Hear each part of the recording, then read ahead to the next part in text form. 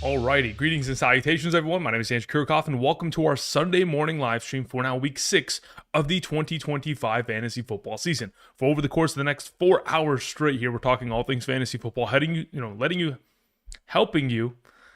set your lineups. Again, this is a very early morning for a third consecutive week. My brain is fried, but I'm ready. Again, I've spent a lot of the last, 24 hours preparing for the rankings. I'm in a pretty stable position in regards to how I feel about how this week is going to transpire. We've made said overall predictions, and we're going to hope that they come to reality. Again, in the next 4 hours when I answer questions, if you do send in a question, whether it is in the live chat and or via the super chat to claim priority, make sure you include your scoring format. The more context you provide regarding your question, the easier it'll be to answer said question. Additionally, for those of you who are members of the Patreon, again, those rankings have already been posted. For those of you who sign up via Betr, and of course use code Andrew, made that entire 3-step process of making that first time deposit, minimum of $10, and making that first time play within a real cash play. Those rankings have also been sent out earlier this morning. So a couple pieces of information that now we are privy to that this time yesterday we certainly were not. Obviously, Kyler Murray is not expected to play today. Additionally, there were some other players that, as the week has progressed, there's been more injury information regarding them, and hopefully they're not going to be injured for too much longer, but we'll keep an eye on it as we go. As you guys all know, the rankings to the right side of the screen are currently updated as of this morning for a half PPR. So again, if you're looking for interpositional rankings, hopefully these can help answer your questions. Again, there's a lot of questions that are coming in via Super Chat, hopefully. Not too many of them in regards to the upcoming matchup between the Jets and, of course, the Broncos. Players like Garrett Wilson, Cortland Sutton sitting there at number 20 and 21 at my wide receiver rankings. Again, the matchups against Sauce Gardner, of course, Patrick Surtain, certainly make them a little bit less appealing of a potential prospect in comparison to their quarterbacks, who, again, Justin Fields, Bo Nix, I have a lot of hope that will both be successful, whether it is in regular time or garbage time within the matchup. Okay, without further ado, let's go ahead and let's start answering questions that were sent in so that we can go ahead and make sure that we're all set to go prior to this upcoming game. Really quickly, I'm going to throw this live chat behind myself, and then we'll continue on. David Dooley begins the first question of this morning. I'm going to actually go ahead and adjust this just slightly. Let's move that a little bit there, and then if we additionally can, let's cut it. There we go. Okay. So that way it's not too much in the way. Okay, David Dooley says Sutton, Carter, or Diggs in a half PPR scoring format. I'm pretty sure I'm going to lean towards playing Stephon Diggs there, but let me go ahead and let me confirm via my flex rankings as it currently stands. Let's see where I have Stephon Diggs. Yeah, Stephon Diggs is my highest ranked player of the three. If Michael Carter had Kyler Murray, he would be a little bit of a greater option within the given week against the Indianapolis Colts run-stop defense, but considering he is absent, I think it does limit the offense with having Jacoby Brissett as the QB. Now, as you will subsequently see, Marvin Harrison's taken a little bit of a dive in terms of his rankings, so has Michael Carter. As for Trey McBride, he is not, and I talked about it on Thursday as to why I am not dropping Trey McBride within my tight end rankings, because over the course of Jacoby Brissett's career, anytime the tight end position has been associated with him, they're typically getting about 8 to 10 targets per game on average. So expect for a lot of utilization for Trey McBride and sustainable, opportunity share for himself, especially in a negative game script. But yeah, between those three, I will lean towards playing Stephon Diggs. Thank you very much. Okay, continuing on, we had Ocho, who says, Nix or Daniels without top wide receiver and possibly Debo. I mean, Daniels has been fine without Terry McLaurin over the course of the season, and even with limited usage out of McLaurin, hasn't really been much of a big deal there. Additionally, from doing the research over the course of the last 24 hours, Debo Samuel has been designated with a NIR, which is non-injury related. He missed a couple practices this week, but he did so as well last week. I'm expecting him to play, so I wouldn't anticipate Debo Samuel to miss this week. Therefore, I am rolling with Daniels. I know that he doesn't play until tomorrow, and we won't get 100% confirmation on that, but I am expecting him to be trending towards playing this week based on everything that I saw. And additionally, I saw him actually walking off to the practice field yesterday, so I'm not too worried about it. I would roll with Jaden Daniels here. If you wanted to play Bo Nix, again, he's also a top 12 play at quarterback this week of the remaining. So if you wanted to go in that direction, I don't think it's the wrong answer, but I would prefer to play Jaden Daniels if given the opportunity. Thank you. Gwen sends in a question, says, good morning, Andrew. Good morning to you as well. In a half PPR, would you play Worthy, Sutton, and Wilson, and why? Yeah, the primary reason why I would lean towards playing Xavier Worthy out of the group is because of the matchup on hand. The Detroit Lions defense and secondary has so many missing pieces, and there's even a potential in which they are missing even further players within that secondary as they're currently questionable. So a couple of the primary names, Terrion Arnold, primary starting cornerback, is already designated out. Additionally, on top of it, Avonte Maddox designated out. Then we also have the potential in which Brian Branch, who did not practice on Friday, could end up missing. Kirby Joseph did not practice a single time this week. Their other starting safety did not practice a single time this week. So if there's a possibility in which, 3, 4, 5 of the starting secondary members of this defense are going to be missing, expect for Patrick Mahomes to absolutely torch them. There's a reason why earlier this week, and we talked about it ad nauseum, we were wondering why were the Kansas City Chiefs favorites in this game? Why is it a 52.5 point total and the Chiefs are the favorites? Well, it's because their secondary in Detroit, unfortunately, is dealing with many of injuries, which is going to keep them in a pretty tough position in terms of stopping the opposing team. So Worthy's my suggestion there. As for your second question, half PPR, Bourne, Henderson, or T. Higgins. Let me see where I'm probably going to go with T. Higgins there, but let me just confirm where I have them set up in comparison to one another.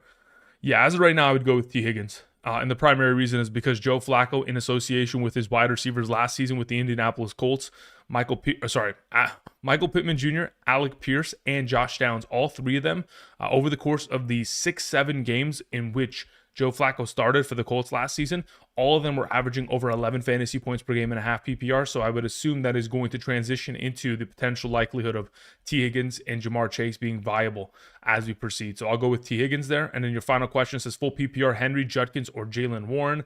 I'd go with Judkins out of the available options. Thank you. Reese 2010 sends a question, says flex Ridley or ETN.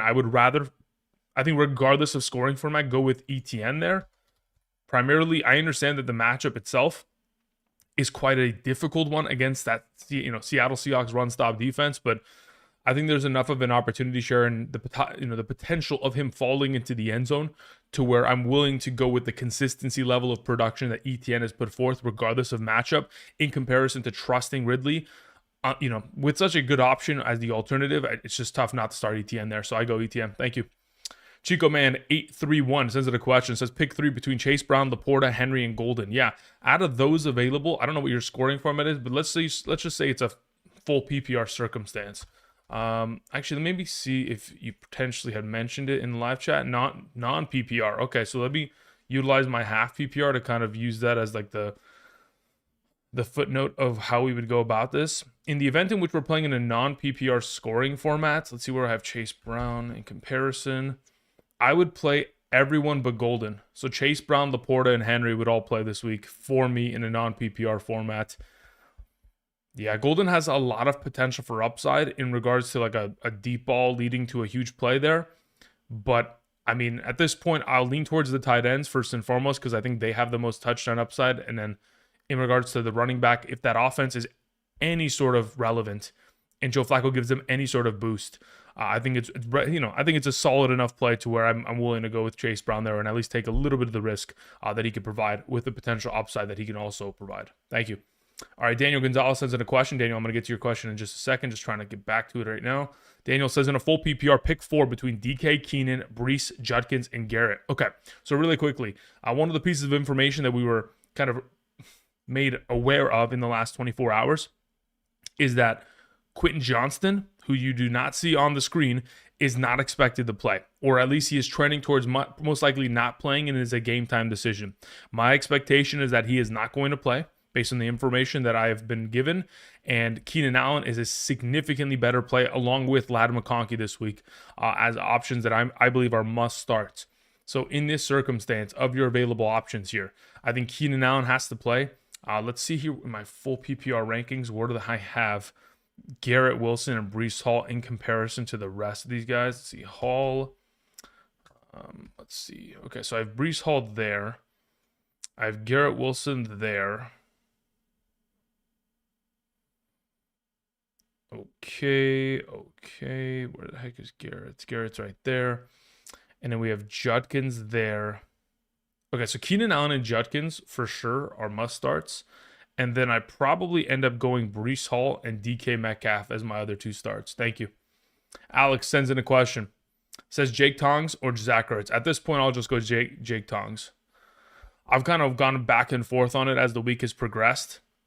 I just feel like the 11 targets he saw last week is a little bit too much for me not to go back in that direction when Zach Ertz is coming off of just 1. And it's a solid matchup against Tampa Bay. So I'll lean towards Tongs there. Thank you. Again, yeah, a lot of adjustments have been made over the course of the last, 2 to 3 days here in regards to some of these rankings as it proceeds, primarily because, injuries, different developments. When you get like Juwan Jennings back, is it going to impact the potential upside of Jake Tongs effectively? What kind of red zone utilization is he getting as of late? And, because we all know the tight end position specifically has to revolve around touchdowns to really get themselves into the mix in that top 12 conversation. So Tongs is certainly the better option within that overall capacity. Thank you. All right, Gog sends in a question. Thank you very much. Very generous. Says in a full PPR, start 2 running backs. We have Michael Carter, Chase Brown, Alvin Kamara, or Kendre Miller start. In a full PPR, I probably just play Michael Carter and Chase Brown. Again, Kamara coming off of the ankle injury. Additionally, on top of it, has a lot of run from Kendre Miller. Still has Taysom Hill kind of vying for workload of opportunity in that backfield. So between the available options, I would go with Michael Carter and Chase Brown of the available 4 here. Let me see how much of a separation there is between, there's Michael Carter's only 2 spots ahead of Alvin Kamara in my full PPR rankings. So it's not significant, but it is enough to where I would still suggest it as such. And then for your 2 wide receivers, you have Chase, you have Dobbs, you have Franklin and or Golden. Chase and Dobbs would be my number 1 and 2. It says also Daniel Jones or Dart rest of season. I would still lean towards Daniel Jones there. And again, they had a great night on Thursday, but again, it's just a matter of continuing to show consistency of play. Dart has had 2 great weeks against 2 solid teams. Didn't really show up against the Saints accordingly. So if he can continue to put together, pretty big games here against good defenses, then so be it. I think that they have Denver next week, and then they have the Eagles again as a revenge game, so we'll see how that goes. But for right now, I'd still lean towards DJ. Thank you. All right, let's see here. Oskino sends in a question. Oskino, thank you very much. Hope you're doing well. It says Troy Franklin a safe play over Garrett and Diggs, or am I thinking too hard? Yeah, I wouldn't do that. I mean, look, I understand the potential.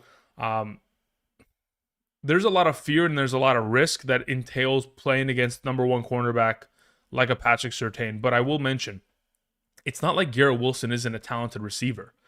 Like, he has his own talent. It's not an impossibility for him to, find himself winning in coverage against a top cornerback because of the talent that he individually has.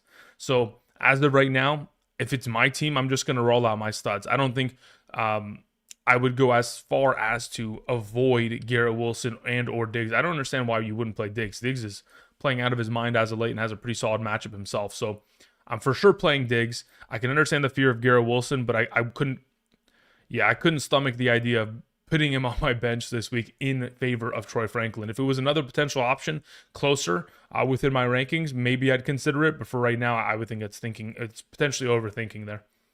Chorizo sends in a question. Says Fields or Darnold. Again, I like them both, but I prefer Fields because of the rushing upside he provides. Says I have Pickens and T-Mac locked in. And I need 1 tight end and 1 flex between Pitts, Mason, Taylor, Henderson, and Jacoby Myers. Okay, let me see where I have Jacoby Myers comparatively to the group. This is a full PPR format, so let's see here. So I have Mason Taylor ahead of Jacoby Myers, but where do I have Kyle Pitts? I have Kyle Pitts below both of them. So my top 2 options there will be Mason Taylor 1, Jacoby Myers 2, and then I would have Kyle Pitts 3 and Travion Henderson 4. That's the order in which I would go about it. So Mason Taylor would be my tight end and Jacoby Myers will be my flex this week. Thank you, Chorizo. I appreciate that, my man. Chris B, the RD, sends it a question. Says in a full PPR, I need 2 for the flex. Haskins versus Miami. Okay. Kendrick Bourne versus Tampa Bay, or Troy Franklin versus the Jets. Thank you, Bearded Prophet. Thanks, man. I appreciate it. Okay, so I'm probably going both wide receivers in this circumstance. I like the idea of playing a running back here, but the thing is, both of the starting offensive tackles for the Los Angeles Chargers are going to be out. This could be a running back committee situation. As it currently stands, based on my rankings, I do in fact have, let's see here. Yeah, I have Kendrick Bourne ahead of Hassan Haskins, and I have Troy Franklin ahead of him as well in a full PPR. So that's the direction I'd go in. With all the news that we're continuing to hear about the Los Angeles Chargers being in the market of trying to trade for a running back, it just continues to kind of like justify in my mind, like, okay, that they already know that Hassan Haskins and Vidal are just not it. And we know that they're not the most talented players either. And with the offensive line having injuries, them potentially being in a little bit more of a pass-heavy script, and really just not a defined role for either of the two just as of yet, I think it's just safer to play both receivers. Thank you. Let's see here. Ramen God, 22 cents in a question. Thank you, Ramen. Says Jennings and Bourne on the waivers. Start over Tongs. Let me see where I have Juwan Jennings comparatively to Tongs. I'll let you know right now. Yeah, Juwan Jennings is my highest ranked of the group. So I would go Jennings number 1, Tongs number 2, and Kendrick Bourne number 3 in a full PPR. That's the order in which I have those three. So Jennings, Tongs, and Bourne. Thank you. All right, Matthew, 1031 Matthew. Long time no see. Hope you're doing well. I've been around the channel for a while. Says, good morning, sir. How's it been? It's been pretty good. Hope you're doing well as well. Let's see what your team looks like. Says, full PPR flex, Rashad White, Keenan Allen, or Ladd McConkey. Brother, I don't think there's a wrong answer between those three prospects, considering, again, they should all be exposed to a pretty high level of opportunity share, as of today. But if I had to select one, I'm going with Ladd McConkey, genuinely. Ladd would be 1, Rashad would be 2, and Keenan Allen would be 3. That's the way I would go about it. But this is primarily because I'm expecting Quentin Johnston to be absent. If we look at the upcoming kind of NFL slate for today, of course, we're going to get confirmation whether or not Johnston will be available. Even if he is, I'm afraid he's going to be limited. So as of this moment, you can wait until kickoff of the Chargers game to kind of get a designation there. If Johnston is available and he is playing, maybe you can pivot to Rashad White at that point. But as of right now, with the expectation of him being out, I'd go McConkey. Thank you. Flotation sends in a question. Says, thanks, sir. Onward to another win. Let's go. Come on. Let's lock it in. Okay, let's see here. We're about 10 minutes away from this game kicking off in London. Let's see what your question was here on Twitter. Thank you very much, Ty. I appreciate it. All right, Ty, let's see here. What's your question? It says, I traded off Gibbs. I got Kyron and Olave. Here's my lineup. Do I drop Tracy? Yes, I would drop Tracy in this circumstance. Let's see what you have here, brother. So as of right now for this week, yeah, you should put Kyron into your lineup. You should put, let's see here. We have Olave available. So I would go Josh Allen, Ramondre, Kyron, Amon-Ra, Ridley, DJ, Henry, Olave, Trevor Lawrence. Yeah, Steelers. There it is. I mean, that's why we made the trade, is to try to just give you the opportunity to not have to play some of these lesser options. So you're in a good spot there. Thank you very much. Let's hope for the best. All right. The Brooklyn Hooper. Okay. We haven't forgotten that. We haven't forgotten that yet. Okay, here we go. It says, good morning, Andrew. I need one flex spot in a full PPR. Juwan Jennings, Golden, or Dobbs. Yeah, as of those available, let me see where I have full PPR, them ranked to one another. I have Dobbs still the highest ranked. Dobbs my number 25. Jennings my number 27 in this circumstance. And then Golden is my number 37 in a full PPR. So Dobbs would still be the clear number 1 in my mind. But Jennings would be close number 2.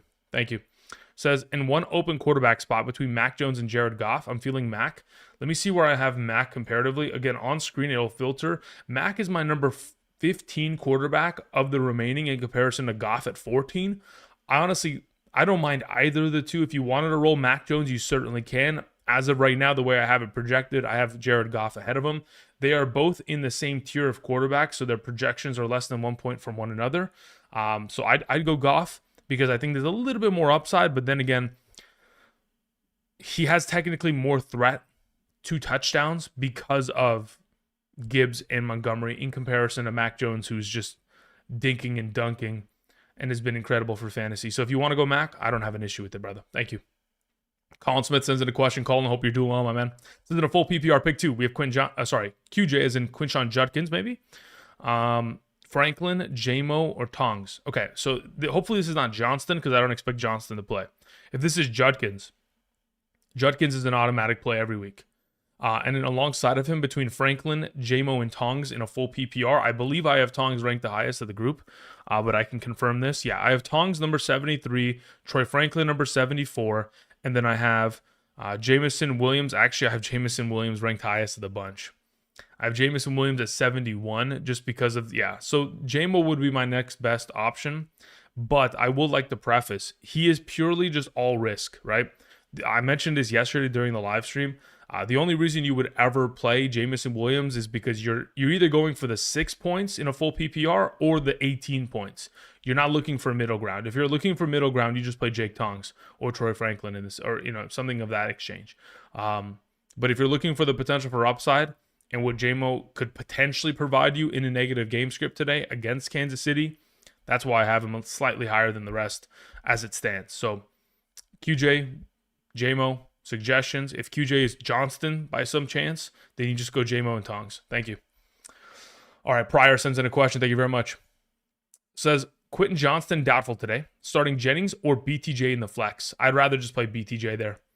Wide receiver 1 and wide receiver 2 are Amon-Ra Pickens. Yeah, I'll just play BTJ there. I think Jennings is a solid play, but I do think there's enough of a competition within him and Kendrick Bourne and Tongs and McCaffrey in terms of that target opportunity share that makes it a little bit less appealing in my mind as of right now. Thank you. Common Sense says, thoughts on Achane/Addison for Jacobs and Keenan? Yeah, I'll take the Jacobs and Keenan side. I prefer Jacobs specifically rest of the season because I think that offense is a little bit more balanced to find him more fantasy success. And as for Keenan Allen and Addison, I think they're almost identical players rest of the season in terms of opportunity share and production. So yeah, that works for me. Thank you. Anthony T sends in a question, says quarterback, PPR, one quarterback. Says, I have Debo and Kincaid on Monday Night Football. Start Breece Hall over Debo. Do I want to play Breece Hall over Debo just to be safe? My lineup is Dak, CMC, JCM, Pickens, Devontae Smith, Kincaid, Fannin, Debo Hall. I have Keon Coleman as insurance. I would just wait for Debo Samuel. Again, whenever I saw the injury report that he didn't practice on Saturday, I thought to myself, okay, that's a really bad sign. Until there was a designation specifically that was NIR, which is non-injury related, to where the only reason he ever missed that practice is because they're just trying to kind of veteran rest him and just keep him fresh. They did the same thing in week 5. I'm not too worried about it. In this case, I'd probably just stick with Debo. If you didn't want to take the risk, you could just play Hall. But considering you have the insurance policy of a Keon Coleman, I'd probably push it. I'd play Kincaid. I'd play Debo. And that's the way I'd go about it, Anthony. Thank you. I don't think Hall is a bad idea. Again, you're probably going to get a pretty good semblance of points here, especially in a full PPR. But I think Debo has just that much more upside that I'm willing to take that. The risk that I guess is technically involved there, but I don't see it as much of a risk. King sends in a question, says, in a full PPR, Calvin Ridley, Chase Brown, or Matthew Golden. Let's see where I have Ridley in comparison to those alternative options. As it currently stands, I'd go with Chase Brown out of the group. I'd expect for a lot of receptions with Flacco. So I'll go Chase Brown 1, I'd go Ridley 2, and I'd go Matthew Golden 3. Thank you. Carolina Nurse sends in a question. Thank you, sir. Appreciate it. Says, PPR, Jennings or Adams? Yeah, I'd rather just play Devontae Adams there. Thank you. All right, Jordan sends in a question. Jordan, hope you're doing well. Long time no see. Says, what are your thoughts on Travis Hunter? Worth keeping? Yeah, I think he's worth keeping if they want to start utilizing him more on offense. Obviously, this most recent week, we saw a lot of overall offensive snaps, a season high. So in terms of those routes ran, continuing to go up, if I'm not mistaken, let's see here. Just so I have like an actual representation of the Travis Hunter. So let's see here in terms of offensive snaps, in terms of routes ran. I mean, over the course of this season, it's been relatively consistent. He's ran about 26, 27 routes per game. He's only ever being targeted, 5 to 6 times on average. So we know what we're going to get out of him. Unless you're going to get points for his defensive contributions, like passes defended or tackles or anything like that, I don't think he's a startable option anytime soon. So I don't think he's worth keeping unless he's starting to play a significantly higher offensive share and gets himself far more target opportunity, which in the absence of Brenton Strange, that could exist. But, we would only know until, it happens. So until then, I don't think he's worth keeping, but you can if you want to just go ahead and push it this week and see what comes of it. Tristan Ewing sends it a question. Tristan, thank you very much. Says full PPR, I've got Jonathan Taylor, Breece Hall, Woody Marks, Charbonnet, and James Cook.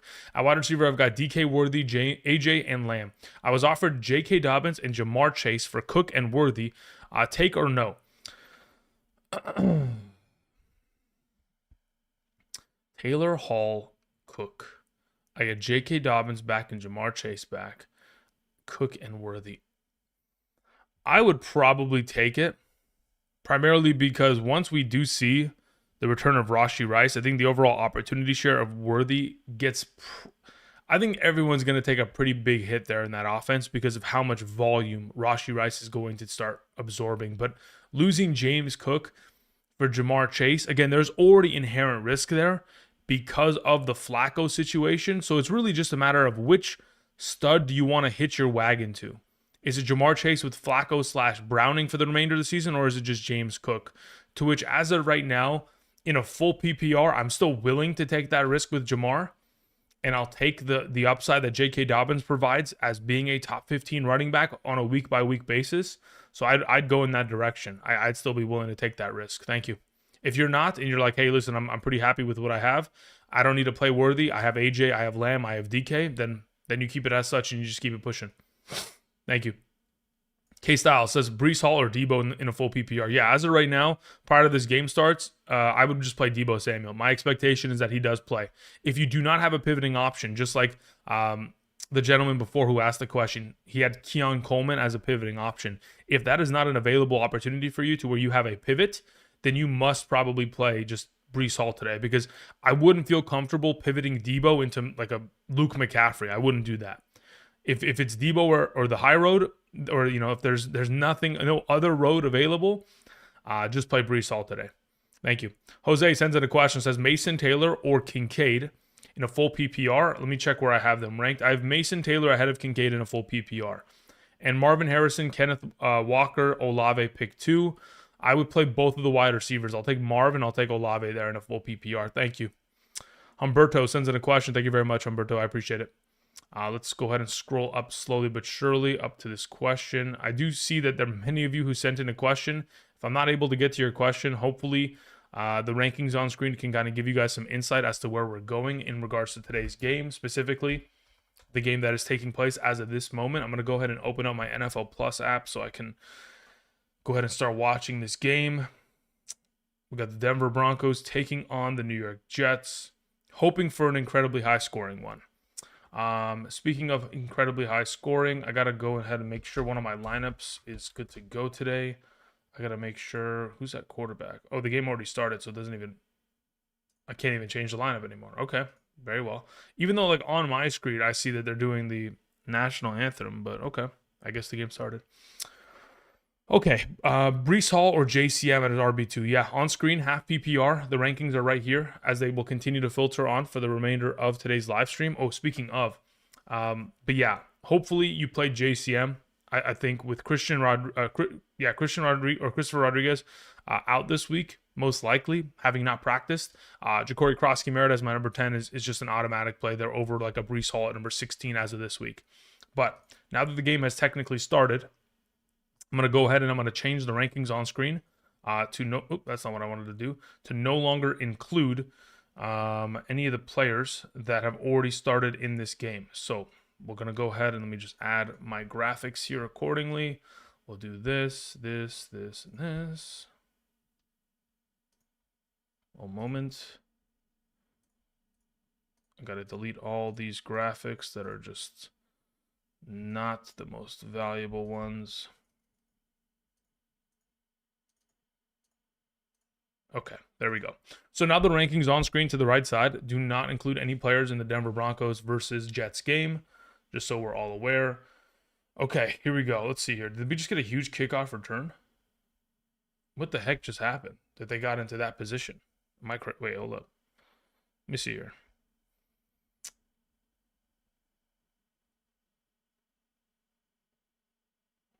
What is going on? Oh, it's just kickoff. I was about to say, I was like, that field positioning is crazy. Okay, continuing on.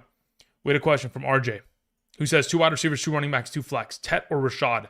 That's a really good question. I think it depends on scoring format as of this week. Let me see where I have Rashad White in comparison to him. It's closer in a full PPR, but in both situations, I'm going Rashad White there. As for 1-for-1. It says I've got Jamar, Dobbins, Ekbuka. I've got Kyron, Rico, White. Need to sit one of these 2. Yeah, if you were going to sit one, I would sit Tedero McMillan, and I would just play Rashad White because I think there's just more touchdown upside effectively with him. The boss sends in a question, says in a full PPR flex 1, Dobbs, Jennings, Laporta, Stevenson. If I'm in a full PPR going to flex one, it's Romeo Dobbs. Let me see where I have him in comparison to the likes of a Laporta. It's close. I'd honestly probably just even rather play Laporta in this case. The thing is, in a full PPR, if Dobbs doesn't end up scoring a touchdown, we're in like absolute trouble. You know what? Let's just play Laporta there. I'd go Laporta 1. I go Dobbs 2. I go Jennings 3. I go Stevenson 4 in a full PPR. Thank you. Shane sends in a question. Shane, long time no see. Hope you're doing well. Says Waller or Ramondre? Give me Waller 10 times out of 10, especially in a full PPR scoring format. I think that is just kind of like the gotta automatically roll that direction. J.K. Dobbins with the first run of the day. All right, let's see here. Joshua sends in a question. Says, my guy, I'm currently 4-1 in a 12-team full PPR. I need a flex and a tight end. Considering Trey Tucker, Golden, Haskins, Henderson, Kelsey, Kraft, Mason Taylor. Appreciate you. Okay, so as of those available options, Kelsey would be the tight end play out of the group. As for the flex play, under the assumption that you have the opportunity, it would be Tucker, Kraft. Yeah, both those tight ends, I believe, are the two best options. So Kraft and Kelsey would be the way I go about it. Thank you. Okay, we got another run for J.K. Dobbins off the edge. And I like the way that this defense is playing. Hopefully, listen, I know the Jets haven't picked up a victory yet, but, you know, some things happen in London that just are weird. And you never know. Maybe, just maybe, this defense can show up for one half, play some good football, put themselves in a good position, keep it competitive. We'll see. Senior Kickoff sends in a question. Says, pick 2, DK, Metcalf, Keenan Allen, ETN. Let me see where I have Metcalf comparatively to ETN. Again, with Calvin Austin out, I think Metcalf is that much better of a play as of this week. But as it currently stands, yeah, you know what? I do have him ahead of him. In a full PPR, I would play DK Metcalf and I would play Keenan Allen. That's the two that I would go with, and that's what I would suggest. Senior Kickoff, thank you. Okay, so speaking of some interesting situation here, we have a fumble here on the play. I'm not sure exactly who fumbled the ball, but I'm curious to see. Let's see what's going on here.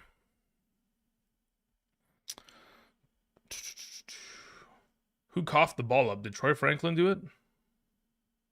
Potentially. We'll see how it goes. Okay, continuing on. We had a question from Ray who says, I need a flex between Ladd and Sutton. Yeah, hopefully you looked at the rankings on screen and you went Ladd there. Again, with Quentin Johnston out, it just becomes an automatic play in that circumstance in my mind. Oh, Troy Franklin. Oi. Is that even considered a reception? Like, does he even make 2 steps with it? I don't know if he makes even a football move, right? To where the ball comes out beforehand. That's going to be an interesting designation. We'll see what the refs end up landing on. Oh, they're not even going to question it. It's a fumble. Okay, very well. Keep it moving. Hopefully that counted as a reception. All right, Evan Ingram or Juwan Johnson. Hopefully you checked out the rankings on screen. Juwan Johnson was higher and on screen comparatively to Ingram prior to the game starting. So that's hopefully the direction that you went in. Thank you.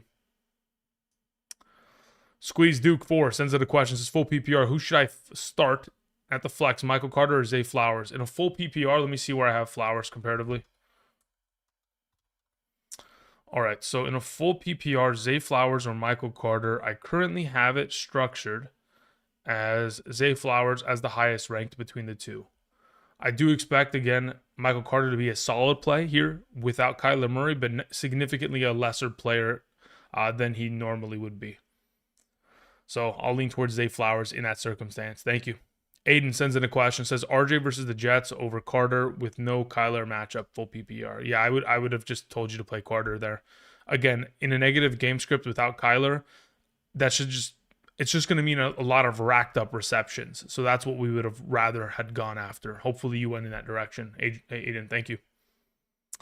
All right. Siobhan Walker says, Big Dog, morning. Pick 2 in a full PPR. Franklin, Ridley. Yeah, look, I'm a little bit late on some of these questions. Again, there was a lot sent in, so I'm sure many of you were still wondering as to who to play in regards to the game that is currently taking place. Mason Taylor, hopefully open on the boundary there. Nope. All right, time to run, Fields. Time to run. They've got a lot of quarterback spies just waiting for him. They're trying to get after him for sure. Okay. Franklin, Ridley, DJ Moore, Marquise Brown. Hopefully you went with Ridley as he was highest ranked on screen as it was filtering through. So should I put Kincaid in at the flex and McBride at tight end? or sit McBride. Have to play McBride this week. As for in the event in which you did not start Frank, let me see what Ridley comparatively to Kincaid looks like in terms of my rankings. As it currently stands, I would rather actually play Kincaid over Ridley. So if you have an opportunity of playing both Kincaid and McBride as of today, that's the direction I'd suggest you go in. Thank you. Bob France sends in a question. Listen, Justin, you gotta. He's not even giving himself a chance. I mean, they'll get the field goal out of this, but that's just a rough offensive showing off the rip there. Don't like it. Okay, Bob France says Gainwell, Harvey, Miller, Kincaid. So as of the rankings that were on screen, Gainwell was the highest. Hopefully you went in that direction. I mean, again, if you ended up going Harvey, that's fine. I would probably just tell you to play Kincaid at the flex. So if you didn't play Harvey, you go Gainwell and Kincaid. In the event in which you did, you would then just go Harvey and Kincaid. Thank you, Bob. Appreciate it. Jason sends in a question. Says half PPR. I need a wide receiver and a flex. 2 running back. Okay, let's see here. We have Debo, Chase, Kyron, Genty, Jacobs. So out of those available options, Kyron, Genty, and Jacobs all have to play. So those are your 2 running backs and 1 flex. And then your 1 receiver is Jamar Chase. And we're leaving Debo off into the sideline. Thank you. Other league half PPR, 1 receiver, 1 flex. We have Judkins, Allen, McMillan, Metcalf, and Adams. Wow. Out of those available options in a half PPR, let me see where I have them currently ranked. Again, you've got pretty much just such good receivers there that it's impossible not to play them even against Judkins. But I will say I think I probably have Judkins as a start in that scenario in a half PPR. You have Judkins, Allen, McMillan, Metcalf, and Adams. Okay. So of those available options, I'd go with Judkins and Adams as my 2 highest ranked in a half PPR scoring format. In the event in which you were theoretically not going to play Judkins, you would go Adams and McMillan there. Thank you. Final question, Herbert or Mayfield? Between the 2 of them, I mean, honestly, I have them back-to-back ranked 6 and 7. So if you were theoretically going to go with one over the other, I do think that Justin Herbert, even without Johnston, yes, he's a little bit of a lesser play, but theoretically, so is, Baker Mayfield not having Evans, Bucky, Godwin out there. So I'd still go with Herbert within the upcoming matchup. Thank you. Rockout sends in a question. Says, wide receiver 2 flex, Harvey, Debo, Luke, Dobbs, Bourne, Jennings, and Warren. Yeah, Debo, Jennings, Warren. That's the 3. Thank you. Isaac Smith says, full PPR chasing upside, DJ, Bourne. If we're chasing upside in a full PPR, it's a dangerous game. I mean, technically speaking, I don't know what kind of an upside DJ Moore has to himself. So if you're theoretically going to chase for upside, I guess you just go with Kendrick Bourne and hope for the best. But as it currently stands, I would just play DJ Moore based on my projections. And then as for your other question, May or Caleb rest of season, I think it depends on what the upcoming schedules really break down to. For now, I'd probably just say let's go with Drake May in that circumstance. Thank you. All right, let's see here. We had a question that came in from. Okay. 4th and inches. It says full PPR. 2 running backs, 3 wide receivers, 1 flex. My team is Allen, JSN, Ibuka. We have Pickens, McMillan, Sutton. Running backs are Gibbs, Chase Brown, JCM, and tight ends least. Least and Kincaid. Pick starters. Least and Kincaid. Who the heck is Least? No update on that. Okay. So not sure who that is. So under the assumption, I don't know who that tight end is, if that's supposed to be a name. Maybe you meant to say like last but not least. Kincaid. Okay, anyway. Kincaid's your starter because I don't know who your other tight end is. In the event in which you're playing Josh Allen, of course, JSN, Ibuka have to play a wide receiver alongside of George Pickens, to which at running back you were going Gibbs and JCM, and then your flex play would be McMillan. Thank you. 4th and inches. Appreciate it. Andrew Meyer says May or Stafford. I'd honestly feel comfortable playing either. As of right now, I think the rushing upside that is provided by Drake May is preferred, so I'll just lean towards playing May there in that matchup. The guy I'm playing this week is what you probably meant to say, has Puka, and I have Kyron. Yeah, I mean, look, you could go ahead and play Matthew Stafford. I don't have an issue with it. But as of right now, I have May as the highest of the two. Thank you. All right, Ulysses sends in a question. It says full PPR trade Kittle for Hubbard, Montgomery, or Dobbins. I have Jacobs, Henderson, Sharp, Mixon, and my running backs. Okay. Yeah, look, if I had an opportunity of making a trade in which I'm getting one of these 3 running backs in return, I'd probably look towards getting Dobbins.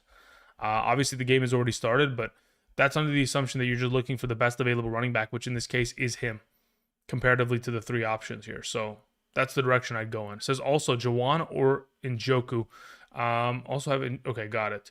So basically, I mean, again, getting Dobbins, I think in this situation is pretty appropriate for the talent of which Kittle is going to provide, and then you can survive with Njoku, hopefully rest of the season there. Ulysses, thank you.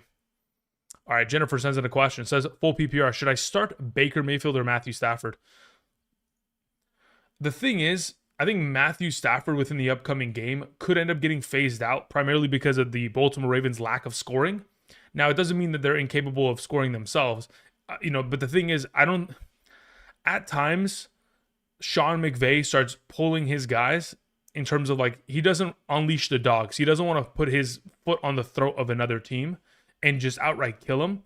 So just that lack of killer instinct from Sean McVay's play calling, like we might get an early lead and then we're just going to do a bunch of 3 and outs, punt on 3rd down, like 3 rushes and a punt, 3 bunches and a punt. Like they'll just give the Ravens an opportunity to get back in the game for no reason. And they'll just kind of like just coast in the second half, which is my concern. So I'd rather just play Baker in that circumstance.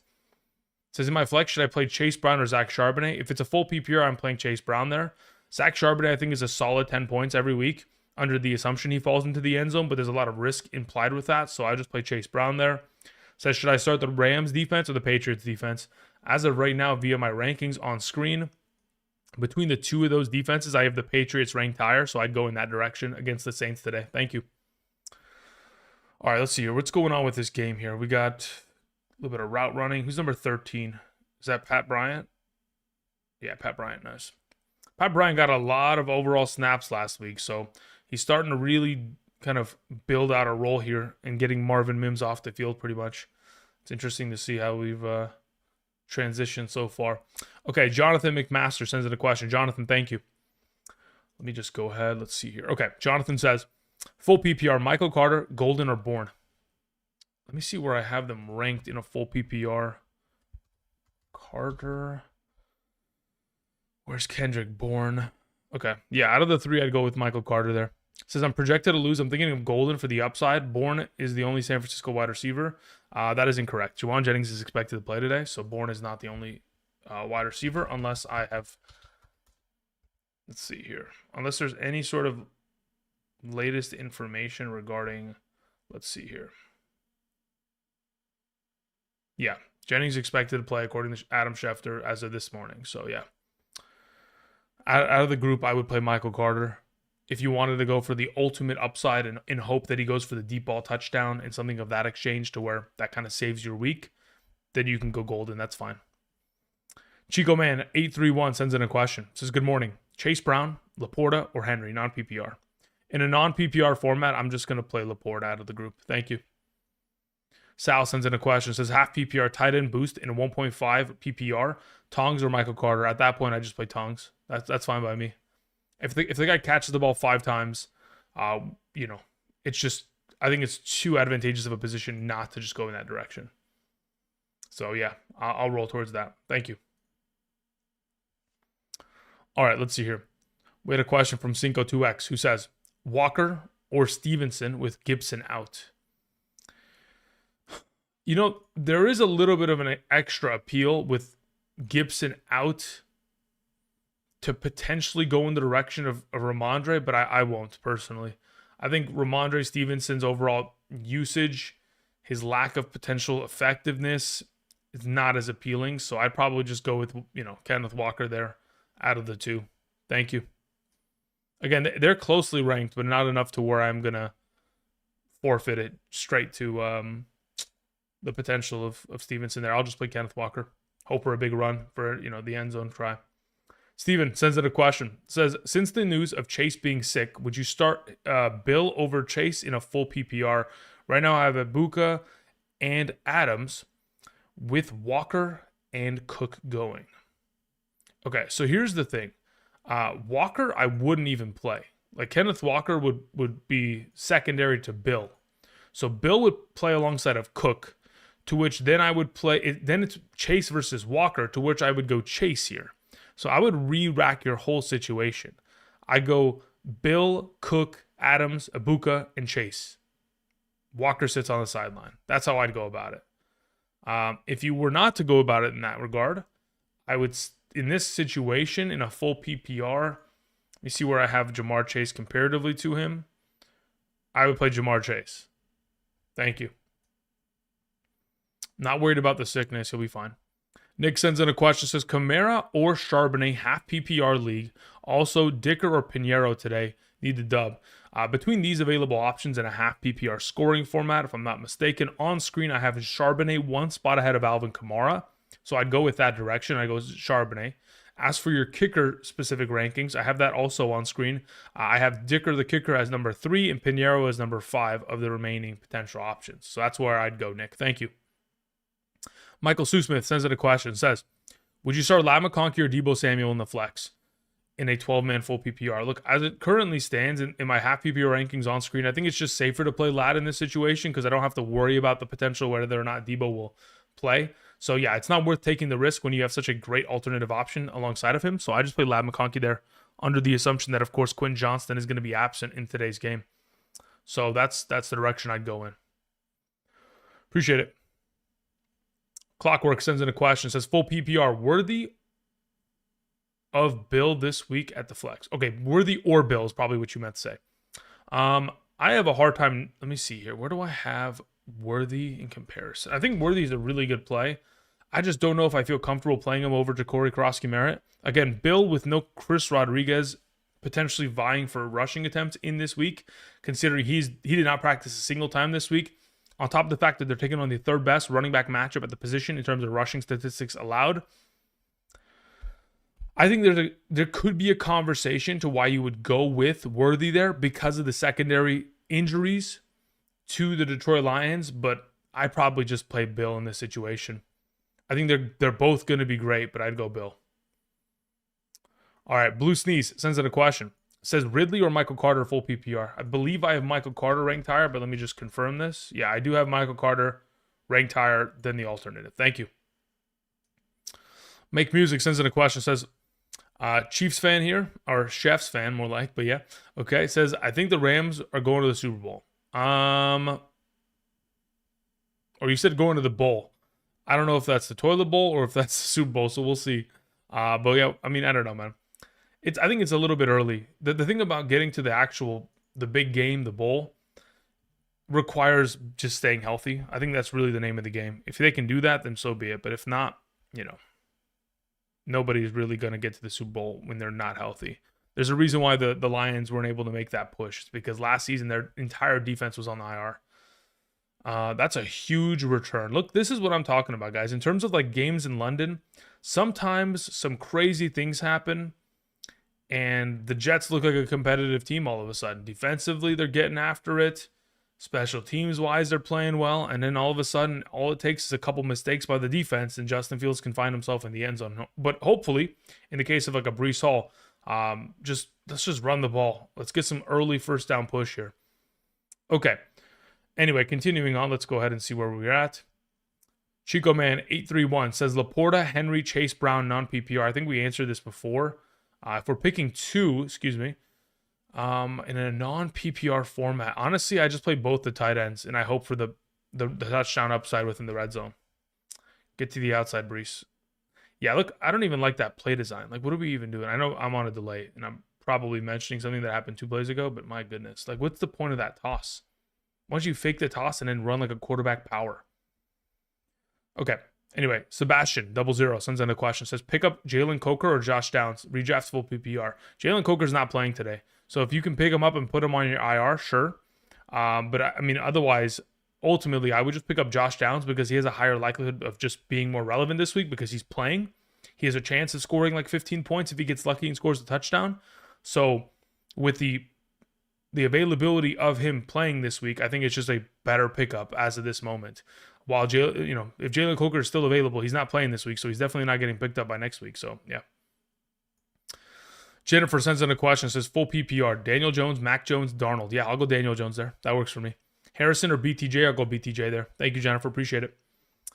All right, JV817 says pick one. Keenan Allen, Krosky Merritt, Walker at the flex. I think it depends. Actually, no, it doesn't really depend on format. I'm playing Bill.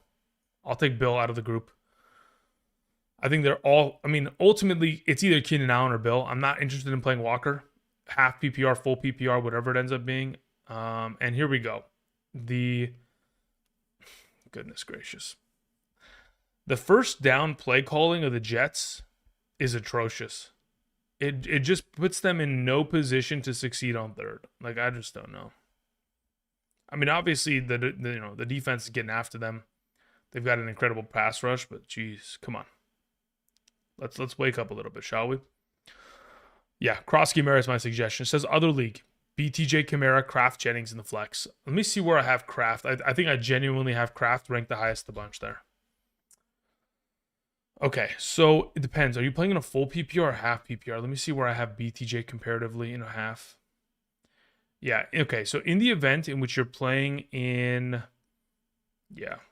So as of right now, I could justify... Let's say you're playing in a standard league.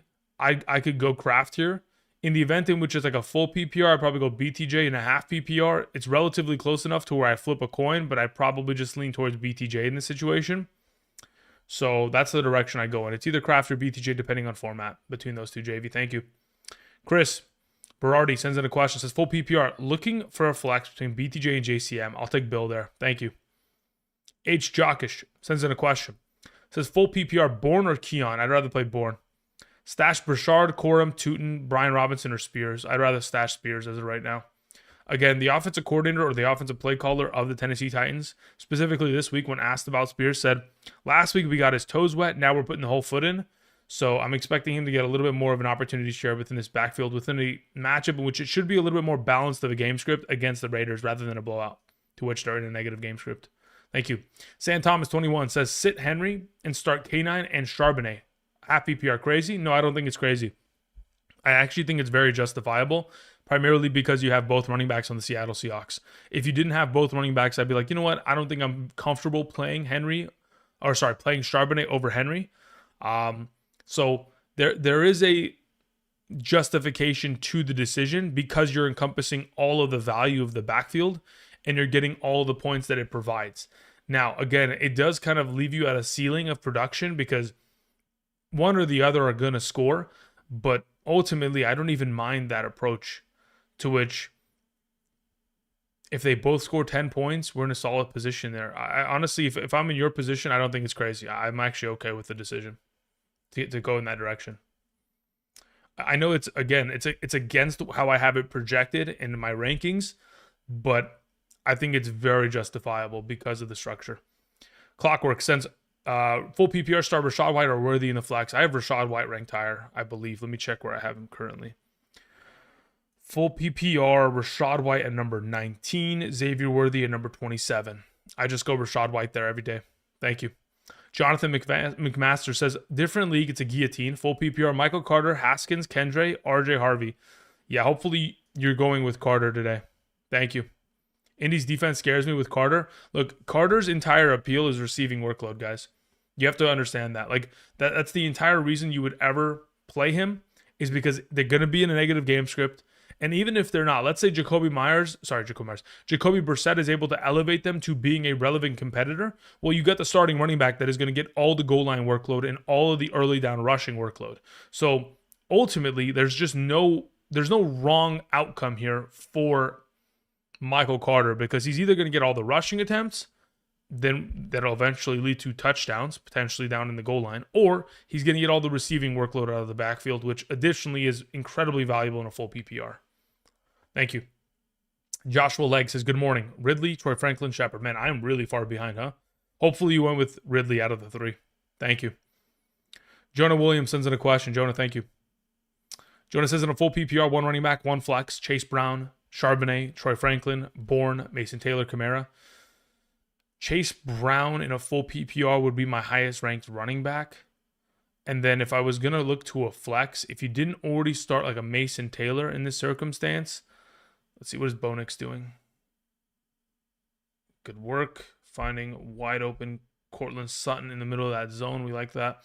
In the case of what else you would theoretically go with here, in the case of which Mason Taylor is not sitting in your flex position, I'd probably go like Chase Brown. Let me see where I have Kendrick Bourne in comparison to like Alvin Kamara. Yeah, in the case in which you did not already play Mason Taylor, I would just play Chase Brown and Kamara as my RB flex. Thank you. All right, let's see here. Where's Daniel's question? Let's go back up here.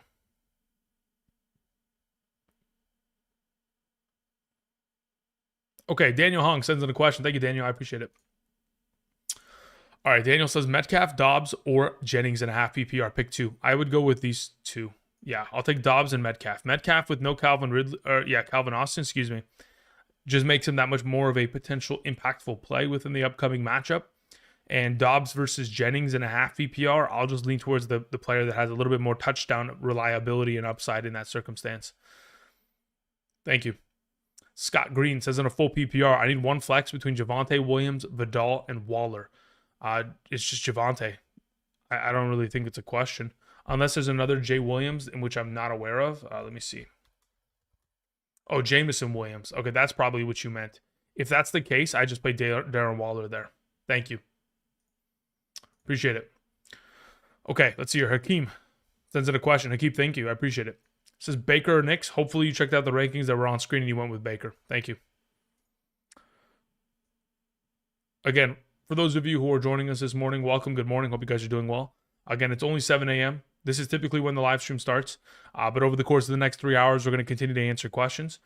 Again, the rankings that are on screen and that were previously presented on screen did have Jets and Broncos, but now that the game has started for the last 30 minutes, those players have been removed effectively because, again, they don't need to be ranked anymore while they are playing.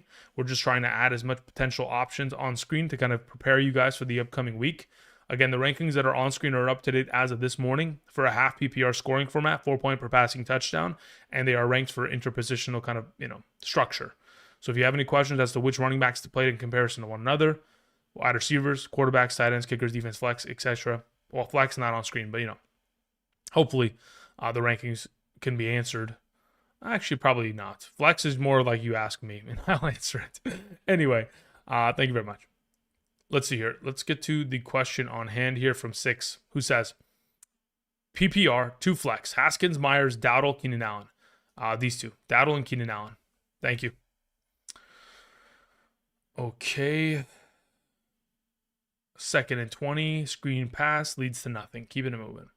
Ahmed E sends in a question. Ahmed says, hey, Andrew, in a PPR, Haskins, DJ Moore, Bourne, or Franklin? Yeah. I don't know what direction you went with here. I'm hoping Kendrick Bourne. In the event in which you went Troy Franklin, so be it. But if you didn't, Kendrick Bourne's probably the direction I go in. That or DJ Moore, ultimately. As long as you went with a wide receiver. I'm not interested in Haskins comparatively to the bunch. So I'd probably go like Bourne and DJ Moore in that order. Thank you. Jesse Martinez sends in a question. Thank you, Jesse. I appreciate it. Just want to see this game. Bo Nix scrambling. Let's see what kind of yardage he can get on 3rd and 17. Good try. All right. Due to all the injuries so far, I'm down starting Shepard, Judy, and or Ridley with Flournoy still on the waivers. Which two do you start? I would start Ridley and Flournoy. If I can go pick him up and play him, I'd honestly prefer him over Shepard as of this week. Thank you. Appreciate it. No Love Matt says in a full PPR, JMO or Kyle Pitts? Let me see where I have Pitts comparatively. Yeah, I currently have JMO still ranked higher because he has just a higher ceiling. So the average potential production that he would theoretically put forth is just that much more of an impactful play. So I would take the risk with JMO. If you did not want to take the risk, I can understand it because with no Mooney, Kyle Pitts is a better play, technically speaking. Are they really going for it on 4th and 5? That was well done. Well done. Evan Ingram for the first down. The Jets play too much man coverage. Like, genuinely, it's just, I don't know if they have the talent to do it on a consistent enough basis here. Jeez Louise, 44 got, shook out of his shoes. Sheesh. Oh my gosh. Okay, continuing on. But yeah, JMO's probably the high risk, high reward that I'm willing to tap into because Kyle Pitts already has a difficult matchup against Buffalo. Rodrigo Rodriguez sends in a question. So Jalen Warren or Shepard? I'd rather play Jalen Warren. Yeah, even if Bourne is available, Jalen Warren is my start. Thank you. Sin Like Flint says, howdy, Andrew. In a full PPR. Flex, Dowdle, Jennings, or Worthy? Let me see where I have Worthy in comparison to Dowdle. I believe I'm going to play Dowdle there, but let me just confirm. Yeah, I just play Rico there. Rico Dowdle, number 1. Worthy, number 2. Jennings, 3. Says also, should I stick with Quentin Johnston as my second wide receiver, or Jennings is a better option this week? Yeah, if I was in your position, Johnston would never even touch my lineup because I don't expect him to play. So Dowdle would start in my flex, and Worthy would be my wide receiver over Johnston there. Thank you. PC sends in a question. Says, pick 2, Zay with less snaps, Downs, or Golden. The assumption, or at least what I read yesterday, was that Zay Flowers is not expected to lose out on any snaps this week. So I wouldn't assume him to lose any snaps. So I'm leaning in his direction there. But if I was going to play another player alongside of him, it would be Golden. Thank you. Ali sends in a question. Says, Bourne, Haskins, DJ Moore, pick 2. I'd play both wide receivers. Give me Bourne and DJ Moore. Thank you. Twisted Folk says 2 flex questions. Pollard or T. Higgins? In a half PPR, I'll take Pollard there between him and T. Higgins. Kraft or Jamar Chase? I'd rather just play Jamar Chase in this situation. Thank you. Appreciate it. All right, JV sends in a follow-up. Says, to my last question, I have Tet as my wide receiver 2. Should I sit him for Keenan Allen and flex JCM in a full PPR? Do I sit him for Keenan Allen? Let me see where I have him ranked comparatively to Keenan in a full PPR. I still have Tedero McMillan ranked higher than Keenan Allen. So I'm just going to flex JCM and I'm going to leave Tet there at wide receiver 2. You're fine with what you have it as set. JV, thank you. All right, Big Swole sends in a question. It says, start Waller or Kraft? I prefer Kraft. Badgley or Boswell? I'll go with Michael Badgley today. Thank you. Alejo sends in a question. Alejo, thank you very much. Appreciate it, my man. Okay.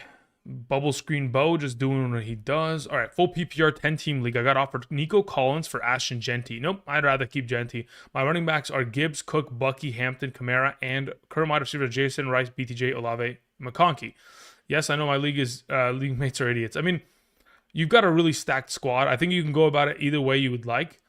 Personally, you have enough running back depth to where you can afford to make a trade of this caliber. I just feel like after today's game against the Titans, I feel like you might be able to get more in exchange for Genty because the Titans are the number 1 matchup.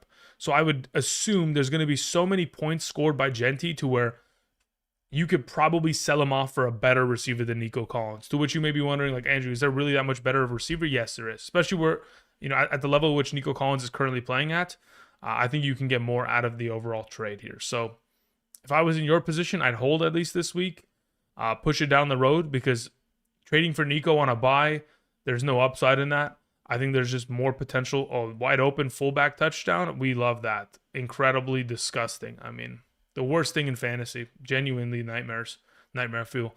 I would hold on to Genty for now. Thank you. All right, let's see here. Chris Rosado sends in a question. Says in a half PPR, Golden, Algier, Coleman, or Haskins? Let me see where I have Haskins comparatively to Golden. I'll let you know right now. All right, so as it currently stands within the current structure of my half PPR rankings, I would rather play Matthew Golden out of the group. Yeah, Matthew Golden, 2 spots ahead of Hassan Haskins. So I'd go Golden. I would probably go Haskins 2. I'd go Coleman 3, and I'd go Algier 4. Thank you. Gravity sends in a question. Says Metcalf or Shepard? I'd rather play Metcalf. Yeah, Metcalf would be the play for sure. It says Charbonnet or Kamara in a full PPR. I'll play Kamara there. Thank you. All right, we move on to Ashley, who says Bill or Chase in the flex. Look, as of right now, I think it's impossible to kind of not play Jamar Chase in this situation. But that being said, I currently have Jamar Chase ranked lower than Bill in a half PPR. So I will take Bill there. Says my wide receivers are London and Tet. Yeah, I would probably play Chase over Tedero and McMillan. But again, if I had to pick between these two, Ashley, I'm playing Bill. Thank you. 4th and Inches says Kraft was my other tight end. Yeah, I mean, I think I already went over that with you. Kraft is here. Okay. So in this case, going back to your previous question, right? We talked about it. We're playing JSN and Ibuka at wide receiver alongside of Pickens. So those are your 3 wide receivers. And then we would go with Gibbs and JCM at running back, Kraft at tight end, and McMillan in the flex. Thank you, 4th and Inches. I appreciate it. The Bus sends in a question. Says, start Indy or the Rams? I'd rather play the Indianapolis Colts defense, I believe. Let me check my rankings. Yes, I have the Colts 1 spot ahead of the Rams today because of the Jacoby Brissett start. Appreciate it. All right, and then start Bates or Butker, and why? I mean, look, here's the thought process on the matter, right? Butker missing far too many field goals as of late. Additionally, on top of it, I do anticipate for the potential of the deficiencies of that specific Detroit Lions defense to lead to far more touchdowns than field goals made. So that's the primary reason why I'd probably go with Jake Bates there, because I think there's likelihood that Mahomes just continues to score touchdowns rather than settling for field goals in this situation. Okay, Sidechan says, in a half PPR, White, Rico, or Bill? I'd go with Rashad. Actually, do I have Rashad White ranked higher, or is it Bill? Let me see here. Where is it on screen? No, it's Bill. Bill's my number 1, Rashad's my number 2, and Rico's my number 3. Again, the rankings that are right here on screen that are probably going to... Hold up. Let me just reset it myself. Of the available running backs, Ja'Cory at number 10 this week, Rashad at number 12, and Rico at number 13. I think they're all must-starts, technically speaking, but considering you have all 3, Bill would be my suggestion in a half. And then Jennings or Ridley. The rankings that pop up on screen next here, where we have Jennings as our number 26 and Ridley as our number, where's our number? Ridley's our number 27. So Jawan Jennings would start over Ridley this week, theoretically there. Thank you. But if I'm, okay, so I do see your question. It does theoretically say pick 2. If I was picking 2, I'd go with White and Bill. White and Bill. Rico would be the odd man out. And then I'd play Jennings there over Ridley. Thank you. All right, appreciate it. Steven sends in a question. Steven, I appreciate it, my man. Says I have to, okay, so I have a must-win game today. My final flex spot comes down to Jennings or Judkins. I'd play Jennings. I'd play Judkins. Why? My brain is malfunctioning there. Judkins would be my play. I feel like Jennings coming off of injury in comparison to what Judkins can present on the ground in a run-heavy scheme, on the ground through the air. Last week had a 50-yard touchdown called back. Last week had a touchdown on the 1-yard line that could have led to him scoring, but unfortunately goes to Fandon for a touchdown. Still scores double-digit fantasy points. I think he's very easily in line in a full PPR to score like 15 points minimum today. That's where I'm thinking. So I'd go with Judkins in this situation. All right, Ali sends in a question. Says full PPR, start 2 out of Dobbs, Waller, and Jennings. I'm probably playing Waller. Let me just see where I have Waller comparatively. Yeah, Waller's number 1. I'm going to play Waller blindly in this situation. And then between Dobbs and Jennings, I have them at number 25 and number 27 at wide receiver, full PPR. I just play Dobbs there. If you wanted to play Jennings, I don't have an issue with it. They're both in the same tier of wide receiver. They're both tier 7. So their rankings are relatively close based on projected points in my book. So for right now, I'm going with these 2. But in the event in which you prefer to play Jennings over Dobbs, that's fine. Otherwise, Waller is the must. OJ running. OJ, hope you're doing well. Thank you very much for the super. OJ says the following. Okay, let me see this offensive drive here. Okay, so 2nd and 8. No yardage there. Okay, another run up the middle for practically no yardage. So really, we're just not getting, not only are we not getting any push, but the offensive approach as of right now, not very, yeah. I'm just seeing a vanilla approach from the Jets, but that's why they're 0-5, right? They only do anything in the second half when it's garbage time. So don't really look at the offense right now, guys, and think, oh man, they're terrible. It's like, this is what the Jets look like every week. So just give them until the second half. We just need a big run here from Brees to kind of open up the game a little bit. See what they can do. I mean, they're going to blitz the crap out of him. They send a 4-man rush. He throws a go ball, and it's 10 yards out of bounds. All right. OJ says, Chase Brown or Jacoby Myers in the flex. Full PPR. Thank you. Let's see where we have them. Jacoby Myers or Chase Brown. As of right now, I'll just take Chase Brown between the two. Thank you. Ashley sends in a question, says Bill or White? I'd rather just play Bill. They're both really good plays, but I'd rather play Bill. Or Tet in the flex. Yeah, Bill's my suggestion there out of the three. All right, Jesse Martinez. Oh, sorry about that. Let's go back up here. Jesse Martinez sends in a question. Thank you, Jesse. I appreciate it. Says other league full PPR, Jennings or Monty in the flex. In a full PPR, Jennings or Montgomery.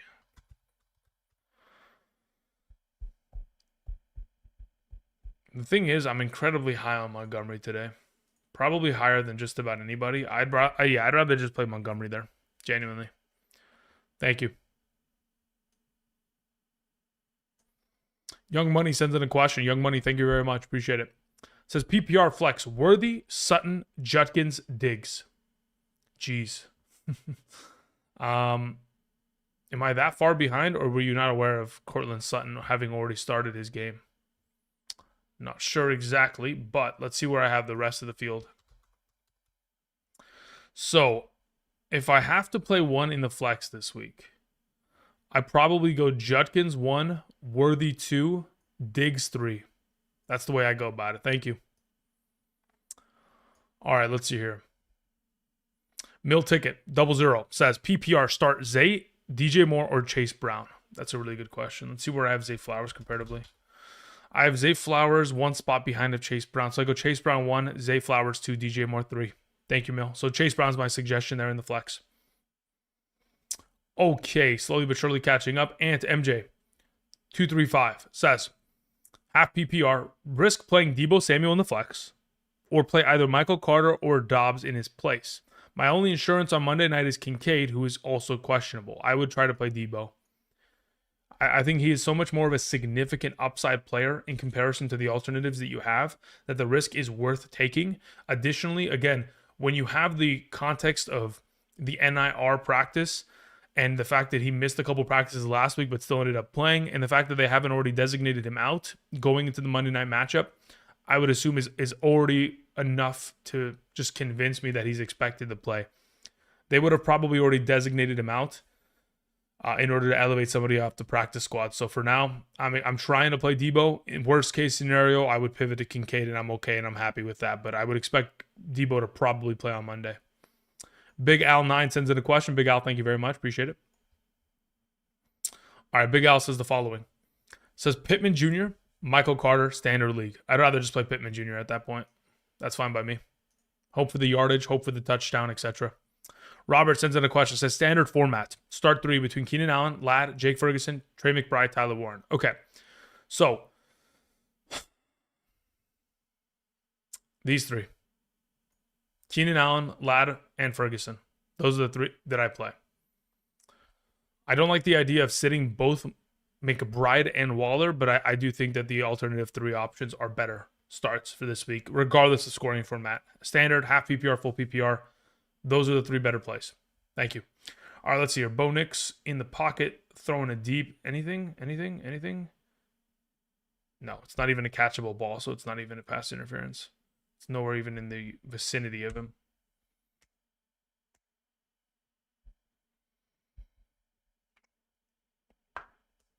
First down deep shot is a interesting play. Evan Ingram on an end around jet sweep. Like, what are we doing? My goodness.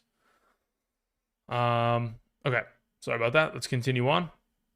Christian Miller sends in a question. Christian, thank you. Says, good morning. Explain running back ranks 34 to 36 concerned with matchup. I don't even know who you're referring to. Let's see what we have it on screen. Okay, let's see. Running backs 34 to 36. I have to wait for the graphic to update on screen because I don't know exactly who you're talking about, because my rankings on my Excel sheet are different because it includes the players from the Jets and the Broncos matchup. So I'm going to wait until that pops up, and then we'll talk about it in just a moment. All right, so 34 to 36, Kendre, Algier, and Quorum. Yeah, look, Kendre Miller is primarily there just off of the fact that we have a limited potential of Kamara coming off of the ankle injury. Algier is there because he has had 3 games this season of over 10 rushing attempts, and Blake Corum is there just purely off of garbage time rushing attempts against the Baltimore Ravens, in which he can potentially gather upwards of 10 attempts if they're up 25 points in the fourth, you know? So that's pretty much how it's structured, to where when I look at the 3 of them, I look at Kendre Miller in a higher likelihood to get touches because of Alvin Kamara's injury, and additionally because he has gotten himself far more touches in the last couple weeks than expected. But again, additionally, even more rushing attempts than Alvin Kamara in that capacity. Additionally, Algier could probably be in a negative game script, less rushing opportunity. But Corum, more than anyone, is 100% determinant on his touches based on how the score ends up being kind of structured out in the fourth quarter. So it is purely just based off of the expectation of the scripts between those three games and the opportunity share comparatively to the other backs in that backfield, because they're all backups, of course. Kendrick getting more workload because it's a more open competition, or really just a two-headed monster more than anything. Thank you. Okay, full PPR, 2 flex league, 12 teams, Darren Waller or Kendrick Bourne. I'd rather play Darren Waller. Okay, my second flex spot, yeah, Darren Waller. Says also I have Sharps and Travis Hunter on the bench. That's fine. Darren Waller's my suggestion. Thank you. To the Max sends in a question. Says, Andrew, Ladd or JCM? Thanks. As of right now in a full PPR, I currently have it as, let's see here. Ladd McConkey's ranked higher, so I would suggest you play Ladd McConkey this week. To the Max, thank you. 2 for Flinching sends in a question. Says, Quentin Johnston out, start Keenan Allen or Jennings? Start Keenan Allen. Thank you. All right, continuing on, 26 bands up, says Tua or Rattler in a full PPR. 14 man, no other options. Let me see where I have them ranked. One moment, please. I currently have Tua Tagovailoa as my number 20th ranked quarterback of the total this week, and then Spencer Rattler's number 22. So I would suggest that you play Tua Tagovailoa, negative game script, heavy passing, easier matchup. Thank you. Grant Yen says start Vidal or Spears, and why? Yeah, Vidal's probably going to get himself a little bit more workload. I think there's a greater chance of him getting receptions just purely off of the overall opportunity share that we have seen from Omarion Hampton, getting 5 receptions minimum in the last 3 games consecutively. So the fact that there has been so much receiving workload from running backs within the Chargers organization as of late leads me to believe that Vidal will probably be able to absorb majority of that, which keeps him, at least in my mind, a little bit more relevant because he also gets himself probably a little bit of the split of the rushing attempts there. In comparison to Spears, who is coming off of a week in which we saw very limited utilization, 25% of the snaps, only 4 rushing attempts. I think Spears is someone that we are uncertain as to what his overall workload share is going to look like. And due to this uncertainty, I think Vidal is just a better play between the two. Says, do I drop one for Jaden Blue? Jaden Blue is a handcuff. That's it. In the event in which you wanted to pick up Jaden Blue, that is only to protect the value of Javonte Williams. In the event in which you're not doing that, I would rather just hold both of these options comparatively, because at least these guys provide some starting options or opportunity in the next coming weeks here with bye weeks ahead. Oni sends in a question, says T-Mac or Shakir? I'd rather play T-Mac. It's not even close. Thank you. Says, I'm currently starting T-Mac, but I'm worried about the wind will be an issue in Carolina. Again, here's the thing. I will tell you, as someone who is not too much of a I don't really concern myself with weather. I've seen many of quarterbacks, wide receivers, play genuinely in 25 mile per hour wind games. I've seen it year over year for the last 6 years on a consistent basis that quarterbacks and wide receivers can perform in any sort of weather condition, whether it's heavy torrential downpour or whether it's heavy winds. Doesn't matter. I've seen it all, and I'm not worried about the situation. So I don't think this is a potential in which you should be looking to alternatively kind of pivot. I would just roll with T-Mac there. As for need a win, Eagles defense set me back. Yeah, I mean, again, the Eagles, they set everybody back. Whether it's offense, defense, doesn't matter. It was a rough week. Gio says full PPR flex. Hunter Henry, Kamara, Haskins, or Ridley? I'd rather just play Hunter Henry out of the group, genuinely. That's my highest ranked player of the group. Thank you. All right, let's see here. 3rd and 2. Jets need to stop. Kind of a boring game as of right now. Primarily because all of the fantasy options that are in this game, regardless of which team, aren't really doing anything. I guess Bonix has points, but you would have expected more by now. We'll see how it goes. Okay. Coach sends in a question. Thank you very much, Coach. I appreciate it. Coach says, 2-person bench. Wow. 12. Okay, so it's a full PPR. Kittle is available. Should I drop Alvin or Haskins to pick up Kittle ahead of his return? I would rather drop Haskins. There's been a lot of conversation regarding the injury concern regarding Hampton. Hampton is expected to miss more than 4 weeks. So with that information being developed over the course of the last 24 to 48 hours, with Omarion Hampton maybe missing more time than the current IR stint that he's expected to miss, the Chargers are looking to trade for a running back and are in the market for a running back. So because of that being the case, I would say that Haskins has a little bit more risk involved with him. And additionally, I don't really trust the offensive line right now, nor do I trust his skill individually. So I'd go and drop him first. Thank you. All right, we had a question from Anonymous. Thank you very much. Says, in a half PPR, crazy to play Hendy over Dobbs and Jennings? You would be risking a lot because already thus far this season, Ramondre's fumbled 3 times and they continue to just give him every attempt that they want to. And with the absence of Antonio Gibson, even though we may think, oh, Antonio Gibson being out should lead to more touches for Hendy, it probably won't. I mean, they're so dug in on the idea of not getting Henderson more workload. It's kind of embarrassing, but all in all, is it crazy? No, I don't think it's crazy because they're playing New Orleans. Again, they should win that game, and he should see potentially upwards of 8 to 10 touches, hopefully.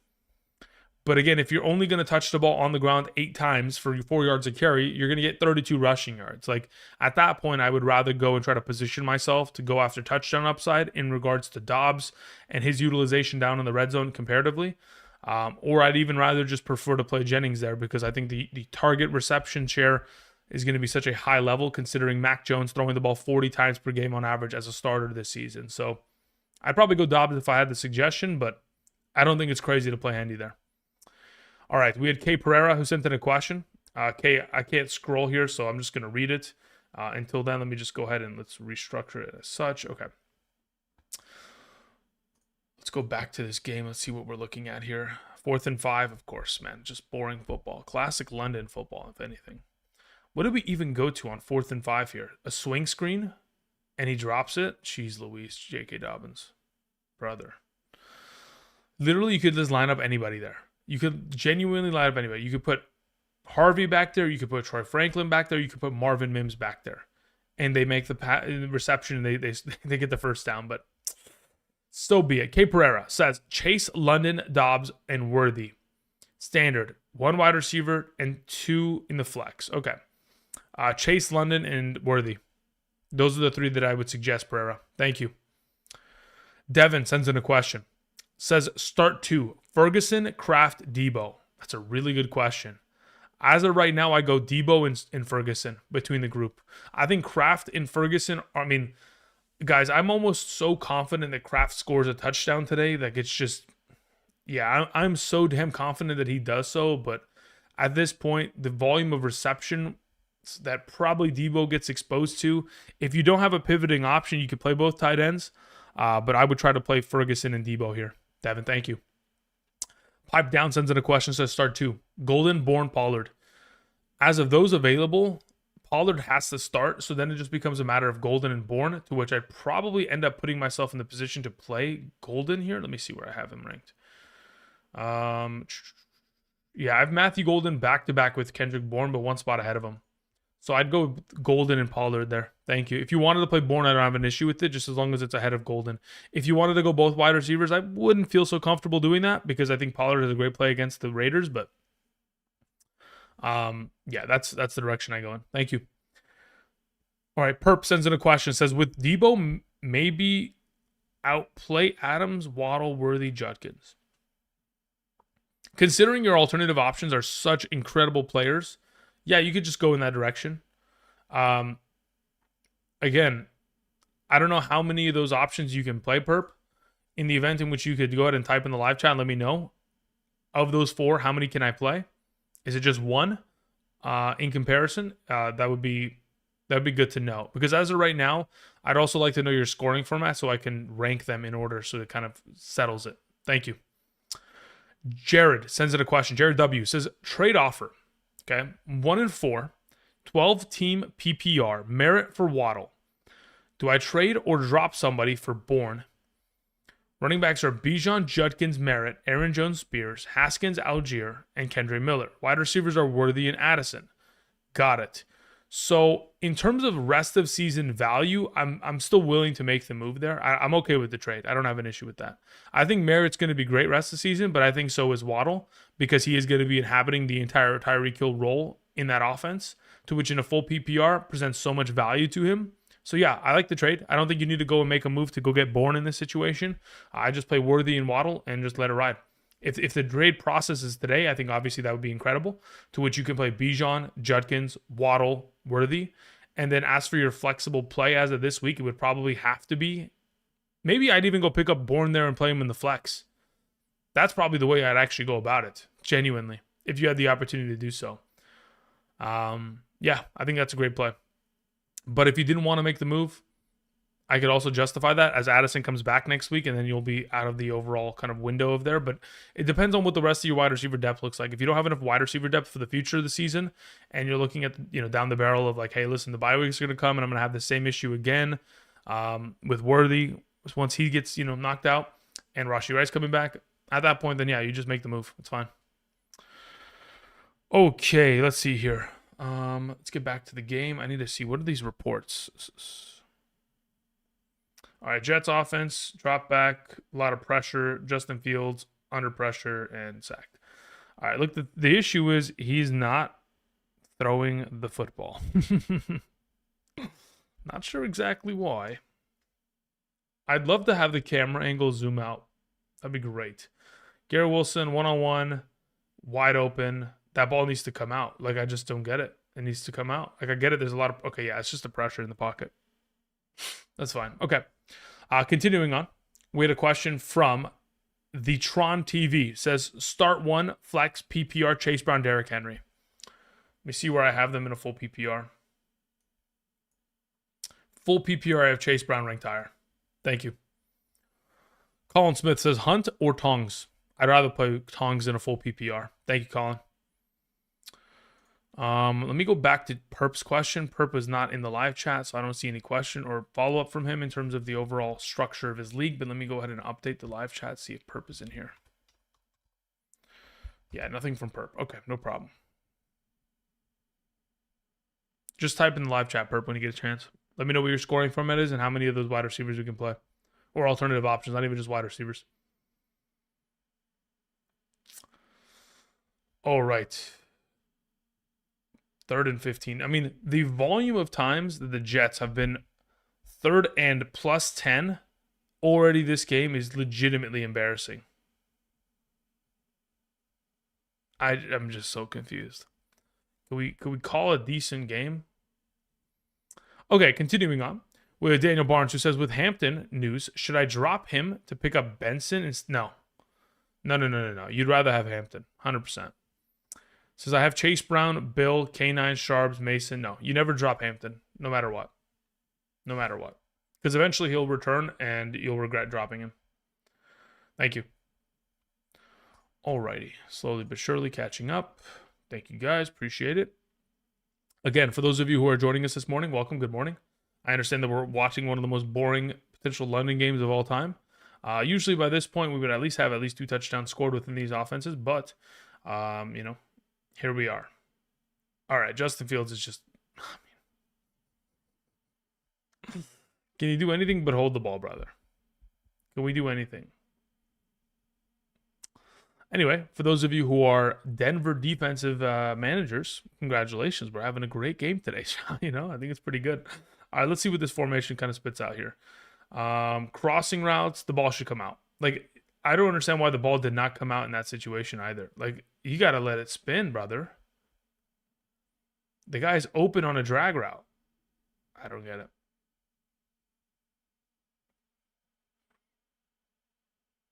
It's okay, guys. It's only the first half. I have hope. But just interesting decision making. I can't watch it. I don't blame you. Genuinely, I can't either. Bill or Ladd, I'd probably just go Ladd McConkey there. In the absence of Quentin Johnston, it just becomes such an easy play. You don't think Trey Tucker will go off with no Bowers? I mean, what did he do last week that makes me think that he's going to go off? That's the thing, Since that 1 week against Chicago, since then, we haven't had a full healthy Bowers, and he hasn't done anything, So when I say anything, I mean like in terms of remotely close to that production against the Chicago Bears, to where he is catching the ball or getting a high volume of targets, and he's finding himself with, pretty decent production level. Like in a full PPR scoring format, he has had 4.2 and 11.1. Like this last week, okay, 11 points in a full PPR because, of course, 2-point conversion BS. Like, great, okay. I mean, I just don't know if it's enough. I'd rather just play a lot of alternative options. Again, I think there is a lot of potential to which he can put up a 10-point week, but is that enough to justify his play, especially over alternative options? No. I think there's more upside in such alternative options than I'm thinking. Okay, let's see here. Let's close that. Let's close that. Continuing on. Somebody asked Njoku or Rashid Shaheed. Steel City. Let's see what we have here. In a full PPR circumstance, I think I'd probably just rather play Njoku in hope that the Steelers defense, who's struggled mightily against tight end, is going to continue to be, just as bad as they've always been. Like Njoku in his entire career has always fared well against the Steelers because just systematically, they're not great in terms of stopping opposing tight ends. It's not really too much of a matter of personnel either, because they've had personnel to do it. They just don't structure it. Bro, you said Otten over Ingram, LOL. I'm so confused, Manuel. What happened?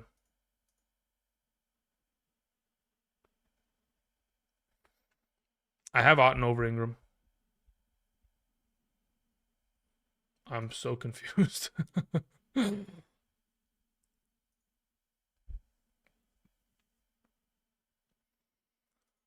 Okay, let's see here. Where were we at? Oh yeah. So yeah, I'll just take Njoku there. Okay, the Steelers have been just far too advantageous of a matchup for tight ends for us to just ignore it outright. So we'll lean in that direction as of today. Thank you. Again, I could justify playing Shaheed, but for now, I like the idea. Ingram is doing well. Okay, that's cool. Look, here's the thing about Ingram. Like, if he continues to play well on a consistent enough basis, that's great. But ultimately, like, how much production does he have today? Let's see. It's not like Ingram was like not expected to score a single point. It's just when you look at the absence of what's his name? Chris Godwin in that offense, I think Otten is going to have a pretty solid week against the San Francisco 49ers. All right, what's going on here in this game? If the Broncos just ran the ball every down for the remainder of the game, I think they just win. Genuinely. I think that's how bad the Jets' run-stop defense is. Okay, continuing on. Let's answer some of these questions that were sent in via Super. I appreciate you guys sending those in. We had a question from Becky Davis, who says, T-Mac, Judkins, or Quentin Johnston in the flex full PPR? Let me see where I have Judkins in comparison to Tet. As of right now, I have Judkins ranked higher. So I go Judkins 1, Tetarola, McMillan 2, and I don't expect Quentin Johnston to play, so he's number 3. Even in the event in which Johnston does play, I wouldn't play him over the alternatives. And there goes Bo Nix running for yards. We love to see it. Thank you. All right, continuing on. Eduardo M says DJ Moore, Jennings, Johnston, if he plays. As of right now, I just play Jennings. Even if Johnston plays, considering the type of injury that it is, okay? So let's say, for example, he was dealing with a wrist injury. I'd be like, you know what? Okay, even if he plays, I'd be a little bit more kind of likely to lean in that direction. But considering he's dealing with a hamstring injury, I think the potential re-aggravation of that is a little bit of a risk that I'm not willing to take, to which I'm just going to play Jennings out of those 3, Eduardo. Says, and I have Mac, Penix, Tua, Rattler, and Young. Since Kyler is out, I didn't start Dart. Yeah, if you were going to play one in the absence of Kyler, I'd probably just end up playing Mac Jones there. Thank you, Eduardo. Daisy, if you do, sends in a question. So standard, start 2, running back, standard RB 2 flex. Henry, Carter, Tet, Walker, Warren, Worthy. Okay. Of those available, Tetarola, McMillan, Worthy, and probably playing Warren. Thank you. Tet, Worthy, Warren. Appreciate it. All right, 3rd and 1. False start on the offense. Love to see it. My goodness, this football game is it's not it. It's not it. Play Tet versus Cowboys. Absolutely. I'm playing Judkins, Bill, and Uncle Rico. Uncle Rico is a good name. I like that. All right, let's see here. Cardinals said Bam Knight is starting. Okay, when you say the Cardinals said, okay, who's the Cardinals? Is that like, what do you mean by that? That's what I'm saying. Because here's the thing. All in all, Bam Knight starting over Michael Carter. WTF is wrong with the Cardinals. I'd love to see the Twitter report on that, guys. Give me a second. Good work. Come on, Franklin. Let's go. Come on. Let's get some yards, baby. Come on. Keep racking the receptions. How many receptions does he have, by the way? Franklin has 3. Okay, good. I think I need 1 more, and then my better play is going to kind of notch there. You know what I'm afraid of? Why does Mason Taylor only have 1 reception? I mean, like, Justin Fields is getting the pass rush in his grill almost the entire game. Just throw it to the tight end every play, unapologetically. Just do what Dak Prescott does, like, genuinely. It doesn't make sense. Okay, let's see here. Cardinals. I want to see what exactly Bam Knight is starting. I'm going to see the report. Everybody stay calm. Let's see what it says.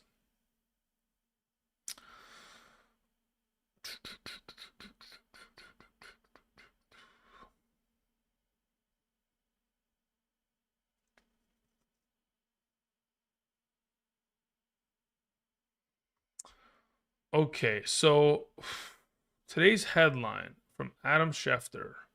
Let me just listen to what he said real quick.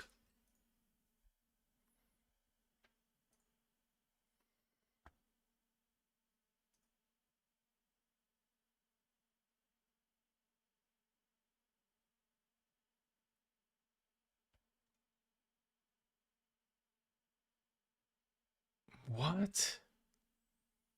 That report doesn't make any sense. Okay, so someone has to explain to me that report, okay? So they say that Bam Knight is going to have a quote-unquote more prominent role ahead of quote-unquote Michael Carter. Okay, hold up. So you're telling me that Bam Knight, who touched the ball, 4 times last week, is going to get a more prominent role over Michael Carter when there's a man by the name of Amari DeMercado who sold the bag last week and quite literally fumbled into the end zone and effectively lost them the game. That's what we're hearing? I don't know what to believe anymore. Look, this is the thing. Okay, so hear me out. Okay, and I've stood on this for the last however many years that I've done this. Okay, I do not believe Adam Schefter. Okay, I do not believe him. Anytime Adam Schefter has come out and said X, Y, or Z player is going to get this many touches today, etc., etc., I've never believed him because he is a liar. Okay. The thing is, a team, an organization would not tell Adam Schefter their plans on player utilization. I don't understand in any capacity what the advantage is there. Isn't the point of competitive advantage to not let anything spill out of the building? To which anytime Adam Schefter ever comes out and says, oh, this player is going to be limited or this player is going to be seeing more work today, I legitimately do not see why Bam Knight would get this kind of run, and I don't see why Schefter would have the information to even like justify this. Now, he could end up being right, but I still don't get it. Why is let me just go look at the injury report for Michael Carter today. Is he even on the report? Okay, so I'm legitimately confused.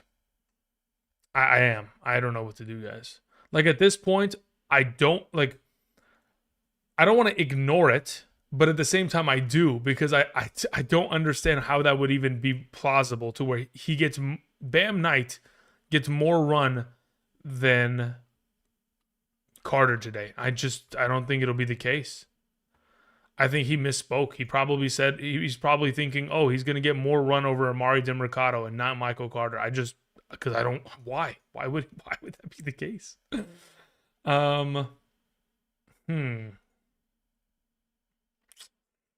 Did Michael Carter miss some team meeting? Like, I don't know. Any more dreams about Josh Downs touchdowns? No. That was just that one time. That was just that one time. And hopefully never again, because those are nightmares. Those are not dreams, brother. Those are nightmares. Kenneth Walker versus Derrick Henry PPR. I'd rather just play Derrick Henry there, genuinely. Do we trust Myers this week in a half PPR? I mean, as much as we can. Genuinely, the Raiders' offense has been pathetic as of late within the passing category just because of Geno Smith. I'm still thinking as to what I want to do with the overall Cardinals situation, guys. I got to think about it. Because it is very much so a conundrum of sorts. Because it's such a conflicting report.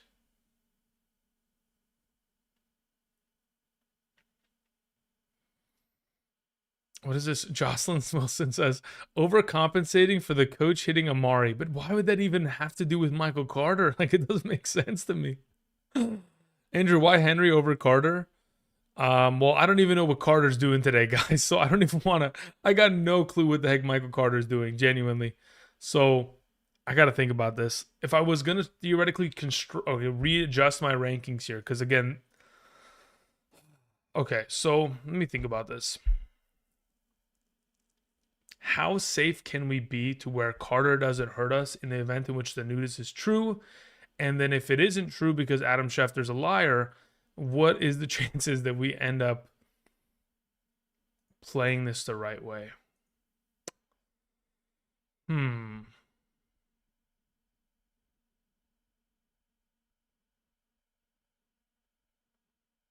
don't know. I'm still kind of stun locked because of this. I got to think about it. Can't trust anyone on the Cardinals. I mean, with Jacoby Brissett out there, I could trust, Trey McBride to be a solid play today. That's for sure. If anything, maybe Trey McBride gets even more receptions today. Maybe I can trust him even more, So we'll see. Let's see here. We had a question that came in from Twisted Folk via Super. Thank you, Twisted. It says half PPR, Michael Carter, Kraft, or Ridley. At that point, just play Kraft. Just play Tucker Kraft. The best matchup at the tight end position, taking on Cincinnati. The sixth best tight end in terms of points per game this season in a half PPR. Kraft is the play. Thank you, Twisted.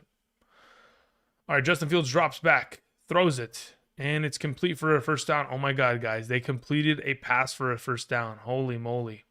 Who would have guessed? Oh my goodness. This is the first of its kind. All right, let's see here. We had Common Sense who sends in a question. It says, I have Jacobs, Judkins, ETN, Mason, White. Okay. Lamb, Rice, Addison, Diggs, Chase. Should I send ETN and Addison for London? Or am I being greedy in a 10-team PPR?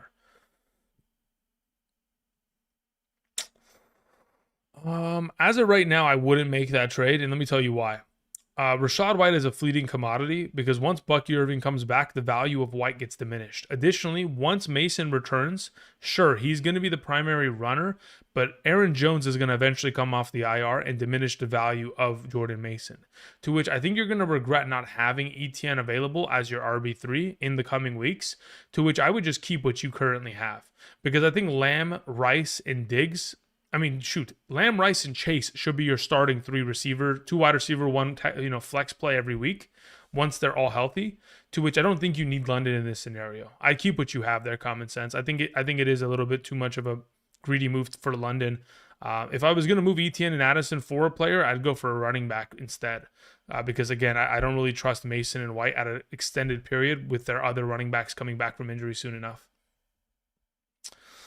Vidal or Flournoy?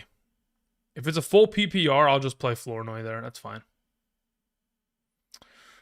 Ali says, I hope Kraft gets nothing. I'm assuming you're playing against Kraft, brother. That's probably why you're so, standoffish on that point, huh? All right, Dak or Maine a 6-point per passing touchdown. Kind of worried about the weather in Dallas. Yeah, I mean, the Dallas game in Carolina could be a little bit of a weather condition of sorts, but I'd probably just, again, if you want to play May, you can. I'd probably just play Dak there because I'm not too much of a weather snob when it comes to the potential of some of these players. Charbonnet or Carter after the tweet. Oh, man, I hate this. Let's just play Charbs there. All right, let me adjust my rankings here. I don't know what to do with Carter. I don't even want to put Bam in my top 36 guys. Genuinely, I'm not going to do it. I don't think I can. I'm just going to lower Carter's rank. I'm not starting Bam Knight today. I don't care what Schefter says. I'm just, yeah, not interested in it. Let me just readjust some of this because I got to get rid of some of these players that are already playing today. Where is Harvey on this list? Okay, let's readjust this accordingly.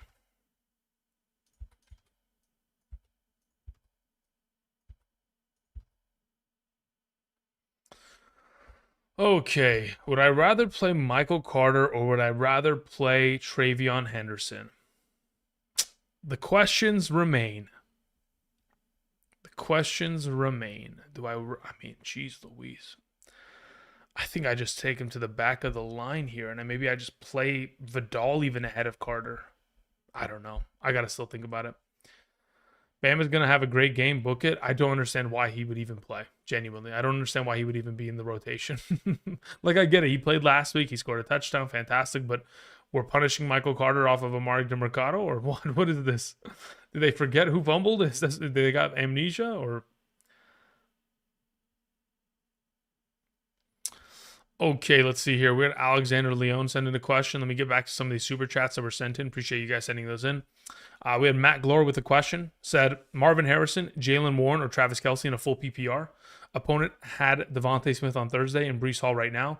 Would you go with high floor play, or don't think like that? No, as of right now, I'm just trying to play the best overall player. I'm either leaning towards Jalen Warren or Travis Kelce in this circumstance. To which in a full PPR, I think there is a justification. Let's see here. Where do I have full PPR Kelce? Yeah, as of right now, I have Jalen Warren about 3 spots ahead of Kelce, to which I'd probably just roll with Warren there because there is a little bit more incentivized potential for a touchdown.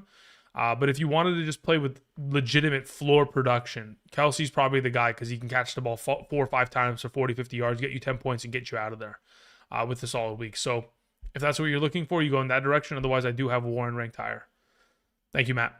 Alexander Leone says, if I had to play one, Jennings or Kendrick Bourne, it would be Jennings. If I had to play one, it would be Jennings. Again, I think he's the more talented receiving option, and I think just based on his rapport already within this offense, his knowledge of the offense, and how he's been schemed up with Kyle Shanahan in the past. When we've talked about last season in games in which we had Ayuk, Debo missing, Kittle missing, and Jennings was the lone wide receiver one. Even with Pearsall next to him, he was always the dominant primary force in that offense. Spencer James sends in a question, and I'm expecting a lot of Kendrick Bourne in the slot position this week, by the way. Kendrick Bourne is going to be the Pearsall of the offense today. Jennings is going to be the Jennings, you know? Spencer James sends in a question. Thank you, Spencer. Says, with Bam starting, pick 2, Bam Knight, Kareem Hunt, Alvin Kamara, Kendre Miller. I think I'd legitimately play Alvin Kamara and Kareem Hunt. I don't know if I can. Oh, man, guys. I'm going to go back and forth. I'm going to waffle on this for a little bit.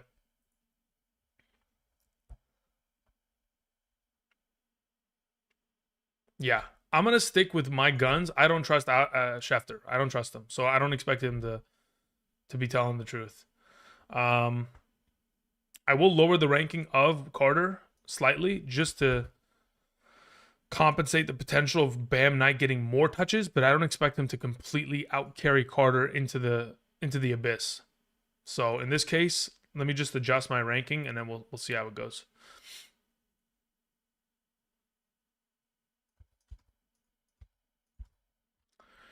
And then we need to put, where is Tyler? There we go. Let's take these 3. Let's put it there. Okay, I need to open up Photoshop and I need to readjust everything really quickly, and then we can go ahead and continue on. Andre Segura sends in a question. Andre, thank you, man. Says, half PPR flex, Bourne, Dobbs, or Flournoy. Between the 3 options, I would play Romeo Dobbs. Thank you, man. Appreciate it.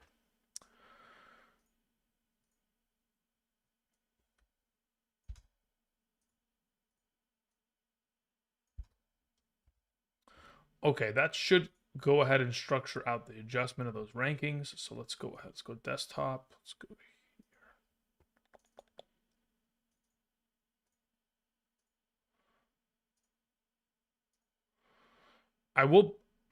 Do I even want to play Bam Knight? Okay, you know what? Let's do that.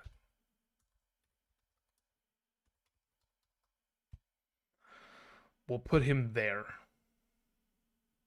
Again, I don't love it. I feel like I'm being like hostage situationed into ranking Bam Knight in a position where I do not feel even remotely comfortable with it.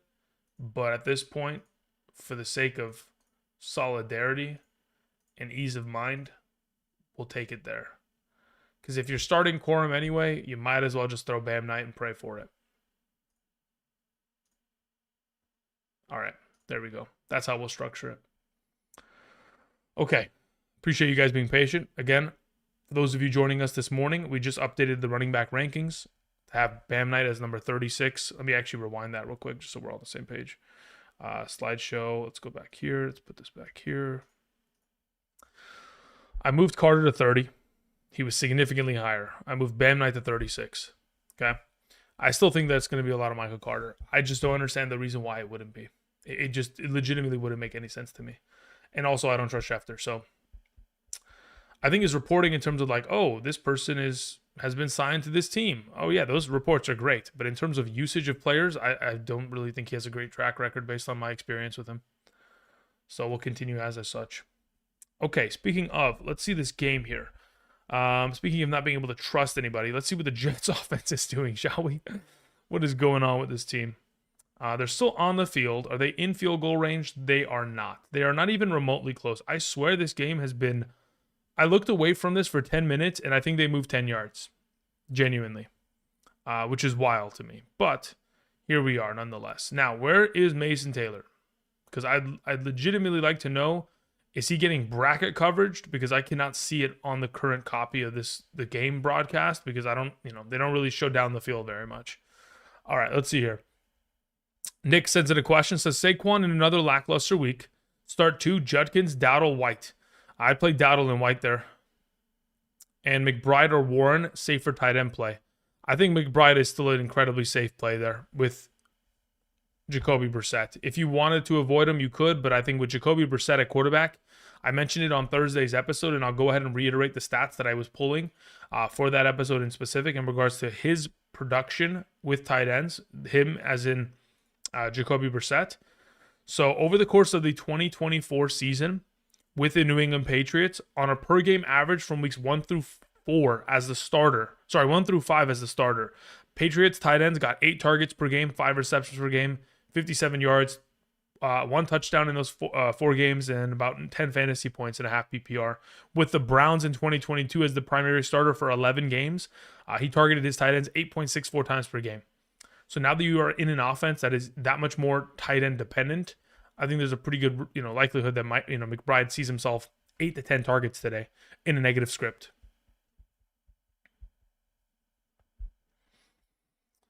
Okay, let's see here. Andrew Mitchell sends in a question. Says, I need 2 running backs in a full PPR. Both Saints, Carter, both Chargers. I mean, that's a really good question. As of right now, I don't... Oh, wow. Okay, so if you have both Saints, then I'm going to play Alvin Kamara. Then if you have both Chargers, I'd rather just play Haskins over Carter at that point. That's fine. I'll just go Kamara and Haskins. Thank you.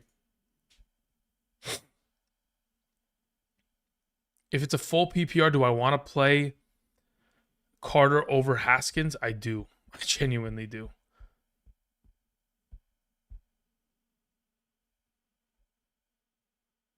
But for right now, yeah. Just I'll just go Haskins and I'll just go Kamara there, Andrew. Thank you. Appreciate it, my man.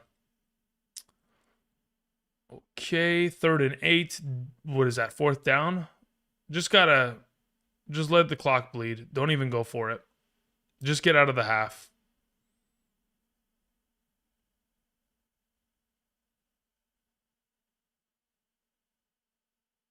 There's really no reason to snap the ball here. It's actually probably just smart to run it down to 5 seconds, call a timeout, and throw a Hail Mary. I think that's probably the play.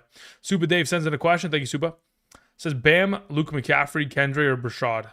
At that point, if we're that desperate, I'd probably just roll with Kendra at that point. If you want to play Bam, you can. That's fine. But I'm not playing Brashard Smith, and I'm not playing Luke McCaffrey. Thank you. Alexander Leone says, start 2 wide receivers, Jennings, Travis Hunter, Romeo Doubs, Jameson Williams. I'll take Romeo Doubs, and I'll take Jennings there out of the group. Thank you. Really? They didn't even try for a Hail Mary? Are we serious? Wait, you're kidding, right? Am I? Huh? We're joking, right? They didn't even call a timeout. Did they? They had a timeout, right? I'm not crazy, right?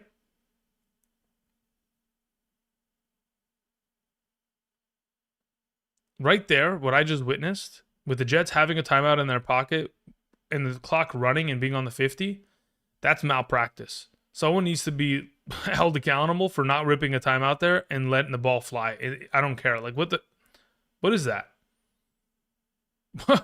I'm so sick, man. This is so stupid. It's ridiculous. It legitimately is ridiculous.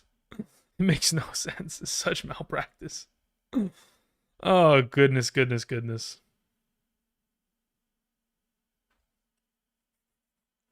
Okay.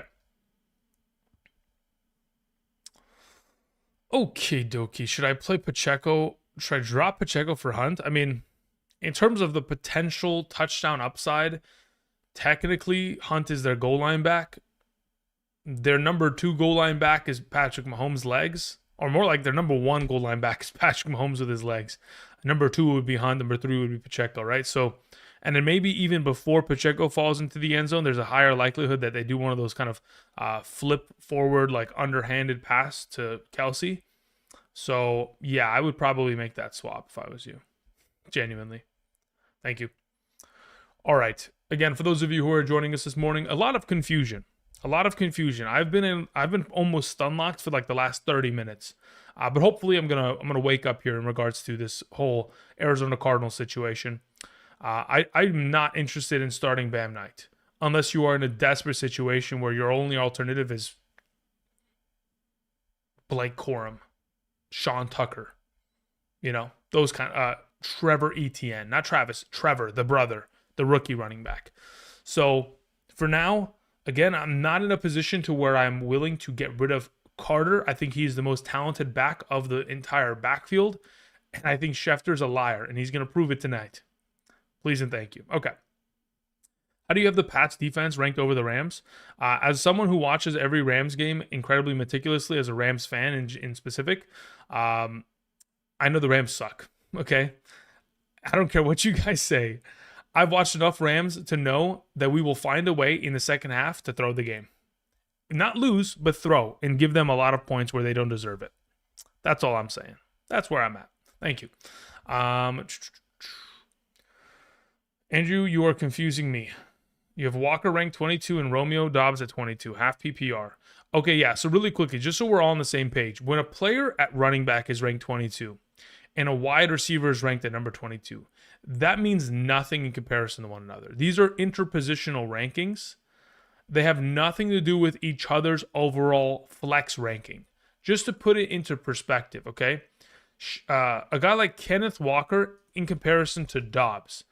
I have Kenneth Walker genuinely... I have him 5 ranks ahead of, actually technically 4 now. I have him 4 ranks ahead of Dobbs in a flex capacity. To where it doesn't matter where they're at in terms of interpositional rankings. It's purely just a matter of where I have them in terms of projections. So just because one is 22 and the other one is 22 doesn't mean... Like, let's say, for example, I have Zay Flowers as my number 21 wide receiver, and I have Kenneth Walker as my number 22 running back. It does not mean that I prefer Flowers over Walker. That has nothing to do with each other. These are just interpositional. Is Debo playing Monday? My assumption is yes. Primarily because of the overall designation of Debo's injury being as such, of where it's like an NIR, non-injury related missing practice. So I'm not too worried about Debo Samuel. I'm expecting them to play on Monday. So, yeah, that's the direction I'm going in. I'm expecting him to play. Should be solid. Specifically, if you were looking for like a, let's see here.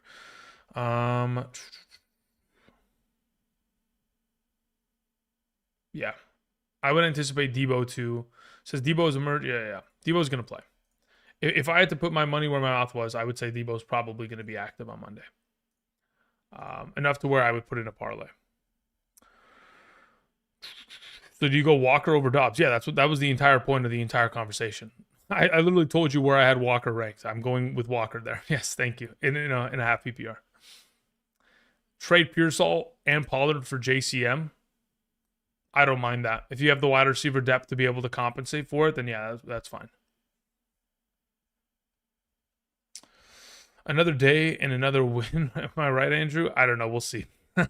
Honestly, uh, week 6 has already been very interesting. Thursday's game was very much so interesting. This game in London has been incredibly underwhelming thus far. So we'll see. Little boy blue, what's up, my man? Says Andrew, think I'm good to start both Stafford and Kyron. Yeah, absolutely. I don't see a reason in which they wouldn't be great starts this week. How do we feel about Cooper Kupp in the flex this week? I don't have an issue with it. It depends on what you have as an alternative option, right? So that's really just the question. Like, what is the alternative pivot in comparison to Cooper Kupp? Like, Cooper Kupp, again, is going to be in a role within that offense where he is not really prioritized down in the red zone. The red zone prioritization is like Charbonnet, AJ Barner, Horton, JSN, all before Cooper Kupp. So his value in terms of potential for upside is a little bit of a diminished one. So it depends on what you have in terms of an alternative. But in terms of like wide receiver rankings that are on screen, like I like Cooper enough to where he's at 34, but am I loving him ahead of Kendrick Bourne, Matthew Golden, DJ Moore, James Williams, Rashid Shaheed, etc.? No, I'm not.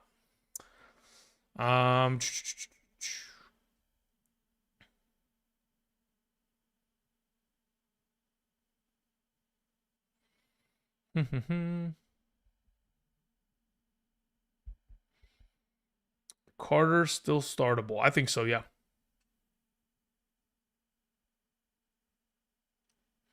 Having trouble starting Ladd and BTJ. Yeah, at that point, considering Quentin Johnston's expected to be out, Ladd McConkey should be an incredible play today.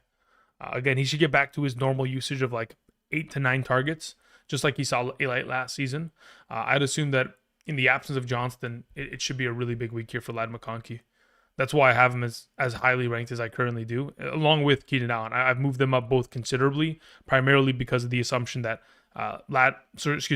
Quentin Johnston is probably going to miss this week, primarily due to, of course, the hamstring injury. Even in the event in which he was available and playing, I would feel relatively comfortable with the idea that he would be limited in his overall utilization. Give us some history between you and Schefter. Andrew, story time. There isn't really much of a story. There's a couple instances. Last season, he said that Hawkinson was going to be limited in usage. Hawkinson had the best game of his career in that specific week. And in the year before that, he said that Ezekiel Elliott, what was it? He said something about Zeke is, oh man, I know it was about Zeke. He said Zeke was going to be limited or something like that. Zeke had like 25 touches. I'm not joking. So this is why I'm so vehemently against the idea of Schefter. What if Schefter isn't lying? Then it wouldn't make sense. Why would the organization give him information that removes their competitive advantage? That's my only logic on that matter. Okay, let's see here.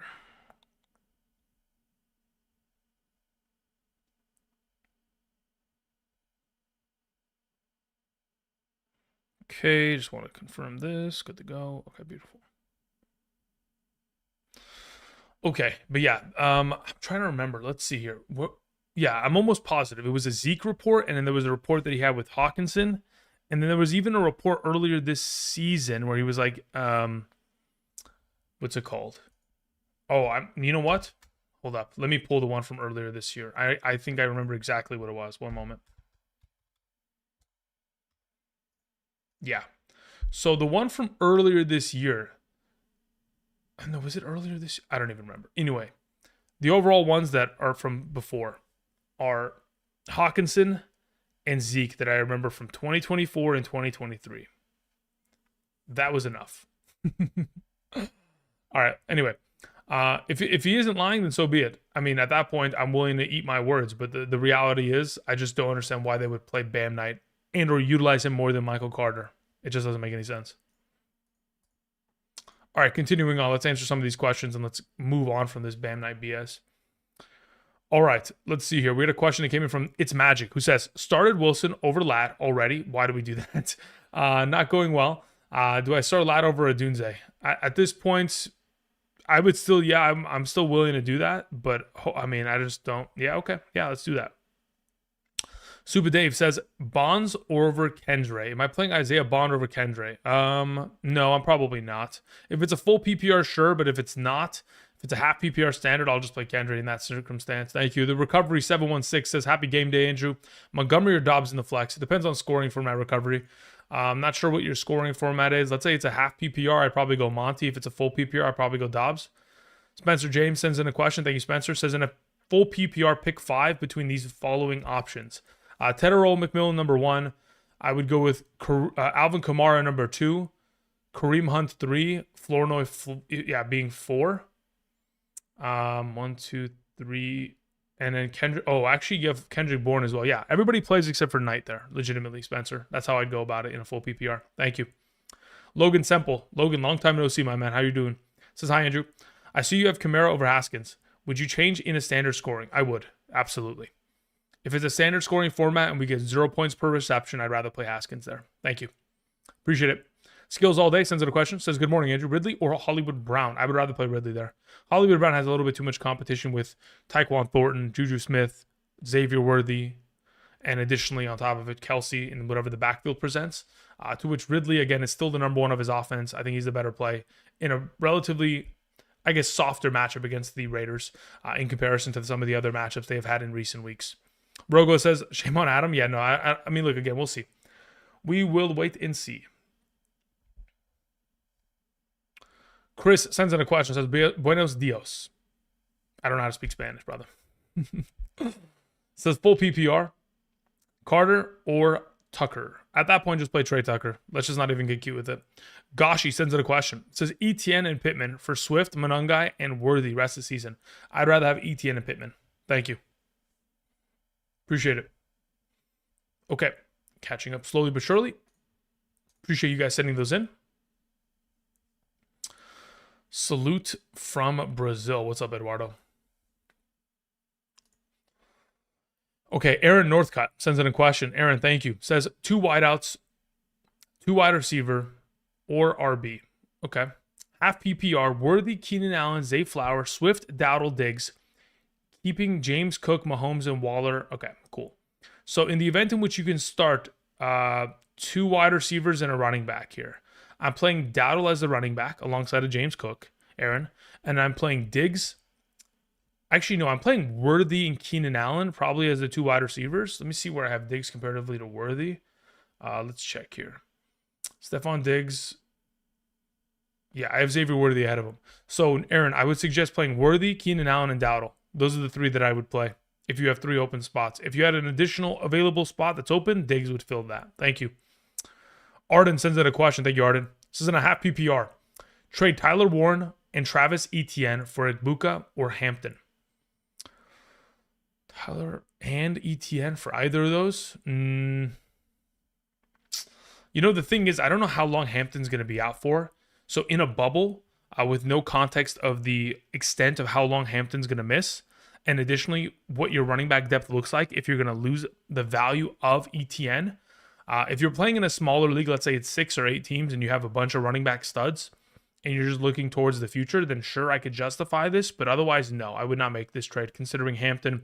The report from earlier today said that Hampton could potentially or will expect to be potentially missing more than 4 weeks, which obviously does not bode well. There's a reason why the Chargers have been shopping around for running backs over the course of the last couple of days.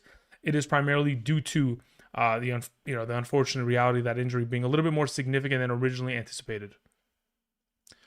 So I'd keep what you have. Somebody asked Jalen Warren or Pollard. I'd rather have Jalen Warren in my lineup.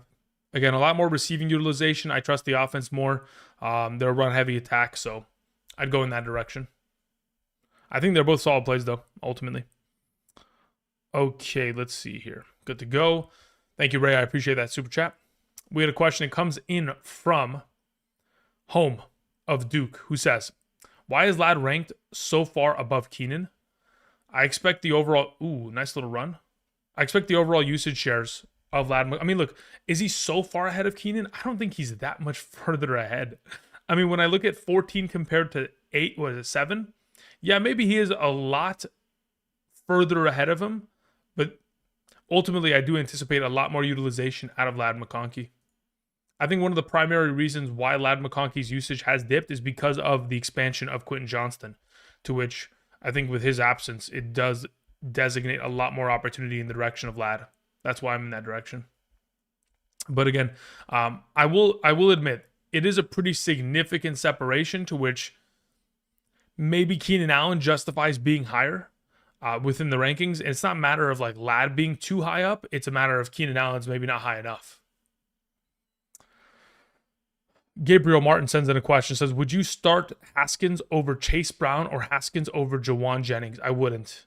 I'd rather play both those other backs. I mean, both those other players, even in a standard league there, Gabriel. Haskins is solid, but in order for him, in my mind, to be more valuable than the alternatives, he has to fall into the end zone. And again, touchdowns are the most difficult thing to predict in fantasy. So, okay, so we come back and we run the same toss play from earlier in the game and get just as many negative yards for it. Like, again, when are we going to change up the offense to where like that little fake pitch turns into an RPO and he can rip it to the other side on a slant? Or just fake the pitch and then run a QB power. Let's see here. TOT VTG says PPR, Pacheco, Algier, or pick up Blue or Kyle. I'd rather just play Pacheco there. VTG, thank you. Appreciate it, my man. Alex Songrass sends in a question. Thank you, Alex. I appreciate it. Justin Fields drops back, dumps it. Beautiful. Let's go. Get it first. There it is. Look at the... Sheesh. Is that Josh Reynolds out there? That may be Josh Reynolds. Let's go. Okay. Alex Songrass says, in a 6-point per passing touchdown league, JD5/Darnold with Debo may be out. I'm expecting Debo to play. That's why I have JD5 specifically as high as he currently is ranked. That is the primary reason why he's ranked where he is. It says in a full PPR, 3-start, Debo, Bourne, Dobbs, Hendo. I'd play all 3 wide receivers there. Alex says play Debo and pick up Luke McCaffrey if he sits. Yeah, I mean, that would be the alternative in the event in which he was to sit. But I don't expect him to be sitting this week. I'd expect him to play, and that's why I'm going JD there. Thank you. Joe sends in a question, says Carter or Bam Knight after the news this morning? Legitimately, I would rather play Carter. It's already, 2 hours and 15 minutes in, and I'm beginning to lose my voice. Yeah, I would legitimately rather play Carter this week. I don't trust it. If you want to play Bam Knight and go with the Schefter report, that works. It's fine. I wouldn't hold you against it. But as it currently ranked on screen, I'd go Carter.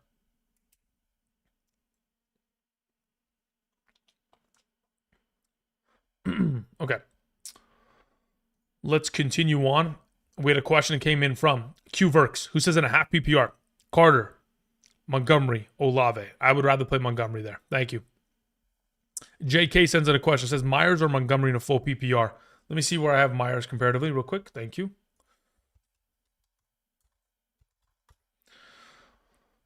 I'd rather have Montgomery in my lineup there. JK. And then as for Golden and Pollard, I'd rather have Pollard. Thank you. Justin says, where is Quentin Johnston at in your rankings? I don't expect Quentin Johnston to play, so I don't have him ranked. In the event in which he does play and we get a confirmation of that, I will change my rankings on screen to include him, and I will subsequently move down Ladd McConkey and Keenan Allen. But in the event until that event occurs to where we get a confirmation of his availability, I'm expecting him not to be fired up today for the Chargers. Man, my voice is slowly going. Let me actually mute my mic so I don't cough. My apologies.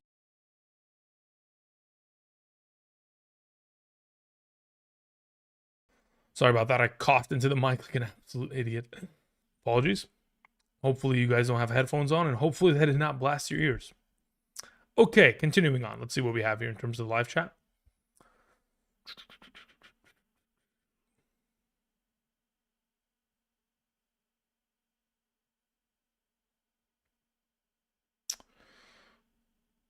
Let's see. It says, when will Stefanski stop pulling Judkins for Ford near the goal line? That's an incredible question.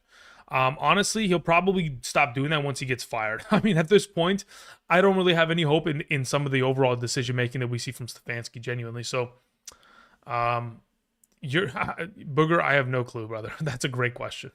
I'd love to know the answer to that, because as a Judkins fantasy manager, it definitely does hurt.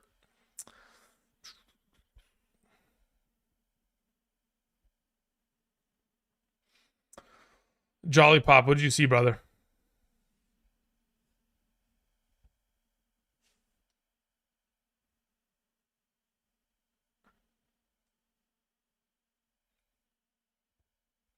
Okay, we had a couple questions sent in via supers. I appreciate those. Thank you very much. Innocent says Vidal, Kendre, Bam. I'd just rather play Vidal at that point, especially if it's a full PPR. I'd expect the receiving workload to be pretty high. Like I mentioned earlier, just to reiterate, just so you guys are all on the same page, considering Hampton has had 5 receptions minimum over the last couple weeks here, last 3 weeks in specific, I'd assume that Vidal is probably going to absorb the majority of that value point in his absence. Travis says Bam Knight or Kincaid in the flex. I have Carter, lol. I'd rather just play Kincaid there, genuinely. Thank you.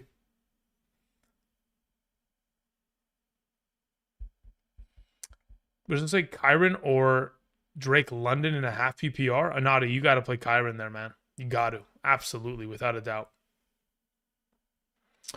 Sir Vancelot says, interest in Emmanuel Wilson as a stash? Not really. I mean, he's a handcuff. He's not a stash. He's just purely a handcuff.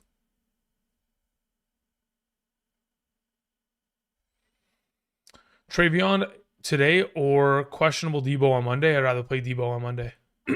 Thank you. Says, who do I start in a full PPR? Chase Brown, Michael Carter, or Tony Pollard? In a full PPR, I'd feel more comfortable playing Chase Brown over the bunch. Just off of purely reception workload, you know? Appreciate it. Okay, we took care of that. We're good to go. Let me see if I missed anything in terms of those supers that were sent in. I appreciate you guys sending those in. There was a couple that I missed. I'll get to that in right now. Let's scroll back up there. We had Travis who says, also, I have Kendrick Bourne if you prefer him over Kincaid. Let me see where I have. Well, it depends what your scoring format is, Travis. Are we talking about this in a full or half PPR capacity? Let me see where I have Kendrick Bourne comparatively to Kincaid. Yeah, so as of right now, I'd probably just roll Kincaid in both scenarios, whether it's over the alternative of Bam or Kendrick Bourne. Yeah, I'll just go with Kincaid there. Again, considering they're playing against Atlanta, their outside corners have played relatively well, but and they've been pretty solid in terms of stopping opposing tight ends on a per-game basis, but they haven't taken on any legitimate relevant tight ends, to which the numbers are relatively skewed in my mind. So considering they've only taken on Cade Otton, who got literally 0 receptions in week 1, who has done nothing outside of last week. They took on Hawkinson with O'Connell, which is a disaster. They took on the Carolina Panthers tight ends, which again is a committee. And then they took on Zach Ertz with Mariota. They haven't taken on a legitimate tight end, like, you know, of the caliber of a Kincaid, to which I'd probably go in that direction as well. Thank you. All right, let's see here. Sir sends in a question. Says, pick my flex in a half PPR. Carter, Haskins, or Olave? I'd rather just play Olave out of the group. Says, I went Wandell on the bench. Left Wandell on the bench. Why is Carter downgraded with projected points? Why was Carter downgraded with projected points? I mean, the news was from Adam Schefter earlier today, specifically, that Bam Knight was going to get more workload and play ahead of Carter. That is why Carter's probably been diminished in terms of his projections. As to the legitimacy and the actual outcome of this, we will have to wait and see. It is a to-be-determined situation. I don't know. Maybe they're like, you know what, we're going to lose this game anyway. Just let Bam Knight run and then, keep Carter healthy once Skyler comes back. I don't know what the decision-making is. I'm trying to still justify it in my mind. All right, let's see here. Aaron sends in a question. Thank you, Aaron. Says 2 wide receivers. Wide receiver 2. Shepard or Pierce? I'd rather just probably play Sterling Shepard there if it's a full PPR. In the event in which it's like a standard league, I'd probably go Pierce in hopes of like a big receiving yard game where he goes for like 80 yards on like 3 catches or something. But ultimately, I think Sterling Shepard in a full PPR is the preference of the group. It says flex 1 between Haskins and Waller. I'd rather have Waller in my lineup. Thank you. Especially if it's any sort of PPR. Half or full. Doesn't matter. Okay, let's see where we're at here. I formation, pitch toss, McGlinchey out to the corner, and decent yardage, 4 yards, not bad. Okay, Christian Taylor, what's up, man? Says, hey, Andrew, what's your reasoning for Keenan Allen over Olave? Yeah, Christian Gonzalez, that's my primary reasoning. Christian Gonzalez is expected to play in the event in which prior to the game against the New England Patriots, if Olave has an opportunity of not taking on Gonzalez, then I would say, yeah, we would fire him up blindly. But Gonzalez is enough of a cornerback to where we have seen him not only just play outside and shadow receivers there, but even if Olave goes into the slot, he'll just follow him into the slot. Like he'll play nickel. It doesn't matter. That's how good he is. So as of right now, that's my only primary concern in regards to that situation. But Keenan Allen specifically is as high as he is and has moved up as much as he has because I don't expect Quentin Johnston to play. Thank you. Any news on Jamar? Is he a lock to play today? Yeah, he's a lock to play today. Don't worry about that. Even if he had a flu game, I'd expect for him to just be fine. You guys remember a couple weeks ago we were worried about JSN and his flu game, and I told you guys just fire him. It doesn't matter. Just do the same thing with Jamar Chase. Just expect that they're going to get all of the electrolyte and Pedialyte in his system. If anything, they'll give him a, I mean, genuinely, they might hook him up to a potential. Oh, is that another screen pass? Was that Jaleel McLaughlin in the backfield? Jeez, Harvey doesn't get any breaks, man. It's legitimately ridiculous. Yeah, it's crazy. Yeah, they might get him hydrated in more than just one singular way. They might get him, a couple. They might get something, dripped into his veins here just to keep him hydrated prior to the game. All right, let's see here. We had a couple questions sent in via Super. Let's go ahead and let's catch up on some of those. Appreciate you guys sending those in. We had a question that came in from John Garcia, who says, "I'm in a bind. Use Diggs or see if Debo will play on Monday Night Football." It depends on what your alternative option is to Debo. Considering you have Diggs and he's such a really seriously solid option, I'd probably just play Diggs there and not even take any sort of potential risk. But I will tell you, I'm very confident that Debo plays tomorrow. So if you want to go ahead and just take the safety of Diggs, play Diggs and you're fine. I don't think that's a significant enough drop off to where you have to worry about it. Hey sends in a question. Says, in a full PPR, Waller or Charbonnet? I'd rather play Waller there. Thank you. Jonathan sends in a question. Says, greetings and salutations. Please pick two. Okay. Says, I have Ladd, Rashad, and Rico. Yeah, I'd play Ladd McConkey and Rashad White. Again, that is under the assumption that Quentin Johnston is inactive today. In the event in which Quentin Johnston is active, I would just play both of the running backs there, Jonathan. And we'll know that probably within the next 40 minutes, we'll get a little bit of a designation as to what the situation is regarding that status. Jake D'Antoni, says, full PPR, Ridley or Shakir. In a full PPR, I'd rather play Khalil Shakir. Thank you. Can you trust Ridley? Not in a full PPR comparatively to Shakir. If it was a half PPR, I'd feel a little bit more confident on the matter. But as of right now, in a full PPR circumstance, just play Shakir. I think it's just safe in that circumstance. Appreciate it. Okay, let's see here. Andrew Mitchell had a follow-up. Says, is Bam better than Carter in pass protection? Maybe they're throwing all day. No, you know what the thing is? Their primary pass blocking back is Amari DeMercado, right? So that's the thing. Amari DeMercado has always been their pass blocking back. That's why this time last week we knew that Michael Carter was going to play over Amari at an incredibly significant rate, right? To which, that would be the assumption of, okay, if we're going to throw the whole game, DeMercado is going to be in the backfield on third downs plus. But if we're talking about first and second down throwing opportunities, I'd still expect for Michael Carter to be the more effective potential option there. But, who knows? Who knows? The last 2 weeks in terms of true pass sets, DeMercado 14 and 12. He is the primary pass blocking back. If I look at Knight, see how many times he was used as a pass blocker last week. Zonovan Knight, he pass blocked twice total. Actually, he had one singular actual pass block, two sets of it. So even that doesn't make sense to me. Jawan Jennings over T. Higgins, I don't mind that. That works for me. Jennings over, where do I have, especially in a full PPR, I think I'm really comfortable in that position. Yeah, that works for me. Thank you. All right, let's see, where's this game at? We don't see anything happening. Okay, John Garcia sends in a follow-up, says, see previous question, I have Waddle and DK2. Okay, so in terms of your previous question, so you have Waddle, DK, Debo, Diggs. Got it. Yeah, at that point, I think it's fine to play Diggs and not even take the risk of Debo. Like, again, because your alternative option is such a great one, I'm fine with it. Let's say, for example, you told me, hey, Andrew, do I play Debo Samuel or do I play Kendrick Bourne? I would just tell you to take the risk and play Debo because I'm expecting to play first and foremost. So I don't think the risk is enough. I think there's like a 15% chance he doesn't play. That's how confident I am. To which then at that point, why is the fullback getting receptions? My goodness, Jets. Could we do something, please? Yeah, so as of right now, I think your alternative options of Waddle, Metcalf, Diggs are good enough to where you just start all three of them and not even worry about it. John, thank you. I appreciate it, my man. Does Jamar play today? Yeah, the expectation is yes.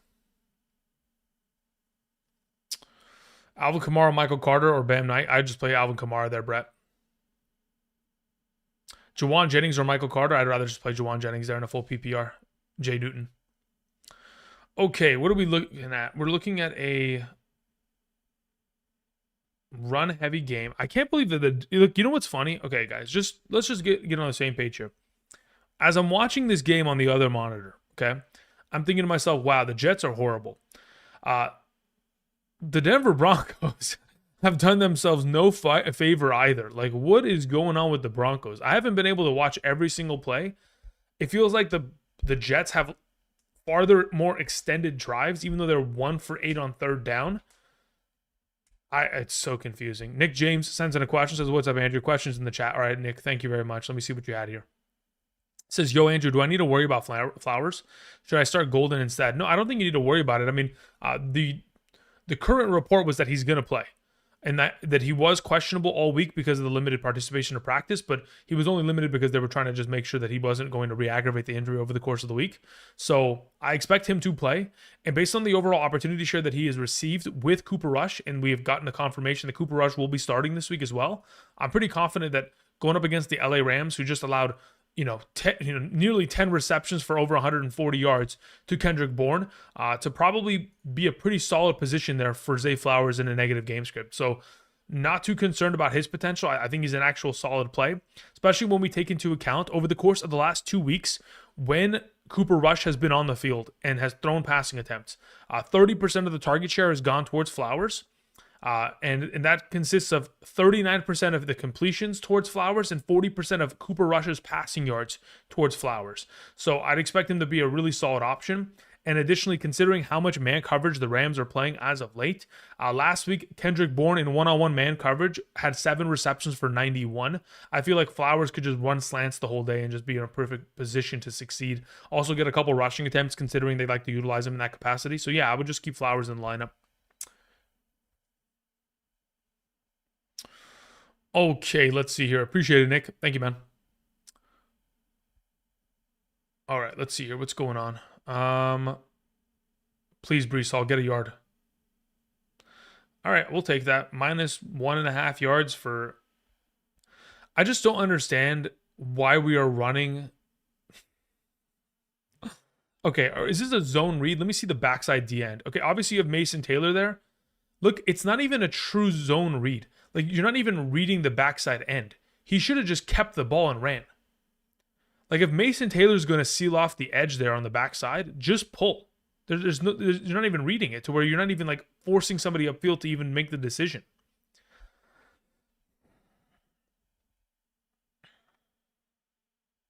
Give me a second. I'm going to watch this play here. 3rd and 8. Drops back. Good protection. And then we throw it into the bleachers. Like, oh my gosh. They're playing a little too conservative. I think at this point on, 4th and 8, I know the score is relatively close. I'd go for it. I mean, geez. I would have at least gone for a 5-yard completion, then went forward on 4th. Like, I feel like every play here for henceforth, that's good coverage, though, I will say. I mean, it's Surtain, right? That is what it is. Okay, continuing on. Somebody asked Metcalf, Flowers, or more. Guy Humble. I would play Metcalf there. With Calvin Austin out, I think it's a really solid play there. Andrew, I'm with you. I don't know why they're still running the ball with Brees. I don't have an issue with the fact that they're running the ball. I have the fact, my issue is the scheme. If you're going to run Brees Hall, you better have the rushing threat of Justin Fields, to which the way that the offense is specifically schemed up in terms of blocking formation, I don't understand it. It doesn't make any sense to me.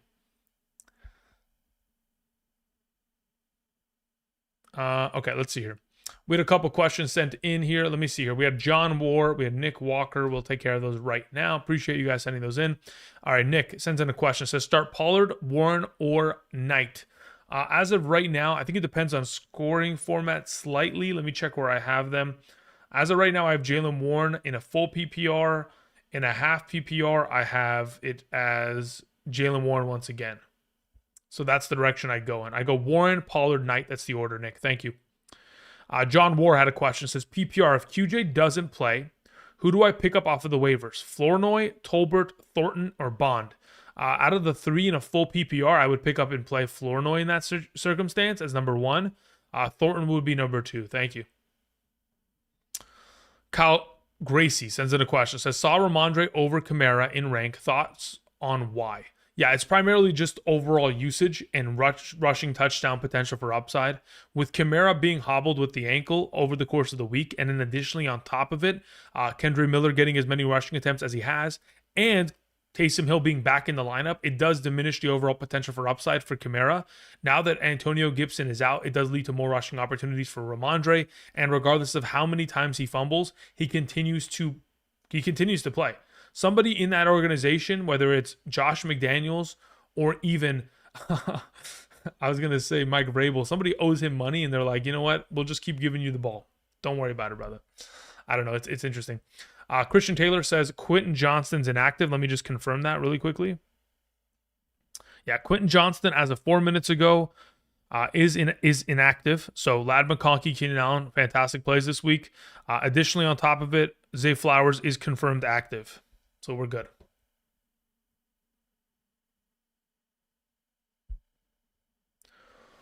Okay, let's continue on. Phil sends in a question. Phil, long time no see. I hope you're doing good, my man. Says start one in a every 10 yards equals 1 point league. Keenan Allen, Jalen Waddle, or Quentin QJ. If he plays, okay, so Quentin Johnston's not playing, so we know that for sure. So between Keenan Allen and Jalen Waddle, I would rather play Keenan Allen. It says if he also Hunter Henry or Darren Waller in the same format, I would have Darren Waller as my starter. So I'm playing both of the guys in that game. Keenan Allen, Darren Waller, fantastic plays. Thank you. Somebody in the chat, Luke, says, I'm trying to decide between Henry Swift and Kenneth Walker. I'm so torn. Yeah, I think it's a tough decision as well. I think if I was in a full PPR, let's see where I have Swift comparatively. If I'm in a full PPR, I'll just play Swift. If I'm in a half PPR, I'll just play Derrick Henry and just roll with it. If you wanted to play Swift in a half PPR as well, I could justify it just because I don't really trust the Baltimore Ravens offense too much today. Oh, my goodness. Bo Nix, get it out of your hands, brother. Jeez. Oh, Franklin, we got to make that grab, right? Like, come on. Got to make that grab. I'm actually curious, where is my overall line on Betr in terms of his reception count? Where are we at? Let's see. If I go to my entries. Okay, so he's already got his 3 receptions. Beautiful. That's all I wanted. Okay, we're good. Keeping it moving.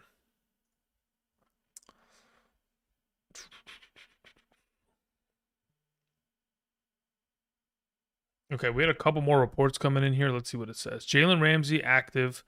Kyler Murray inactive. We already knew those. Okay, that wasn't anything of surprise. Good to go. Beautiful. Okay, continuing on. Should I start Devontae? Says E flat. I mean, what's your alternative option? I mean, Devontae Adams is a fantastic play. Let's just put that first and foremost. Top 12 option this week at wide receiver. So unless you have another available top 12 option, I think it's just an automatic play there. Thanks, you. Appreciate it. Luke Peacock sends in a question. Says 2 questions. Number 1, do we trust Marvin Harrison today? I mean, I trust him to an extent.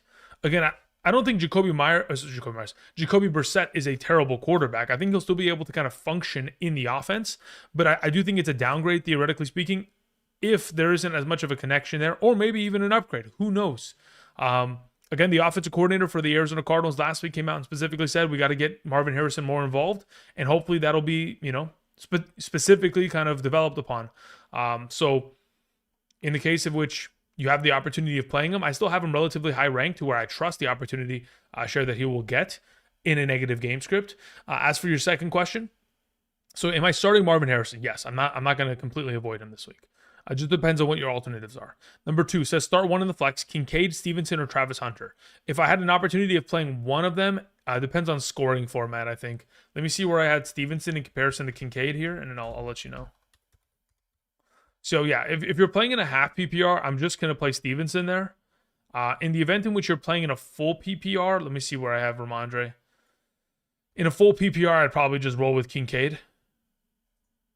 That's probably the way that I go about it as of right now. Thank you. All right, let's see here. Let's close that. Let's close this. Let's get back to the game. Wait, that's a safety? Oh my God. Imagine the Jets win this game, guys. Imagine if the Jets knew how to play call. Yo, this game would be over. Like, I get it. The defense of the Denver Broncos is elite. Like, we know that. But my goodness, there's been so many like failed opportunities at greatness. E Flat says, or Flowers. No, I'd rather play Devontae Adams there. It's not even close between the two of them. All right. Big Swole sends in a question. Says, start 2, JCM, Rico, Judkins. I will take JCM and Rico there. Thank you. Appreciate it. I mean, the Jets have a really good opportunity here. Getting the ball back off of the safety. I mean, a good return, almost near the 40. Like, come on, let's go. Let's go. But yeah, Rico and JCM are my suggestions of the available. Again, for those of you who are joining us this morning, the rankings that are going to show up to the right side of the screen and continue to filter for the remainder of today's live stream are, again, specifically here for the singular purpose of trying to help you answer questions within interpositional rankings. So the likes of Rico Dowdle here, Quinshon Judkins, they are back-to-back. It's really just a matter of preference, but Ja'Cory Krosky merits my number 10. Again, I do appreciate y'all. Again, for those of you who are Patreon members, as you see it filter on, if you guys want to get my rankings on a weekly basis every Thursday, Sunday, and of course get questions answered on that kind of situation basis, you can check out the Patreon. Of course, if you guys want to go ahead and get my rankings sent from my email directly to yours every single Sunday morning for the remainder of the season, of course, you can check out Betr. We mention it all the time in regards to the plays that we're making. I can go ahead and share some of the plays that I'm making this weekend in just a moment if you guys are interested. I might as well just kind of throw that on screen while we still have a little bit of time prior to the kind of final wave of questions rolling in, because I have made a couple more extra plays that I would like to share, and I'm pretty confident in the idea of rolling with them. So we've kind of been on a little bit of a better streak here. There we go. Good run by Breece Hall. Come on. Let's win the game here. Let's get a first victory for this coach. Come on. Let me go ahead and let me throw this up on screen just so we're all on the same page in terms of some of the plays that we're going to make here going into this weekend. Okay, so really quickly, in terms of some of these plays. Okay, so really quickly, this is one that we've made. We've already got Troy Franklin making his receptions, Hunter Long receptions, Brian Thomas Jr. receiving yards. Then we have Achane receptions, Chase Brown receptions. Then we have Tucker Kraft and Tyler Warren both on their receptions here. That's not what I wanted to do. Sorry about that. And then we had a anytime touchdown play of Kyron and Genty. Then we have receptions for both Rachaad White and Rico Dowdle. And then we have receptions on McConkey and Keenan Allen alongside of Rachaad White. Okay? Those are the plays that we're making as of this weekend in regards to Betr. Appreciate it. We'll continue on answering questions. If you guys needed to go back and specifically look at that, just rewind the live stream and just pause it and potentially go in those directions. Again, I'm pretty confident within those plays. Again, I'm not throwing too much on it. I think it's like $20 max on like some of those plays. So I think they're in a pretty relatively solid position. And here we go, the Jets punting the ball again. Fantastic. Love to see it. All right, continuing on. We had a question. We had actually a couple questions sent in. Let's see here. Let's see if I can catch up a little bit. Okay, so we had a question after Big Swole that came in from Anthony O, who says, in a full PPR 12-team league, actually, let me throw it up on screen just so we're all aware as to where I'm at in terms of some of the questions that I'm answering, in terms of how caught up I am.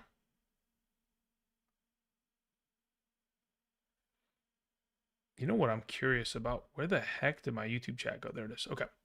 So Anthony O is the next question. Anthony says the following. Says, in a 12-team full PPR, I've got Rachaad White and James Cook as my RB1 and 2. Should I flex Derrick Henry, Jalen Warren, Haskins, or Kyle Pitts? In a full PPR, I genuinely have Warren ranked highest. You could play Derrick Henry if you just want to start your studs, but I think Warren is also a stud in this circumstance, especially considering his receiving upside. You got to remember from weeks 1 through 3, prior to him missing week 4, he was number 1 amongst all Pittsburgh Steelers in total receiving yards. He was leading the team in rushing and receiving yards for the first 3 weeks of the season. Once he returns now, should continue that overall capacity. Io Manor or Alec Pierce? I'd rather play Alec Pierce, genuinely. Alec Pierce has at least been decent in the last couple games in which he's been healthy. Obviously, he's missed the last 2 weeks with a concussion protocol, but in terms of his overall workload share, it's relatively solidified in terms of the idea where he'll catch a couple deep balls. The last 2 weeks that he's played, 4 catches for 68, 4 catches for 67. If he gets even luckier, he could score a touchdown comparatively. So I do like the idea of Alec Pierce there. Thank you. Then we move on to Hunter's question. It says, sorry if you discussed, still rolling with Michael Carter. Yeah, so here is my current thought process on the matter. I don't understand why a reporter would have insider information regarding the volume of usage of players within an organization. To which, again, we have heard it on many occasions from different reporters, whether it is Schefter, Pelissaro, whether it is Ian Rappaport, whether it is even some of these other reporters that are like not as, I guess, well known. There are some reporters that can be trusted that are beat writers for the organizations and that are smaller, like for the Athletic and stuff, that I actually like will take them at their word. And then there are some that I'm not so interested in terms of their reporting, which I don't take it as the gospel. So for right now, I'm not convinced that Bam Knight's going to completely absorb all of the overall workload of Carter, to which I'm going to play a little bit like skeptical on that decision and just slightly move down Carter. Still have Bam Knight in the vicinity, just to protect my own ass. But also, I'm still going Carter there if I'm picking between the two backs. Ryan sends in a question, says, half PPR, pick 2, Jennings, Charbonnet, Henderson, Kamara. All right, you got some relatively solid options here. In a half PPR scoring format, though, I'm probably going with Charbonnet and Jennings in this situation. Let me see where I have Jennings comparatively ranked to the bunch, just so I can reference, where I'm going within these opportunities. Yeah, as of right now, between those available options, Jennings and Charbonnet are my number 1 and 2. MX Gundy. What's up, Gundy? Hope you're doing well, my man. Gundy says the following. Says, in a half PPR, Dobbs, Golden, Haskins. I'll take Dobbs there. Thank you. I appreciate it, Gundy. Anthony O sends in a question. Says, Zach Ertz or Trey McBride? No question about it. It's Trey McBride. I legitimately think that the quarterback swap, 2 being Jacoby Brissett, may even help McBride in this situation. So yeah, I'll take McBride there. Thank you. Let's hear. Carlos sends in a question. Says, Bam Knight or Vidal in a full PPR? Vidal versus Miami. I genuinely am going to play Vidal there in a full PPR. I think the receiving workload is going to be there completely for him. Again, like I mentioned earlier in the stream, Hampton has had 5 receptions each of the last 3 games. I think Vidal was probably going to absorb majority of that. Sergio Rios says, Hassan Haskins or Olave full PPR? I'll take Olave there. Thank you. Teddy H sends in a question. Says, Pollard or Olave full PPR? Really good question, actually. Let me see where I have Pollard comparatively. As of right now, I do have Pollard. Can anybody confirm whether or not Christian Gonzalez is active today? Let me see when they play. And if I'm not mistaken, they play at 10 a.m. So we should have some word on Gonzalez's status. Let me look it up on Twitter right now. Christian Gonzalez. All right. Christian Gonzalez is active. Yeah. So I'll stick with Pollard as the preference between him and Olave as of right now. Yeah. As for your next question, Haskins or Shaheed, I mean, at that point, I'll just take Shaheed. Rob Castle says, start Kamara, Miller, standard league. I'd rather play Kamara, even in a standard format. I think Kamara's receiving yard count is going to be enough to justify it. All right. The Investing Hut says, full PPR in the flex, Dobbs, Haskins, or Njoku. As of right now, I think I'm playing Njoku there, genuinely. Let me check where I have him ranked comparatively to Dobbs. I have him 2 spots ahead of Dobbs, so I'll take Njoku there. Thank you. It's okay to laugh, says Calvin Ridley or Chase Brown in a full PPR. I have Chase Brown ranked higher. I'd rather wait on Ridley's like kind of proving on a consecutive weekly basis to me that he can be, relied upon rather than just tossing him out there again. The Investing Hut says in a full PPR flex, Dobbs, Haskin, and Njoku. Yeah, same question. We're going in Njoku there. Will Mo sends in a question. It says full PPR. Kenneth Walker or Kendrick Bourne. Let's see where I have them ranked accordingly. Let me just close that real quick. My chat just broke. Let's refresh my YouTube page here. Okay. Kendrick Bourne. Or the alternative being Kenneth Walker. As of right now, between the two of them, I have Kenneth Walker ranked higher. Thank you. Appreciate it, my man. Okay, let's see here. Justin Fields drops back, throws the ball, and an incredible helmet catch by Garrett Wilson. Love to see it. Let's go. Come on, let's move the chains here. Let's score one touchdown. Please and thank you. I mean, if this is going to be the most boring game of the week, so be it. But, man, this is like, it's rough. Definitely not looking great. There's no way we're dropping that, right? Garrett. Okay, so someone's got to tell me, is that actually considered a reception? Or did he make a football move to where it's like, how many steps do we need? We need 2, right? Rogo says you skip my super chat. Rogo, where's your question? Let me reopen my chat here because it obviously crashed. Let me see here. Pop out chat. Let's move it over here. Gonzo's active, yeah. Gonzo's a monster, man. That's what scares me. That's why I don't trust Olave too much, or at least this week. Rogo, let's see here.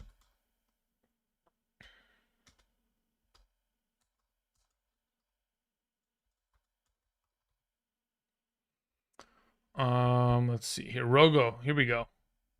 Why did I miss this question? I apologize, Rogo. You know what's crazy? Yeah, I don't know why I missed this. Okay, it says we spoke on it on Thursday, but you wanted to confirm going Odunze Shaheed, Dobbs at flex, benching Lad Jacoby 4 weeks lacks of production. If looking to be safe, start who? Everything has changed since Thursday. So in your case, you're playing Odunze, you're playing Lad McConkey, and I would probably play Dobbs alongside of them. Those would be the 3, Rogo. Apologies for not seeing that question earlier. I don't know how it skipped past me. Thank you. All right, continuing on, we had a question that came in from Steven Shook. Steven, thank you very much. I appreciate it, my man. Says start 3 between Diggs, Metcalf, Jalen Warren, and Michael Carter. Yeah, I'll just take Diggs, Metcalf, and Warren there. Thank you. Appreciate it. Okay, let's see here. A couple more reports coming in. Actually, a significant volume of reports coming in.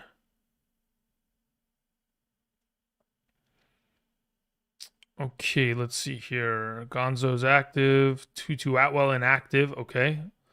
That only helps the receivers of this offense. Riley Leonard will be the backup today for Daniel Jones. Okay, that means Anthony Richardson's probably garnering some trade target opportunity prior to the November 4th trade deadline. So we'll see where that goes with them. Okay, very well. Continuing on. Lincoln sends in a question. Thank you, Lincoln. Says start 1 in the flex, half PPR. Travion Henderson, Zach Charbonnet, or Ridley. I'll just take Charbonnet there. Thank you. Justin Fields drops back and dumps it. How many steps does he take there? All right, let's watch the replay here. Okay.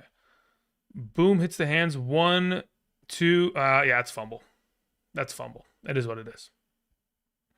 All right, continuing on. We had a question that came in from... let's see here. One who says full PPR, Matthew Golden or Rashid Shaheed. I would rather play Shaheed in a full PPR. Thank you. Janik sends in a question. Says in a full PPR, Kamara or Jennings. I'd rather play Jawan Jennings there. Genuinely. Thank you. All right, let's get back to the live chat. Some of these supers were taken care of. Appreciate it. Someone said Debo or Lad. Just play Lad McConkey. They reversed it? Really? Okay. Interesting. I would have thought that's that. Justin, throw the ball. Who are you holding the ball for? Like, I understand that they're working with the lead. He doesn't want to throw the ball into the opposing team's hands, but you're practically just giving them the ball back anyway. You're punting it or you throw an arm punt. Like, they're just sitting in cover 2 man. Like, geez. By the way, do we not get is there no face mask penalty for pulling off a player's helmet like that? Is that not a real thing? Am I crazy? I feel like if if I get tackled and my helmet is the first thing that flies off because they pulled it off, that should be a face mask, right? Anyway, continuing on, we had a question that came in from Troy. Thank you very much, Troy. I appreciate that. It says, flex Bourne, Carter, or Hunter Henry. Out of that group and a half PPR, I'm playing Hunter Henry. Thank you. Don sends in a question. Thank you, Don. I appreciate it. Don says the following. Half PPR in a tough spot this week. Start 2, Tyquan Thornton, Isaiah Bond, Torrey Horton, Sterling Shepard, or Tez Johnson. Out of those available options, I would play Thornton and Horton. They rhyme, but yes, they are the primaries. Thank you. Let's see here. We had a Rogo follow-up. Says, thanks, bro. For clarity, why Ladd? Because of Hampton? No, because Quentin Johnston's not playing. So Quentin Johnston's absence and then additionally Hampton's absence leads to a far more pass-heavy approach in which Ladd McConkey should see far more target opportunity, very reminiscent of what we saw late last season with Ladd McConkey within this offense. If you guys remember, 2024 Ladd was, I mean, there's a reason why we drafted him in the second/third round of this year's drafts because, again, the volume of opportunity that was there was so significant. Like, his final games of last season, target counts 12, 7, 6, 10, 8, and 14, right? We haven't even scraped the surface of some of those kind of potential productive weeks, considering the last couple of weeks have just been, 6, 7 targets and far, the vast majority of them just incomplete. So I'd expect those numbers to go up pretty solid amount. Where does Judy rank on the list? Not anywhere close. If we're talking about half PPR wide receivers, in comparison to the list up there, Judy's my number 48. Like, I would rather play Flournoy, Hollywood Brown, Keon Coleman, Tyquan Thornton. I'd rather play those kind of players ahead of him. I don't think it's worth it.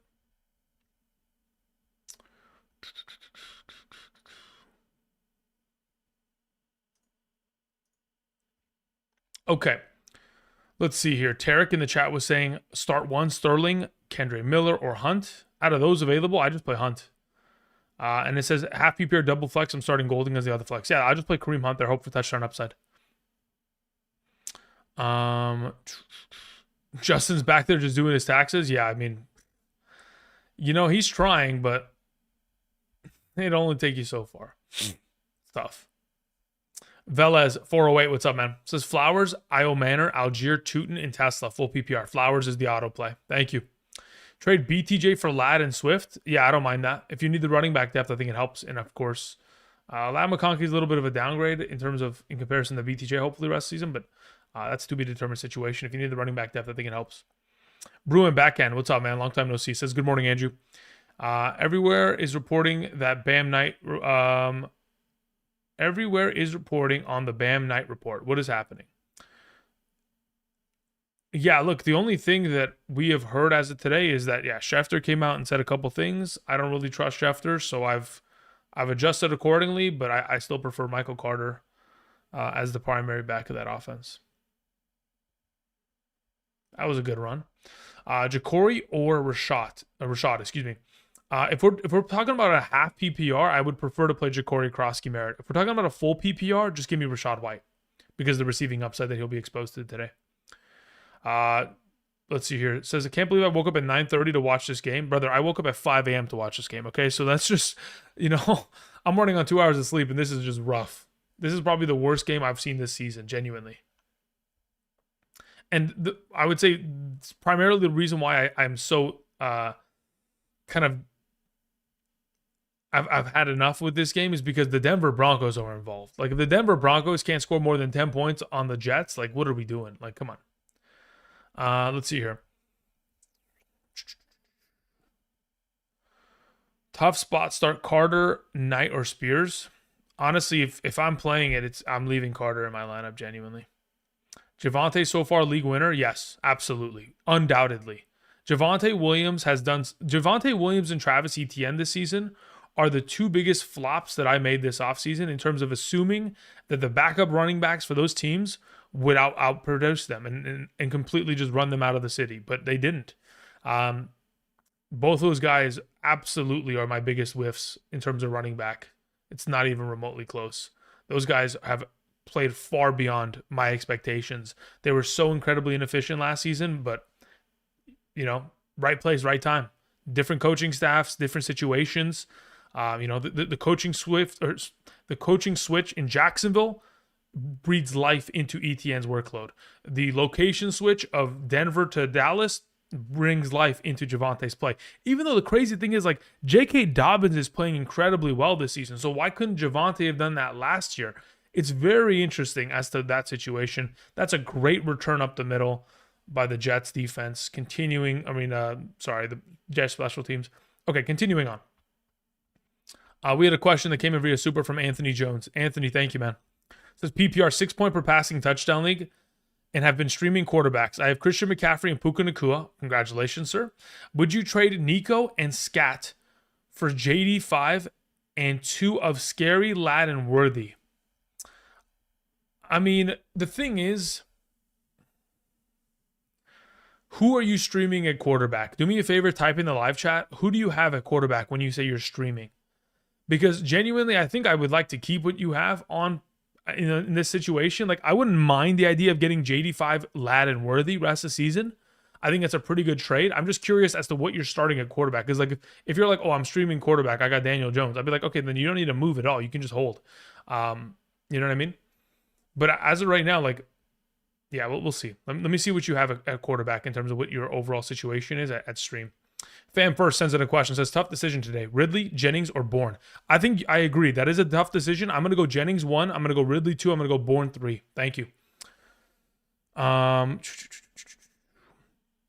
E-Flat says, what do we think of this trade? I'm giving Saquon and Garrett Wilson to get Amon-Ra and Waddle. I don't have an issue with that. I like that trade a lot, actually. I think Amon-Ra and Waddle is very much, I think that's a very valuable, fair trade to get in return. I'm okay with that. Mainly because when I look at the value of like full PPR Amon-Ra compared to Saquon, I'd rather have Amon-Ra the rest of the season. In comparison of like Waddle and Garrett Wilson, I think inhabiting the Tyreek Hill role makes him enough valuable to where like kind of it makes up for the difference between him and Garrett. And based on what I'm watching from Garrett today, I'm questioning some things. So I don't mind that. Mason Taylor was a bad call. I should have stuck with Fannin. Yeah, I would have thought that we would have seen any semblance of offense today from both teams, genuinely. It feels like every player in this game is a bad call. That's really just what it has become. It doesn't matter who it is. The only player that has scored is a fullback today. So, regardless of which way we went about it, no matter who you called, the right call today was not to play anybody in these games. Like, the fact that J.K. Dobbins has 10 carries for 23 is making me sick to my stomach just even thinking about the potential. Breece Hall has 17 carries for 43. Like, the right call was to avoid this game like the plague, and unfortunately we didn't. And that's something we'll learn about. Potentially not. I don't know, man. It's tough. Let's see here. Start BTJ or Waddle this week in a full PPR. I'd actually prefer to just play Waddle there. I'm okay with that. Fields won't throw the ball. I know. This is something very reminiscent. If you guys remember last season, early on in the year, Fields did take on Denver. I think it was week 2 last season with Pittsburgh. He did the same thing. He likes to hold the ball far too long. He needs to see it open before he throws it. He does not throw receivers open, That is the issue, and that's the crux of the situation with Fields. And you can get away with it in fantasy because you can just run the ball and find value there. I just don't understand why he doesn't run the ball more. Like, as a zone read potential option, just pull the ball and make a defender miss, brother. Like, come on. Okay, continuing on. Sorry, I'm just ranting about this game too much. Velez says Flowers, even with limited playing and weather, I'm not worried about it. I'd still play him, yes. In comparison to your alternative options here, Velez, I mean, it's not like you have like the greatest world beaters either. Like, Tootin doesn't get very many touches. Tesla has to score a touchdown, otherwise irrelevant. Iomander doesn't get any touches. Algier is your next best player in terms of this overall situation, and they're playing against Buffalo, so they would have to be in a positive script for me to feel comfortable, regarding the opportunity share there. So I think Flowers is the better player of the bunch. All right, Nalma 103 sends in a question, says, I need 2 running backs. I have Pollard and Carter. Do I go with Bam Knight in the flex, or do I play Waller, start over Carter, and start Knight over Carter? I think Waller's the correct play at flex, and I think Carter's the correct play over Knight. I could be proven wrong, and I don't mind being wrong. I don't mind taking the risk. If you want to play both of the Arizona Cardinals running backs, I think it's a little bit too much contribution there. You can either follow Schefter or you can follow me. We'll see where it goes. At least that's a decent run. At least a good designed run. We get 5 yards out of it. Jeez. Why can't we do that every other down? Yeah, so as of right now, I'm leaning towards playing Pollard, Carter, and Waller there, Nalma. Thank you. Romeo sends in a question. Thank you, Romeo. I appreciate it. Says in a half PPR, Hollywood Brown or Bam Knight or Shepard. As of right now, in a half PPR, Hollywood Brown probably like 5 catches, 40-something yards today. Maybe 4 catches, 40-something yards. So in a half PPR, unless he scores a touchdown, he's about 6 points. If he scores a touchdown, he's maybe 12. To which I'd rather just run with like a running back at that point and just risk the Bam Knight potential. Let's see here. Oh yeah, I was trying to earlier ask Anthony Jones what his overall situation was. Says I have Stafford and Herbert right now. But yeah, I felt like the difference in quarterback play isn't insane. Yeah, I would agree. I would say that the quarterback differential between JD5 and Stafford and Herbert isn't significant enough to where you need to make this move. I think you just keep what you have. I think you keep your studs. If you wanted to theoretically make a trade in which you're moving Scat or Nico, I think you can accomplish this in a way in which you're not just getting a quarterback in return. You're just specifically going after players of running back and wide receiver capacity to which you're going to improve there in terms of like a buy low investment. But ultimately, as of right now, I'm very confident that the quarterback differential is not significant enough to where you need to make this move. Especially with JD and all the injuries to Washington and his knee injury and all that kind of jazz, I don't think it's necessary. Thank you, man. Matthew K sends in a question, says in a half PPR scoring format, I need a wide receiver and 2 flex. We have Jacoby Myers, Ridley, Michael Carter, Kamara. Okay, so if I'm playing a wide receiver and 2 flex, I'm playing Myers, Ridley, and Kamara. Says also start Andrews or risk Kincaid on Monday. I'd play Kincaid on Monday. In the event in which Kincaid is inactive, you just pick up and play Dawson Knox, and I think that's a fantastic option as well. Ricardo Rodriguez says Tongs over Ertz. Yes, I would play Tongs over Ertz. Ertz didn't see Ertz in the rankings. That's correct. Yeah, I would rather just play Tongs this week. I kind of went back and forth on it. Earlier this week, I was like, you know what? The overall opportunity share that Ertz wasn't kind of deployed with last week is not something of an indictment against him over the course of the season. But when I look at the opportunity to probably throw the ball 40-plus times once again here with Mac Jones, I think Tongs is very much so a viable option now that we know that Mac Jones is starting against Tampa, which is actually a solid matchup. They've given up the most touchdowns to opposing tight ends this season. Down in the red zone, that's where Tongs pretty much finds his value. Dan Seck sends in a question. Dan, thank you. Says, need a kicker. Drop Blue, Spears, Kendre, or Stroud. It depends on what your quarterbacks look like for next week. Like Stroud, I think, is probably the drop because, I mean, am I really going to ever play Stroud? I think that just really just becomes the question. Like, are you going to play Stroud against Seattle, San Francisco, Denver in the next 3 games? If you are, then sure. But otherwise, I would probably look towards dropping him in the alternative of picking up, in comparison to the alternative of dropping one of those 3 running backs, I would prefer to keep running back on roster rather than a second quarterback if your quarterback on roster doesn't have an upcoming bye. But like if you're telling me, hey, Andrew, I've got Josh Allen or I've got Drake May, and both of them are going on bye next week. I need Stroud for next week. Then okay, then you keep Stroud and you drop technically Blue out of the group. Okay, we had a question from RKO Destiny. Thank you, RKO. Appreciate it. Says full PPR. Pick one: Michael Carter, Juwan Jennings, or Bourne. I'd rather play Juwan Jennings out of the group there. Thank you. Appreciate it. Dan Sek says I have Nix. Okay, Dan. So considering you have Bo Nix, yeah, Bo Nix is, today Bo Nix is not really doing any favors for himself, huh? How many fantasy points does he have? I'm curious. I know he had a couple scramble yards, but I'm not too convinced on what his overall yardage or fantasy point kind of contribution is. He's got about 11 fantasy points, which does not feel real good at the moment. Am I dropping Stroud? Who does Knicks play next week? I think he play against the Giants.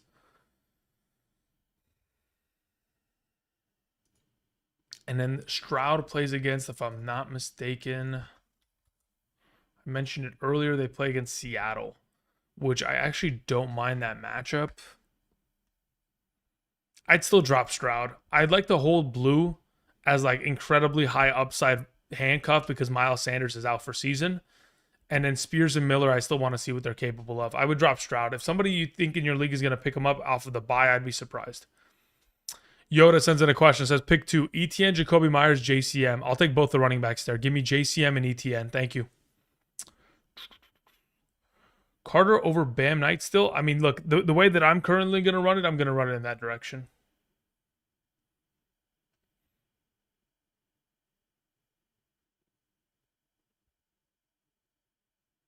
I'm more than happy to be proven wrong by Schefter's reporting. If he can get into my good graces in the future, so be it. Let this be a moment of where I can learn. If you guys are wanting to avoid the risk of the entire backfield as a whole, I can understand it. If you want to play Bam Knight, I can understand it. That's not a problem. But yeah, as of right now, this is one of those situations where I've seen a lot of reporting from Schefter over the years, and a lot of them is not reliable. A lot of the overall, like how much a player is going to get looks and how many touches they're going to get and all that kind of jazz. I think that is not something that will be, potentially open to his phone calls with the organization. So I think it's more of an indictment on DeMarcado probably not playing rather than Michael Carter. Okay, continuing on with some of the questions that we have here. We have Smooth, who says, I'm starting Rome, Worthy, and Tet. Swap BTJ or Zay? No, I think I'd rather play all three of those options in comparison to those alternatives. So my running backs are Bijan, Cook, and Gibbs. Krosky, Merritt, and Bucky on the bench. Yeah, look, as of right now, I think you currently have your lineup set in the best position it could be set in. So I would leave it as such. Smooth, thank you. Auntie Slayer says Bam Knight starting over Michael Carter. What? Question mark? Yeah, I don't believe it. I don't know. I mean, maybe he plays the first snap of the game, but is he going to go ahead and get the most touches? I don't think so, man. Andrew, keep Carter over Henry? No, I'd rather play Derrick Henry at that point, Robert. Kevin, the credit guy. Kevin, long time no see, man. Hope you're doing well. Says 2 quarterback super flex, full point PPR. Zay, Rush, Debo, JCM. In a 2 QB super flex format, I would rather play Zay, Debo, and JCM. I'm not interested in playing Cooper Rush. Joe P says pick 2 in a full PPR tight end premium. Yeah, I'll take. Ooh, wow, that's a really good question. In a tight end premium, am I going to play Njoku over either of those two? Let me see where I have Njoku ranked. In a full PPR, I currently have it as the following order: Kelsey, Njoku, and then Henry as my third. So I'll take Kelsey and Njoku there if I had to pick 2. Thanks, man. Says, would you flex Hassan, Haskins, or Kupp in a PPR? I'd rather play Kupp there. And this is with Quentin Johnston out, Coleman, Vidal, or Downs as waiver pickup. Anything? No, I'd rather just play Cooper Kupp in this situation. Kamara or Ridley non-PPR. I don't like either of those. Honestly, that's just not. Neither of those look like a fun option.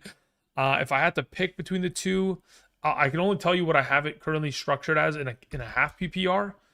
Before I can tell you what I have it in a full PPR. And in a half PPR, I have it as Calvin Ridley. So that's probably the direction I'd go in a standard. Just go for the yardage count because receptions don't really matter. Okay, let's see here. We had a question from Bruce. Bruce, thank you, man. I appreciate it. It says half PPR, JCM or Pittman? I'd rather play Ja'Cory, Krosky, Merritt. Thank you. Andy sends in a question, says, am I a crackhead to start Jaden Blue this week? Yes. That would be disgusting. I don't understand why you would do it, brother. Now, maybe if the Carolina Panthers defense gets completely just ran out the building and Jaden Blue's getting rushing attempts in the fourth quarter and falls into the end zone, sure. But ultimately, Jaden Blue didn't look great last week. 4 carries for 7 yards. Nothing too exciting to run home about in terms of his overall potential opportunity share this week. Javante's the guy. All right, let's see if Bo Nix can actually lead this team to a victory. We're just throwing bubble screens as for per usual. His name is Bubble Screen Bo for a reason. Joseph Mai says, hi Andrew, in a half PPR, Keenan Allen or DeAndre Swift? I will play Keenan Allen there. I have Lad as well. Yeah, perfect. Start them both. I think they're going to both be great. James Bond says, is it worth dropping Kendry Miller or Algier for Bam? As Carter owner, this news is annoying. I agree. Is it worth making the swap? I mean, at this point,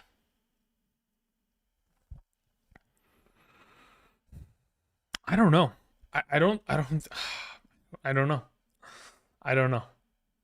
don't want, as of right now, my answer is no. I don't want to drop Kendry Miller or Algier. There we go, Marvin Mims. Look, this is what they're supposed to do. You know how earlier in the game they threw that little swing pass to J.K. Dobbins? He dropped it. This is what you're supposed to do. You're supposed to line up Franklin and Mims out of the backfield and let them just run.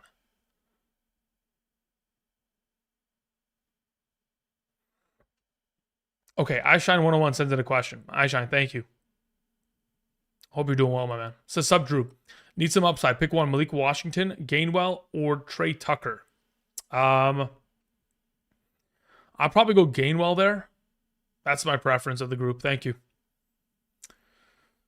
Any chance you can show pick'ems? Cheers. Yeah, Craig, I showed it earlier. If I can show it again really quickly in terms of the plays that I'm making on Betr today. But I can only do it just like really quickly. Let me catch up on a couple more of these questions and I'll get to it in a second. Okay, sends in a question, says, half PPR, flex Kamara or JMO? Let's say Kamara is like 8 to 10 points. JMO is like 6 to 18 points. So ultimately, like I feel like the risk versus reward ratio of which JMO presents is more enticing. Thank you. All right, let me show the plays that I'm making today in terms of the situation. Okay, so as you can see, these are some of the plays that we're making.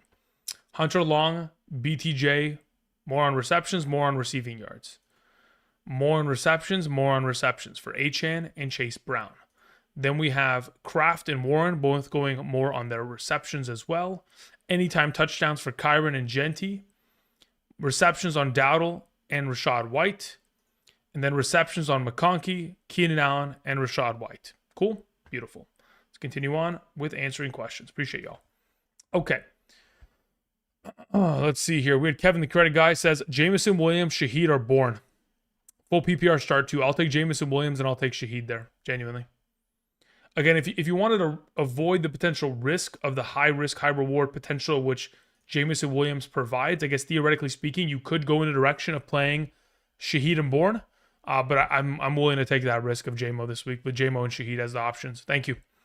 Alejo sends in a question, says full PPR. Quentin Johnston declared out for the Chargers. Witherspoon and Woolen are out for the Seahawks.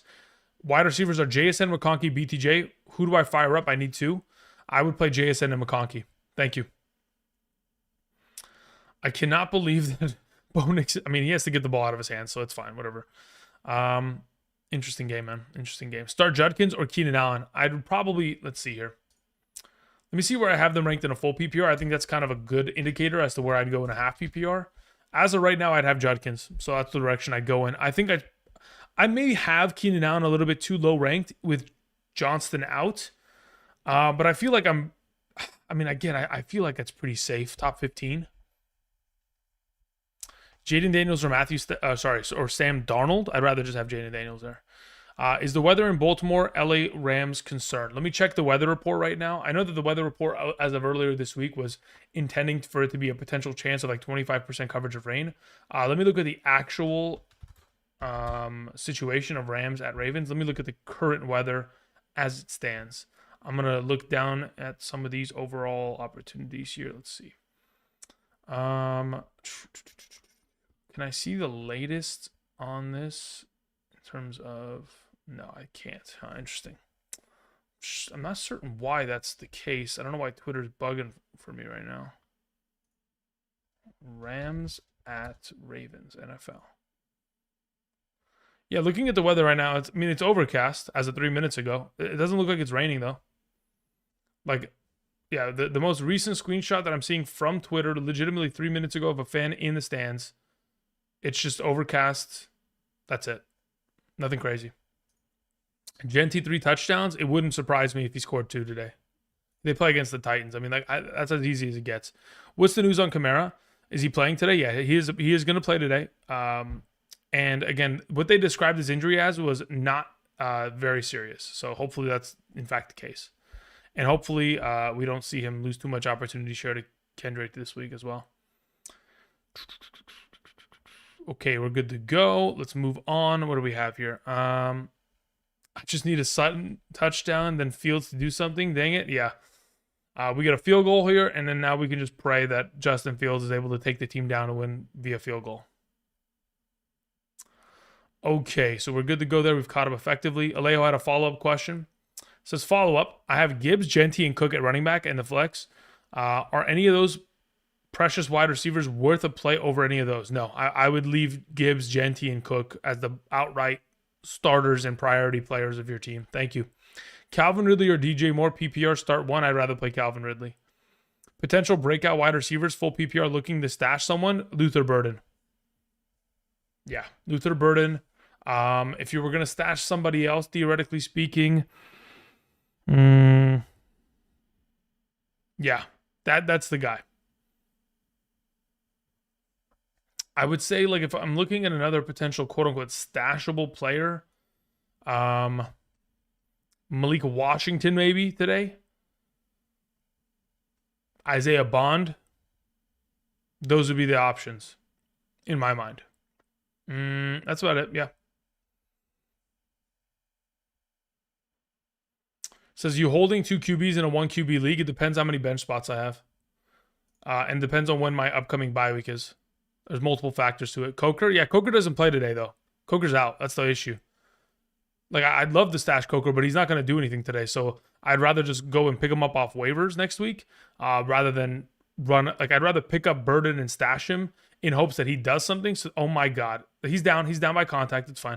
Yeah. Anyway, I'm playing Ramon Stevenson over Kamara. Yeah, I'm fine with that. That's okay. Jukester says my question is more about the winds in Baltimore rather than the rain.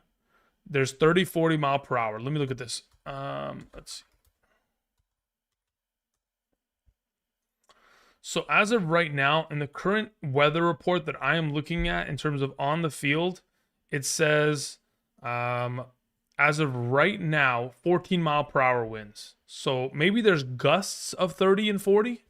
To which again, I'm still not too much concerned about it. Thanks, man. Flex Sharp or Otten? I think I'd rather just play flexing. Yeah, I'd rather just flex Sharp there. I think Sharp's the guy. Thank you. Okay. Appreciate you guys being patient with me, trying to catch up to the best of my ability. We've took care of that question. Let's see here. Travis Etienne, Keenan Allen, Romeo Dobbs, flex 1. I mean, if it's a full PPR, Jose, I think I'm just going to play Keenan Allen there. I think that's just the play. Yeah. Is Golden ever going to break out? If anything, it's probably this week. He's leading in separation percentage. Yeah, look, here's the thing about separation. It's great. Oh my God, Fields, throw the ball ahead of him. Oh, Justin, why have you done this to us? Please.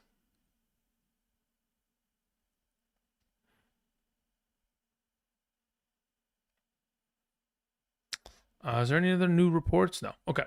So, yeah, Keenan Allen there. And then as for, what was I asking? Let's see here. What was the other question? Oh, yeah. Separation percentage is great, but, you know, it only matters if you get targeted, you know? That's the thing. He just doesn't get targeted enough. But that's just, you know, Jordan spreading love, as I always mention it. Ooh. Could we not get a penalty flag for hitting Fields like that? My goodness. I feel like of all the quarterbacks in the league, Fields gets the least amount of flags for the hits that he takes in the pocket. Like, if you guys saw the hit that Darnold took last week that pulled a flag, I feel like, I don't know what it is that, I don't know. I feel like that deserves a penalty. But anyway, that's just because I'm a fantasy player more than anything. I don't really care about the the perception of the game. YouTube Zay sends in a question. Says, do I start Flowers or Henry in the flex full PPR? It's a really good question. I think I'd probably feel more comfortable rolling with Zay Flowers there as a whole. I mean, again, they're taking on the toughest run stop defense in the league, so I'd probably just roll with Zay Flowers in that circumstance. Why are we high on the Commanders defense? Just based on how the Commanders defense was able to lock down a Ben Johnson offense last season in the playoffs. And then additionally on top of it, Caleb has not looked great outside of that overall game against the Dallas Cowboys. Outside of that game, he has not looked at a perfect quarterback, which kind of scares me. Tongs or Sharp in the PPR? Green screen. I'd play Tongs there in a full PPR, man. Thanks. Bodie Derby. Bodie, long time no see. Hope you're doing well, my man. This is a full PPR. I've got to pick two between Golden, Haskins, and Bam. I'd rather just go Golden and Haskins at this moment. Natty sends in a question. Says, yo, Andrew, pick one in a half PPR. Kamara, Olave, Myers. Let me see where I have Olave comparatively to the bunch.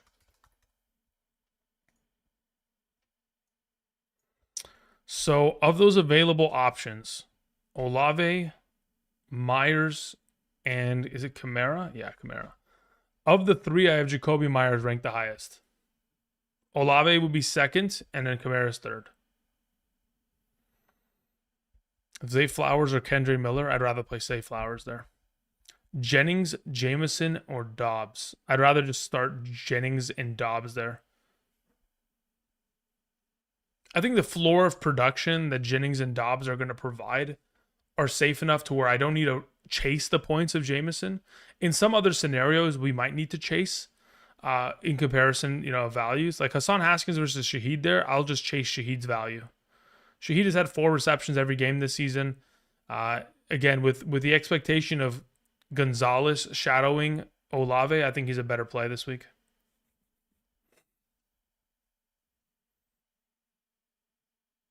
Marvin Mims is getting rushing attempts. Look, oh my God. The Broncos just want to punt the ball back. I think they wanted to leave the game in their defense's hands. I think they really want to, what they genuinely want to do is want to ensure that Knicks doesn't turn over the ball here. They're going to run the ball here on 3rd down probably just to have the clock melt or force a timeout.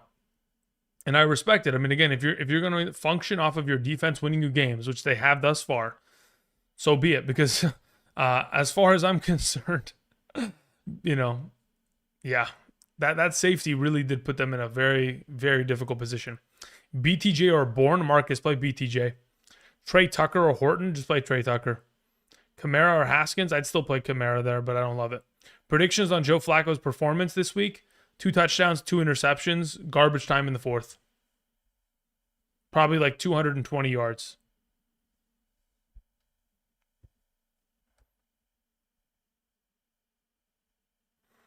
Bo Nix dropping back. I'm genuinely surprised they even had him drop back. But hey, so be it. He didn't throw it. Okay, continuing on. We had a question from Fran. It says, what are your thoughts on the Arizona backfield? Start Bam, Amari, or Carter, or fade all 3 and flex Horton? I don't know if I'm feeling so comfortable to start Horton. Again, Horton has scored a touchdown in 3 of the last 4 games, but he only gets about 3 to 4 targets of opportunity in those games. So it's not a convincing enough opportunity share to where I would go in that direction. I'm going to fade Amari DeMercado. I'd probably just play Carter out of the group, though. It says also Trevion Henderson or Ramondre both playable versus New Orleans. I think they are both playable, but Ramondre is still the clear and away goal line back and primary RB. Okay, we have a question that came in from Dan's the God, who says start 1.5 PPR, Jacoby Myers, Chris Olave, or DeAndre Swift. I'd rather play Swift out of the group. Thank you. Aaron sends in a question, says JMO or Sharps in a PPR. Sharps is a guaranteed like 10, 11 points. Jameson Williams in a full PPR is the better play in my mind, primarily because of the opportunity of getting the upside performance. Because in a full PPR, right, like Jameson Williams, as of thus far this season, he in the last couple weeks has put up 6, 5, and 2. I doubt we're going to get a 2-point performance. So we're looking at like a 5.7, 6.3 point performance. So the average of 6 points there, or the potential of him getting like 15 to 20. To which, if you want to take the risk, you can either take the 6 or the 11 baseline floors. I mean, I don't even know if Charbonnet is a floor. He might not even score. To which I think I'd rather just take the risk of JMO. But if you like the potential upside of Charbonnet falling into the end zone this week, which I think is relatively likely, anytime touchdown, Charbonnet could be a play.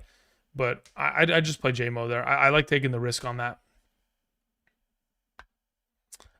Jay sends in a question, says reasons for Jones over Goff. Yeah, the primary reason is because I'm looking at Jacoby Brissett now being the starting quarterback of the Arizona Cardinals, and I think it just leads to more opportunities for the Colts to get offensive opportunities to score in that overall circumstance. So I like that. The risk that revolves around both of these quarterbacks obviously is their running backs and the impact of them stealing touchdowns over the course of a game. So if you wanted to play Jared Goff under the assumption that they're going to be in a negative script for majority of the game and have to throw, I don't have an issue with that. If you feel like it's going to be an omega shootout where Jared Goff could theoretically score 3 passing touchdowns, then that's probably the play. I see him as like a solid 2 touchdowns. Anything more than that is difficult to predict. Shakir or Bourne in a full PPR, I'd rather play Shakir. Chase over Warren PPR, I think I'd rather just play Warren still. Let me see where I have him. Jalen Warren, I have 2 spots ahead of Chase Brown in a full PPR. DK or Chase Brown half PPR, I'd rather play DK. Sup, Andrew, live from Amsterdam this Sunday. That's out of baby. Thanks, Kevin. I appreciate it. Was it a bad trade to give up Breece Hall and Metcalf for Chase Brown and Tedero McMillan? We'll know in about 3 hours here once we see what the Green Bay Packers Cincinnati Bengals game ends up turning out like. We'll have to wait and see. Let's see here. That's a lot of text, brother. That's a lot of text. You know what's crazy, guys? A lot of the questions that I see in the live chat, I know that like a lot of them are like flex questions, but also in terms of the question from highlight here that spammed all that text, brother, Keenan Allen is right there and Jalen Waddle's right there. So genuinely, it's just like, it's there for your help. That's all I'm pointing it out. Somebody said Sutton or Montgomery in the flex. Sutton is already playing, brother. What are you talking about? Why is Justin Fields ranked so high despite matchup? Because even in difficult matchups earlier this season, he's done pretty well. So yeah, I wasn't too worried about the overall matchup and its circumstance. I just didn't expect them to be the worst offense or have the worst offensive performing kind of production of the season.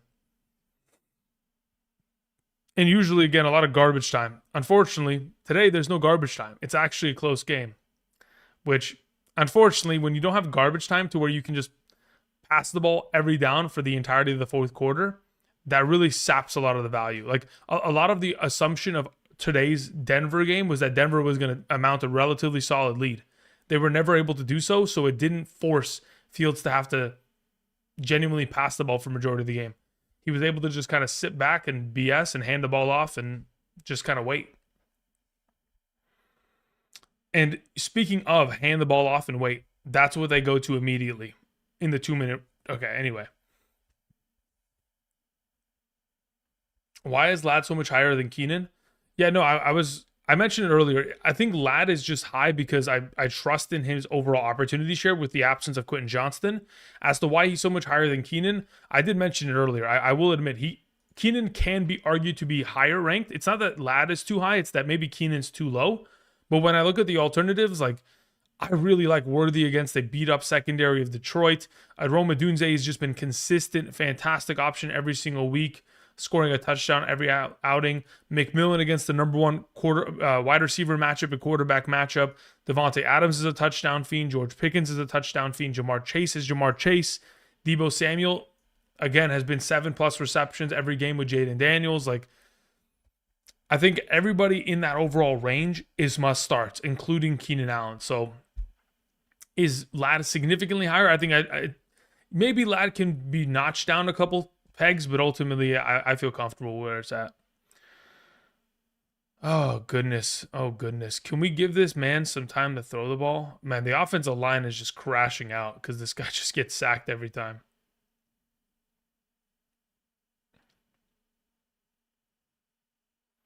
I mean, that's all they have to do is just generate blitz. I mean, there's nothing they can do. They can't block 8 people. Okay, let's see here. Like the Jeans sends in a question. Gene says Henderson or Waller. I'd rather play Waller.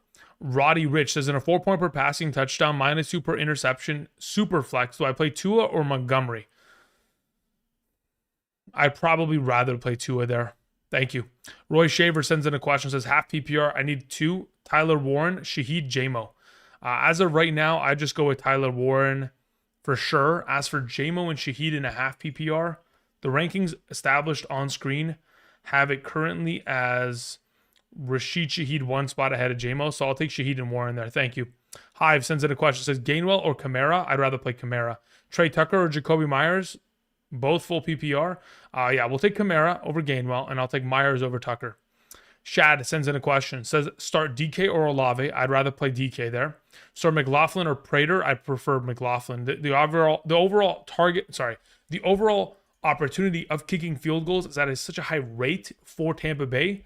I just feel like it's just automatic points there on a weekly basis from him at home. Roy Shaver. Okay, we already took care of that one. Good. Let's see here. Drops back, 3rd and 8, then dumps the ball. And look, here's the thing again. For another consecutive... Oh, no. What was that? For another consecutive play, we have we have Justin Fields waiting till him waiting for him to get open instead of anticipating him to be open and throwing it before he even turns. Like, again, this is just purely a anticipation problem. Oh, man, that should have been a reception.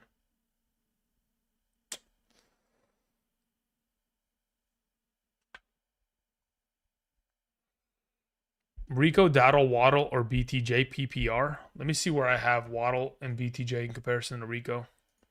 I think I might have Rico ranked pretty high. I have Rico ranked higher, genuinely. All right, final play of the game, pretty much. 4th and 8. They're going to send the all-out blitz. Fields, brother.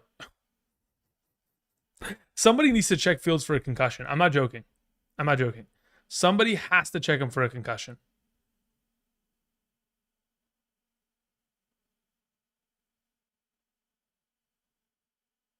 Because there's no reason on this wonderful planet of Earth in which Fields should drop back here and not throw the ball. Brother, what? I'm so effing confused. How? I'm laughing out of pain, by the way. Because I don't understand his decision making. Like, he's processing everything late. He's not throwing the ball. Like, why isn't Tyrod Taylor in the game? This is just bad. I'm turning it off. I don't even want to talk about it anymore. We're moving on. Jeez Louise. Okay, let's see here. Scrolling to Anthony Jones, who sends in a follow-up question. Says, 6 point per passing touchdown. We have Stafford, Herbert, Christian McCaffrey, Henry, Kenneth Walker, Scat, Dowdle, Puka, Nico, Sutton, Keenan. Trade Nico and Scat for JD5, Worthy, and Ladd. Yeah, like I mentioned earlier, I don't think you need to. If you want to make that trade, you certainly can. I wouldn't if I was you. I'd like to keep what you have on roster. I think Stafford and I think Herbert can justify itself as a great rotation of quarterback play there. And I'd rather have the running back depth of Scat there, considering Kenneth Walker is not as reliable and Dowdle is a fleeting commodity and Henry has an upcoming bye. I'd rather have Scat on roster. And I'd like to have Nico Collins as your wide receiver 2 rest of the season. So I'd keep what you have there, Anthony. Thank you, man.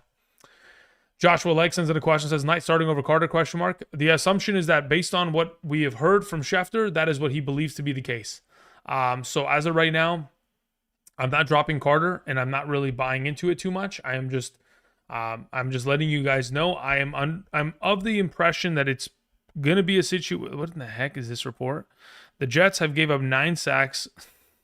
My goodness, yeah. That's whoever has Denver's defense must feel pretty good today. Is there any of the Travarius Ward is not going to play this week for the Colts? Okay, that helps for the potential of the one and only Marvin Harrison Jr. Okay, continuing on. So as of right now, I'm not going to subscribe to the idea that Bam is the outright owner of this entire backfield. So I'm not dropping Carter for him.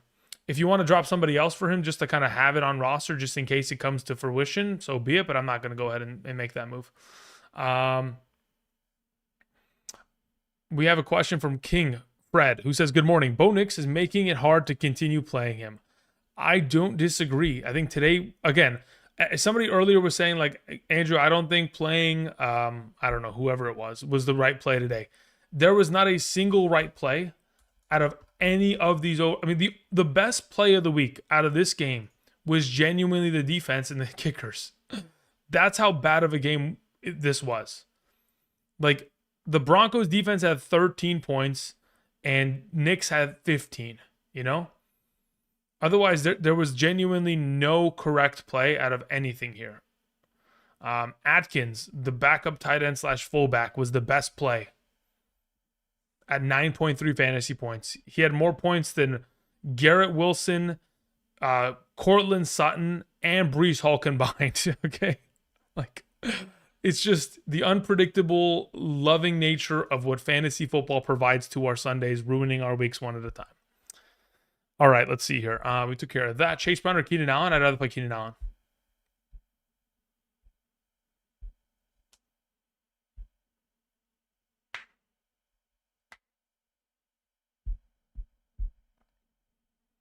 Caleb says PPR, flex Carter, Bam, or T. Higgins. Oh yeah, out of those three, I'd just rather play T. Higgins. Yeah, I'd feel way more comfortable with that. Drop Benson and pick up Bourne to start over Carter. No, I don't want to drop Benson because Benson's got too much value rest of season. Like, the thing is, like, if Benson is being dropped, then who's in your IR, right? Like that becomes like a whole discussion there, you know? We had a question from Caleb who said, okay, we took care of Caleb. Hank Hennig sends in a question. Hank, thank you. Says, I'm in a crunch in a full PPR. I started Mason Taylor at tight end instead of Kincaid.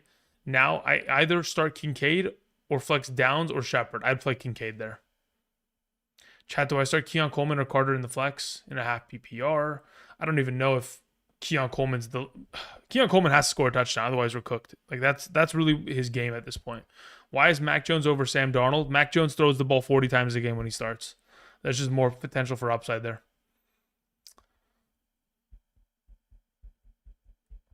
Torrey Horton or Luther Burden? If we're starting one this week, it's Torrey Horton. Otherwise, they're both relatively solid stash options.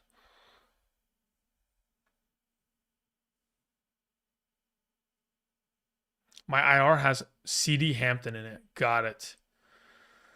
Ooh.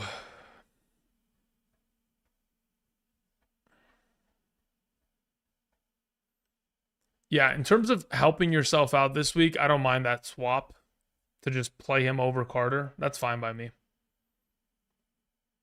Lad or JCM if QJ is out. QJ is already out. So play Lad in a full PPR.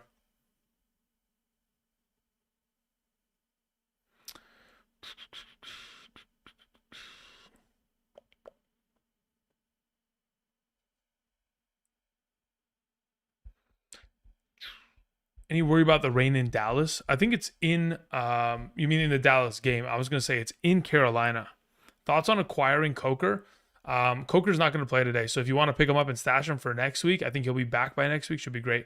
The Dallas game, as of right now, if I'm not mistaken, the weather report that has currently been put out there recently regarding the game is currently like it's like going to be high winds, like.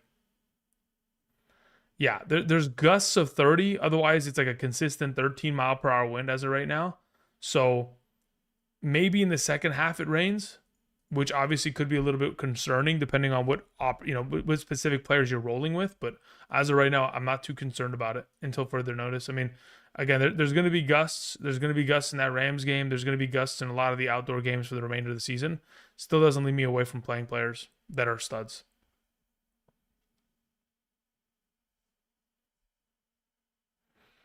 Let's see here. Start Charbonnet or Shakir in a half PPR? That's actually a pretty good question. Let's see where I have them ranked in comparison to one another. Half PPR, Shakir. I have Charbonnet ahead of him. Thank you.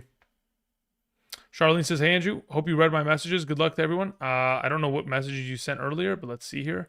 Love the classic rock intro. Hit the like button. Thank you. Appreciate it, Charlene. Hope you're doing well. Mayor Stafford. I have rankings on screen for that exact question. I'd rather play Drake May as of today. Thank you. Jennings or Gainwell in a PPR? I'd rather play Jennings there. Thank you. Alrighty, let's see here. We had a question that came in from Ryan Thompson who says, Phil PPR, Josh Downs, Jameson Williams, Charbonnet, Chase Brown, Fannin. If I'm playing one of those in a full PPR, I'm just going to roll with Chase Brown there. One has to be benched today. Oh, if we're benching one of those available options, I'm probably benching Fannin and playing the rest. Who do I start out of the group? Yeah, if we can only, one has to be benched. Everybody plays, Fannin sits. Hive Salon sends in a question. Says, pick two in a PPR. David Montgomery, Alvin Kamara, or what is that? Chase as in Chase Brown? Okay, Kamara sits. Everybody else plays. Pick one between Stevenson, Kamara, and Gainwell. Stevenson, Kamara, Gainwell. If we're talking about a full PPR, I'd probably just play Kamara there. As of right now, thank you. Again, for those of you guys who are wondering in regards to some of these questions, I see a lot of Dak versus Stafford. I have a lot of it just all ranked here. So Demercado should be dropped, Hank. I'd go with Keon Coleman there. Dowdle or Judkins. I have Dowdle ahead of Judkins. Again, Dowdle's right here at 13. Judkins is here at number 14. Yeah, as of right now, Again, I see a lot of questions regarding Michael Carter, Bam Knight. I have Carter at 30. I have Bam Knight at 36. Flex Downs or Tongs. I'd rather play Tongs there. Kendre Miller, Tyjae Spears. What is that? John Monunga. Yeah. As of right now, out of those available options, I have Spears probably ranked the highest of the bunch. Ando. Jennings or Charbonnet in a half PPR. Let me see where I have Jennings and Charbs. Apologies. I thought I answered that earlier. As of right now, I have in a half PPR scoring format Jennings ahead of Charbs. Thank you. Raul Matthews says in a half PPR Metcalf or ETN. As of right now, in a half PPR, where do I have Metcalf? Metcalf is two spots below ETN. 2 spots below him. So ETN would be my suggestion in a half PPR. Full PPR, I would go Metcalf. Matt sends in a question, says full PPR, pick 2, Ridley, Bourne, Flowers, Dobbs. I would go with Flowers and Dobbs there, Matt. Thank you. William Cobb sends in a question. William, thank you. If you can't do me a favor, type in your question in the live chat. It wasn't attached. Brett Wood says Lamar on the bench, drop Stafford for May, or hang on. I mean, it depends on the like next week. Next week, Lamar Jackson has a bye, or is hold up? NFL Week 7. Who has bye weeks next week? Buffalo and Baltimore. So you're fine with New England. Okay, so New England plays against who next week?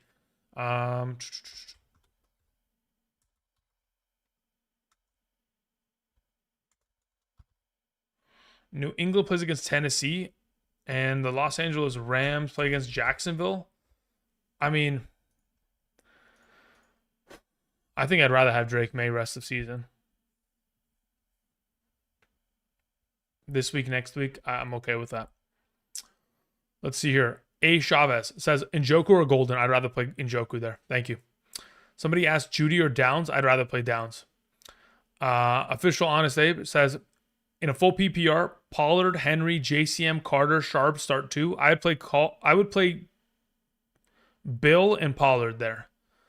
You can pick a third if you think there's a better flex than Pittman. Nobody there is a better flex than Pittman. So JCM and Pollard are my 1-2 combo there. Thank you. Constantino says Carter or Woody rest of season. Thanks. I'd rather just have Carter on roster. Woody is just not going to be highly utilized enough to where I can justify it. And additionally, on top of it, Mixon will eventually return soon enough. Dobbs or Coleman? I'd rather play Dobbs there. Bills defense or 49ers defense? I don't really like either of the two. Genuinely. I don't know. That's a toss-up. Rashad White or Dowdle? I'd rather have Rashad White in my lineup. Are we worried about Flowers' injury, I guess? Not really too much.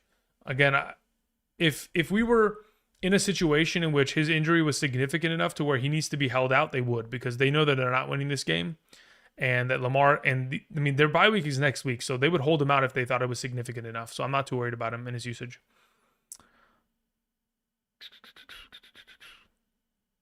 Andrew, do you prefer Pickens or Adunze or Krosky Merritt? Honestly, I prefer Krosky Merritt over both the receivers in a half PPR. If it's a full PPR, it becomes a little bit of a different conversation there. Sharps or Travis Hunter? I'd rather play Sharps. Have to disagree. Stafford's going hard as long as his receivers stay healthy. Yeah, I mean, look, everything looks great right now in regards to the offense. I'm just waiting for the other the other shoe to drop in regards to rushing touchdowns, because you guys got to remember, like last season, the number one running back in the league in terms of rushing touchdowns inside the 5-yard line was Kyren Williams. He was number 1 in that category, and he's been number 1 in terms of red zone rushing attempts inside the 5 in each of the last 2 seasons combined. So I'm waiting for those to start to accumulate to where it's going to diminish a little bit of the Stafford upside that he's found as of late, because that's really been a consistent part of their offense for years. So I wouldn't expect that to disappear as of yet. I think it's soon to come. 513 Rookie says Baltimore weather with McLaurin out, Stafford or Daniels? I'd still rather play Daniels there with McLaurin out. Thank you. Greg 19 says Henderson, Haskins, or Golden start 2. Yeah, I'll take Henderson and I'll take Golden there. Thank you. Andy sends in a question, says, think Debo plays. I do believe Debo will play. Flex Kenneth Walker, Charbonnet, Chase Brown, or Jalen Warren ahead of him? Or wait? I would wait, genuinely. I think you do have alternative options that are justifiable enough to where you can just start them over him. It says, I could still grab Jennings if I drop Ayuk. Yeah, look, in this situation, I think Debo plays.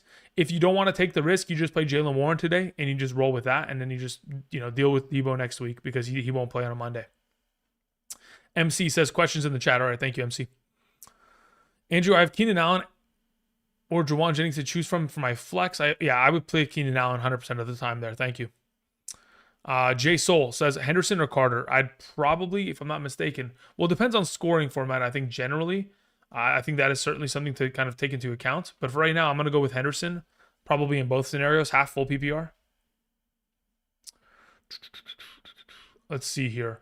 Morning, brother. Start one in the flex. Ridley, Bourne, or Hassan Haskins. Jennings or T. Higgins. I honestly, out of the group, I'd like to play Juwan Jennings or T. Higgins there. Preferably Jennings. Higgins in a non-PPR is not a bad option. But you have the Packers defense. Packers defense is a bother, man. I think I'll just play Jennings there. Jorge Perez says, good morning. Shaheed or Horton? I'd rather play Shaheed today. Says drop Horton and pick up someone else like Flournoy, Golden. No, I would probably, I mean, look, I like the idea of dropping Horton to pick up Golden though, but I would still play Shaheed out of the available options here. And then it says, is Darnold, should I keep him or pick up Mac Jones or Young? If you're talking about rest of season, I'm just going to keep Darnold. If you're talking about just today in specific, I like the idea of playing Mac Jones. Charbonnet or Bam, I'd rather just play Sharps there. Juan Sardina sends in a question. Juan, thank you. Says full PPR, flex 2 players. Jameson Williams, Kraft, Higgins. I'll just take Kraft and Higgins there out of the available. Says also full PPR, 1 flex, Warren, K9, Charbonnet, Dobbs. In a full PPR, it's between, I would just play Jalen Warren there. Juan, thank you. Who at quarterback, Stafford or Caleb Williams or Jordan Love or Baker Mayfield? I like Baker Mayfield today. Either him or Stafford. One of those two are fantastic. Hunter Henry or Jennings? I think I'd rather just play Jennings there. Charlene says Bills defense or 49ers draft defense rest of the season. Bills are on bye next week. Thanks. I like the upcoming schedule for the 49ers. I think their upcoming matchups are solid for defensively. William Cobb says, I have Kamani, Vidal, Michael Carter, and Bam. I have to start one of them. Who do I flex out of the 3 with Tongs as an option? Ooh, brother. I mean, if it's a full PPR, I probably just roll with Kamani Vidal and I avoid the backfield of the Arizona Cardinals and then just play Tongs as your flex. Otherwise, you just play both Arizona Cardinals and pray. But I don't like that idea. So I'd probably just go with the Kamani and Tongs kind of approach. Let's see here. Kincaid or AJ Barner? AJ Barner's not in a terrible position. I like the matchup against Jacksonville. I'd rather play Kincaid. I think even though he's questionable, he's expected to play. So I'd roll with that. Knight or Waller? Just give me Waller. Who at quarterback? Stafford or, we already took care of that question. Henderson or Henry? I'd rather play Henry. Thank you. We're good to go. Cool.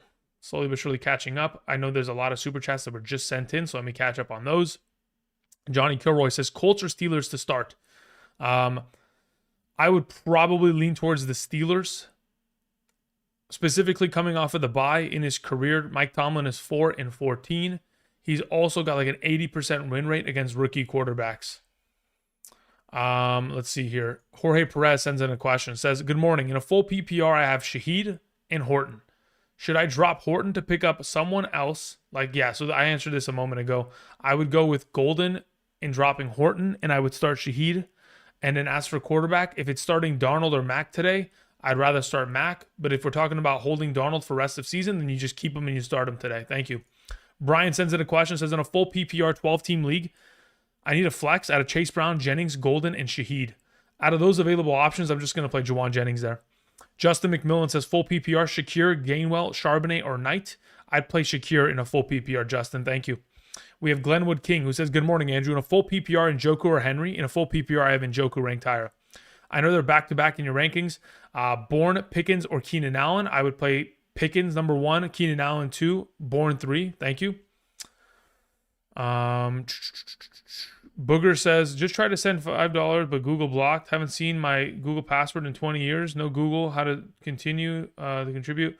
Old geese. No, you're good, brother. Just go ahead and type your question. I'll try to help you out. What's the latest report here? Jamar Chase will play, of course, as expected. Garrett Wilson suffered a hip injury. Yeah, we'll see how that goes. NFL game. Nope, you were going to get banned. Good night. Later. Hassan Haskins or Ramondre? Yeah, let's play Ramondre Stevenson there. Tongs or Jawan Johnson? I think I have Tongs ranked higher. Do I not? On screen? In a half PPR, I have Tongs. Yeah, I have Tongs ranked higher. I'm just going to go in that direction. That works for me. Should I play Alvin Kamara or Jameson Williams in a full PPR? I think Alvin Kamara is like a steady 10 12 points. Jameson's anywhere between, like, if Kamara scores a touchdown, fantastic. But it's such a difficult matchup that it's hard to believe that he'll be able to get himself enough opportunity share to make him a justifiable play. But on the other side of the coin, you have the volatility of Jameson. So if you just want the solid like 10 points and just get out of there with flat production, then that's where you go with Kamara. If you're trying to take the risk versus reward of getting like 6 to 18 points, then you go with JMO. You think Ridley will have success today? I mean, I feel like the overall matchup against the Raiders isn't difficult enough for me to think that he'll be in a tougher position. I just don't think he'll get as many targets as he saw last week because it's not going to be in an omega negative script. Juice Vino, thank you very much. Let's see here. Malik says, who should I start in the flex? Waller, Charbonnet, Golden. I'd play Waller there, genuinely. 18-team Palmer or Zach? Oh, wow. No, it's Zacchaeus. Yeah, Zacchaeus is the answer. Should I play Gabe Owners or Dixon? Okay, good one. Good one. Good one, Trebor. David Garcia says, trade PPR, Josh Allen, and Kenneth Walker for Stafford and Henry. I'd probably just keep Josh Allen there. I could justify the Derrick Henry trade, but I need to see the rest of your team. Jammed Out says, full PPR, JMO or Knight. I'd rather play JMO. Saul Goodman says, anyone want to give your thoughts on Michael Carter versus Calvin Ridley in the flex? Yeah, I'd rather just play Calvin Ridley there. Taylor B says, in a full PPR, Haskins, Laporta, Jameson Williams, Shaheed. At that point, I'll just play Laporta. Jarek says, Jennings or Bourne, just give me Jennings. I like Zacchaeus. Any other team, he's on a borderline stud. Yeah, I mean, he gets enough workload on a weekly basis to where he's relevant. If he gets lucky and he breaks a tackle and scores a tutty, it wouldn't be surprising. Daniel sends in a question, says London or Tet? I'd rather play London. I have Pickens and Puka. Yeah, London's my next best option there, especially with Mooney out. Last time this season in which we had London without Mooney, London had 15 targets. Puka Doncic says in a half PPR, Shepard, Flournoy, or Thornton. I have Flournoy ranked the highest of the group. Tet or Dowdle? I'd rather just play Dowdle, genuinely. Especially with the weather concern. Glad I started Waddle over Sutton this week. Yeah, that's a great option. Love to see it.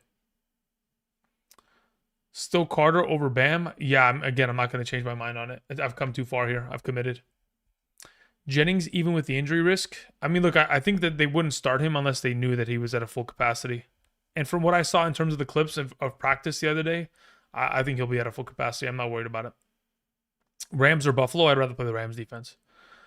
What is this? Pick 2.5 PPR. Hunter Henry, Keon Coleman, Terry Horton. Yeah, I'll just take the first two. Give me Keon Coleman and Hunter Henry. Daniel Hope says half PPR, JMO, Shepard, Pierce. Start two. In a half PPR, JMO has to play. As for Shepard and Pierce, I'd rather just play Shep at that point. That's fine by me. Pierce would have to score a touchdown. I don't know if I can trust it.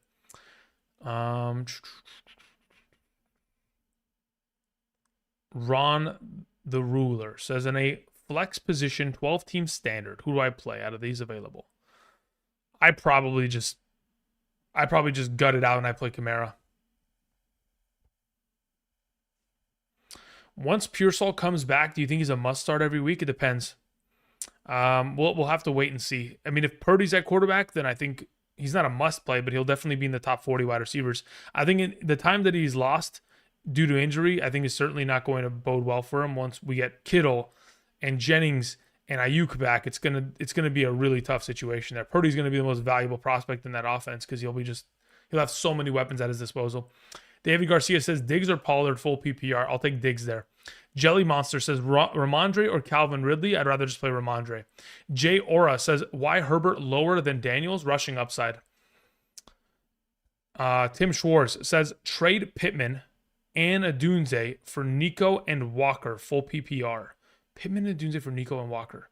I'd rather just have. Well, look, here's the thing. Walker, it depends on how much running back depth you have and you need.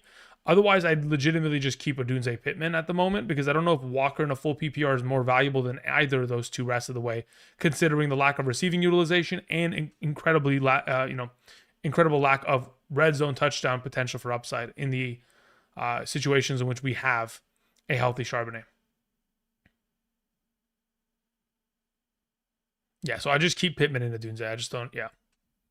Bryce Young or Mac Jones? I'd rather play Mac Jones. Tongs or Gainwell in the flex? Anyone? I'd rather just play, if it's a full PPR, just give me Tongs at that point. That's fine by me. Tucker or Jacoby? I'd rather play Jacoby Myers. Ridley or Warren? I'd rather play Jalen Warren. Keenan Allen or Jalen Warren? I'd rather play Keenan Allen over Derrick Henry and Jalen Warren there. Let's see here. Carter or JMO? I'd rather just play JMO at that point. Carter or Hendy? Just give me Henderson. Travis Hunter or Knight? I'd rather just play Travis Hunter at that point. Hive says full PPR, Gainwell, Kamara, Montgomery. I'd rather just play Montgomery out of the group.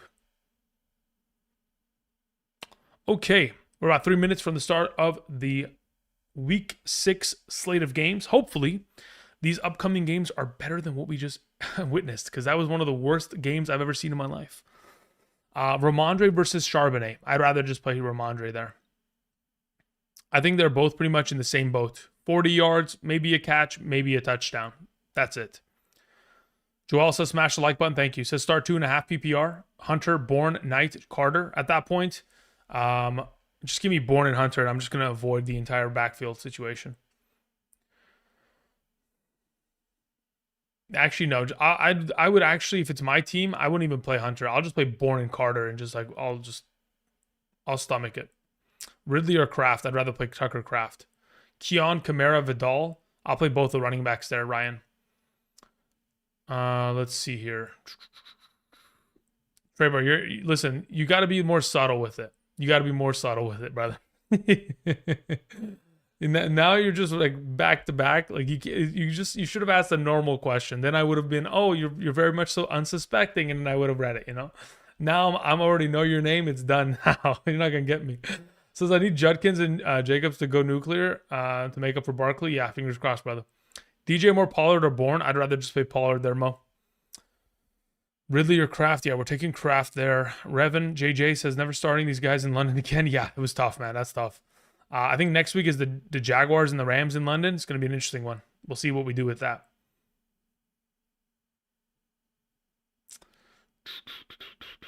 Hey, Andrew. Get a cold one. You deserve it. Yeah, we'll see about that. I don't know about that. I don't really like to drink. DJ Moore or Pollard? I'd rather play Pollard. Ridley or Jalen Warren? I'd rather just play Jalen Warren. Haskins, Moore, Shaheed, Chase Brown. I'll take Chase Brown there. El Pollo.